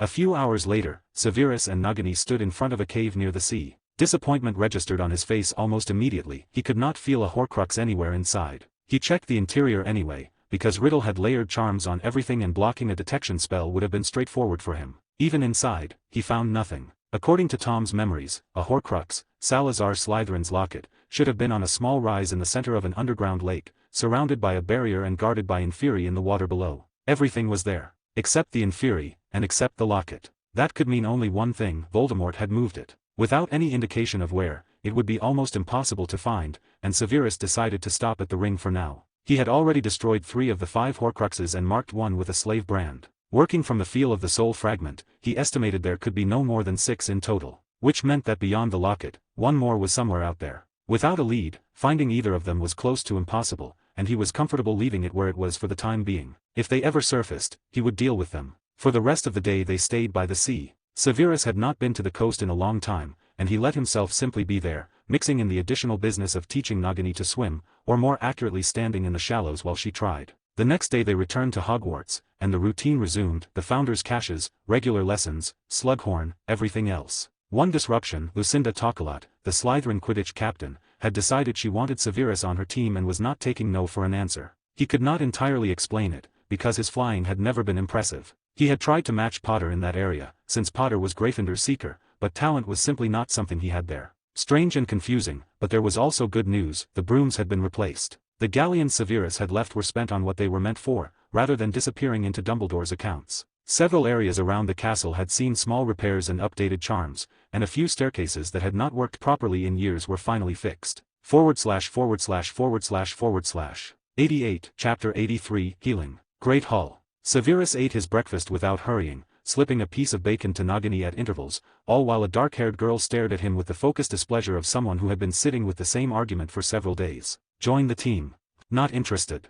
How many times do I have to explain that nothing is going to happen to? She did not finish, but the faint color that came into her cheeks made the rest unnecessary. The chance those charms fail is 1/100%.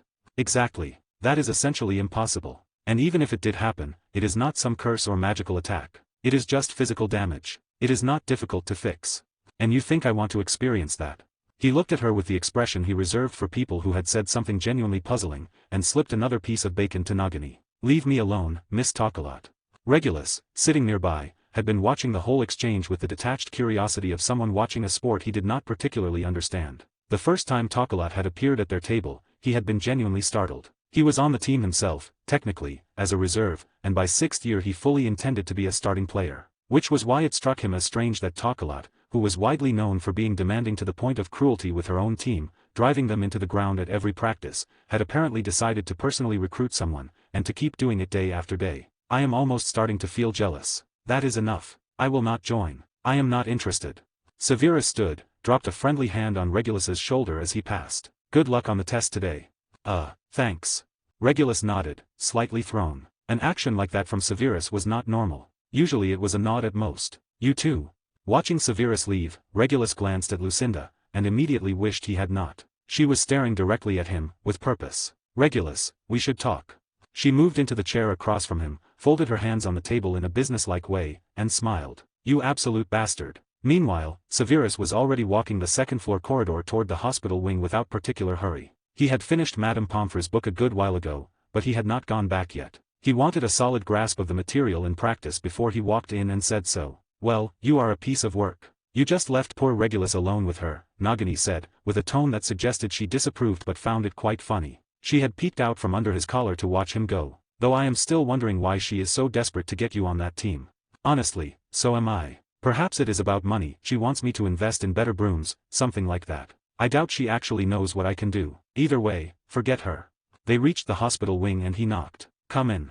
The moment he stepped through the door, Madame Pomfrey looked up from her desk with an expression of clear surprise. She had not expected him back this quickly. You have already read it. Yes. He set the book on the desk in front of her. I learned a great deal, particularly from your notes. You noticed those. They were hidden with charms. I am reasonably good at removing them. And is that not part of what you were testing? Seeing genuine surprise on Pomfrey's face, Severus let a note of careful innocence into his voice. Being able to remove charms is an important skill in healing, is it not? Pomfrey did not have an immediate answer. The fact that a student, a 6th-year student, had not only detected but lifted charms she had placed herself was surprising in a way that sat awkwardly with her professional pride. She pulled herself together, and what she produced was a smile, fairly stiff. You are correct. That skill is no less important than any other. Very well. Let us begin. Severus nodded and sat down across from her. First question. Name a potion commonly used for burns. Burn healing paste is the standard. If that is unavailable, star anise extract can serve in the interim, but the burn itself should be cooled for 10 to 15 minutes and cleaned first. Plain soap is sufficient, and only then should the paste be applied. I would add an antiseptic ointment before the paste, or mix them together if the components are compatible, which in this case they are. With other ointments it is better not to combine them, as the interaction can worsen the injury. And if you have nothing at all, and you have just been caught by incendio in Diagon Alley. It depends on the degree. For first and second degree burns, cool the area under running water for 15 minutes, apply a bandage, and go to St. Mungo's. Third degree, bandage immediately and go without delay. Fourth degree, go directly without touching the burn site at all, though pain relief charms are appropriate. Pomfrey nodded thoughtfully. I am glad you did not limit yourself to wizarding literature only, she added, and the warmth in her voice was genuine now. One of the reasons she had reacted so coolly to Severus's request at the outset was his house. Slytherin had a well-established blind spot toward Muggle medical knowledge, which had advanced considerably further than wizarding practice in several areas. Next question. Patient diagnosis. Tell me about that. Diagnosis begins with information gathering, primarily by questioning the patient, the nature of the problem, when it started, what preceded it. From that you can then examine the patient directly, and with a diagnostic spell, and the two methods together give a more accurate result than either alone. The questioning needs to be thorough, because spells are easy to confuse with one another, and minor differences in symptom presentation matter. Once you have a full picture you can make a diagnosis and begin treatment. If the cause cannot be determined because an artifact or ritual is involved, symptomatic treatment is possible, but there is no certainty it will resolve the underlying problem. Good. You have covered this chapter carefully. Let us continue. Of course. The next 2 hours passed quickly. Every question came from the book, and Severus answered without difficulty or hesitation, not once. Pomfrey found herself genuinely surprised, not by the fact that he had read the book, but by the way he answered. He did not stay within it. He reached into material from other texts she recognized, including Muggle ones she would not have expected a Slytherin student to have ever seen. After the last question, Madame Pomfrey sat back and studied him, and he looked back at her with the steady patience of someone who already knew what she was going to say. You have surprised me. I thought this was a passing interest. It is not. She stood, went to the shelves, pulled down several books, and set them in front of him. I agree to teach you lessons on weekends, so they do not interfere with your regular studies. Madame Pomfrey, I am not here on weekends. Could we move to Tuesdays and Thursdays? Pomfrey raised an eyebrow. I am completely free on those days until 8. Tuesday and Thursday mornings, then, she said. Consider each session both lesson and practical. I will not let you near a patient yet, but you can observe my work, and once you have sufficient experience I will allow you to conduct examinations. That would be 7th year at the earliest. She bent down, opened the lower cabinet, and set 2 more books on the desk. These must be finished by the end of term. She patted them with a warm smile. Severus looked at the 2 stacks in front of him. 20 books in total, and not one of them thin. Is this revenge for the extra work? Revenge? On a student? I would never do such a thing, Pomfrey said with complete conviction and in a tone that made it absolutely clear she was lying. Severus chose not to press it. I understand. Thank you. He slipped the books into his wallet, nodded, and stood. I will see you tomorrow, Madame Pomfrey. And a good day to you, Mr. Snape.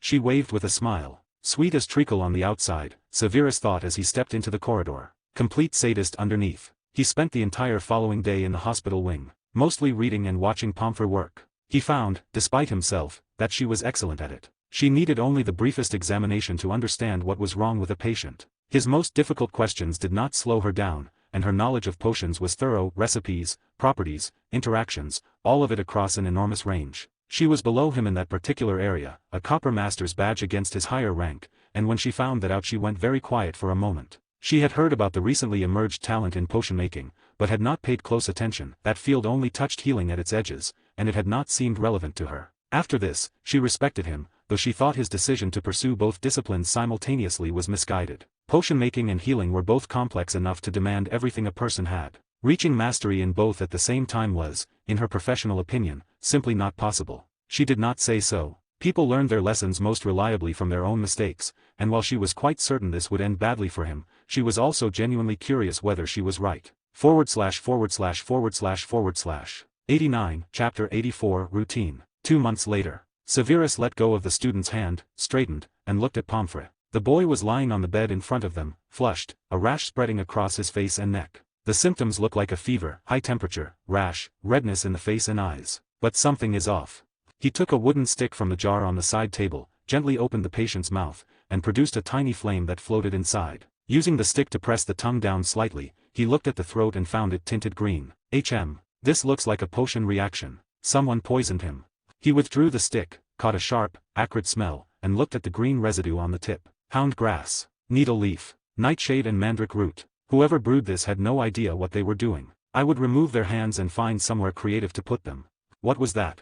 Pomfrey asked, clearly amused by his response. Nothing important. The mandrake root dampened the effect, he said, tossing the stick into the bin. 2 days of rest and he will recover on his own. We do not strictly need to intervene. Though if we want to speed it up, an antidote based on mandrake root would work, since the potion has essentially degraded into a mild poison. Very good. You are moving quickly, Mr. Snape. I did not expect you to reach practical work this fast. I was lucky. This particular problem happened to sit in my area. Even so, very few students would have made this much progress in 2 months, and fewer still while studying potion making in parallel. How is that going, by the way? Pomfrey asked with a smile, returning to the desk. She brought out a teapot and 2 cups. I could put in for the gold cauldron, but it is too early for that. My goal is to reach black by the end of 7th year. At that, Pomfrey nearly missed the cup entirely. She set the teapot down and stared at him. Mr. Snape, you are genuinely alarming, in the best possible way. Thank you for the compliment. He sat across from her and took the cup she pushed toward him, inhaled the smell, took a sip, and narrowed his eyes with quiet pleasure. What tea is this? A friend brought it from China 2 weeks ago. I am no expert, I am afraid, so I could not tell you the name. China. I need to go there someday. I would recommend it highly. You will learn a great deal, particularly about medicine. She was quiet for a moment, and then looked at his collar. You left your companion in your room today. She found us boring, so I let her stay.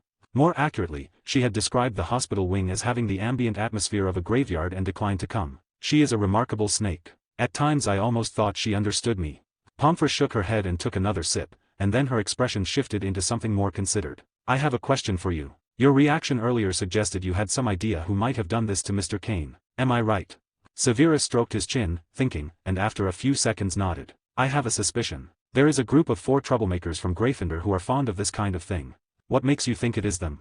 I can roughly reconstruct what they were trying to brew. If they had done it correctly, Mr. Kane would currently be spherical and floating near the ceiling of the Great Hall, and the effect would have worn off in an hour. What actually happened is that whoever made it got the proportions wrong, left it on the heat too long, and used far too much nightshade, so the Mandrake could not counter it properly. I also happened to overhear 2 Gryffindors in the corridor discussing an argument between Mr. Potter and our patient from yesterday. I am not claiming it is definitely them, someone could have set them up. But whoever brewed this was working well below competence, and of that 4, only Remus has acceptable marks, which fits.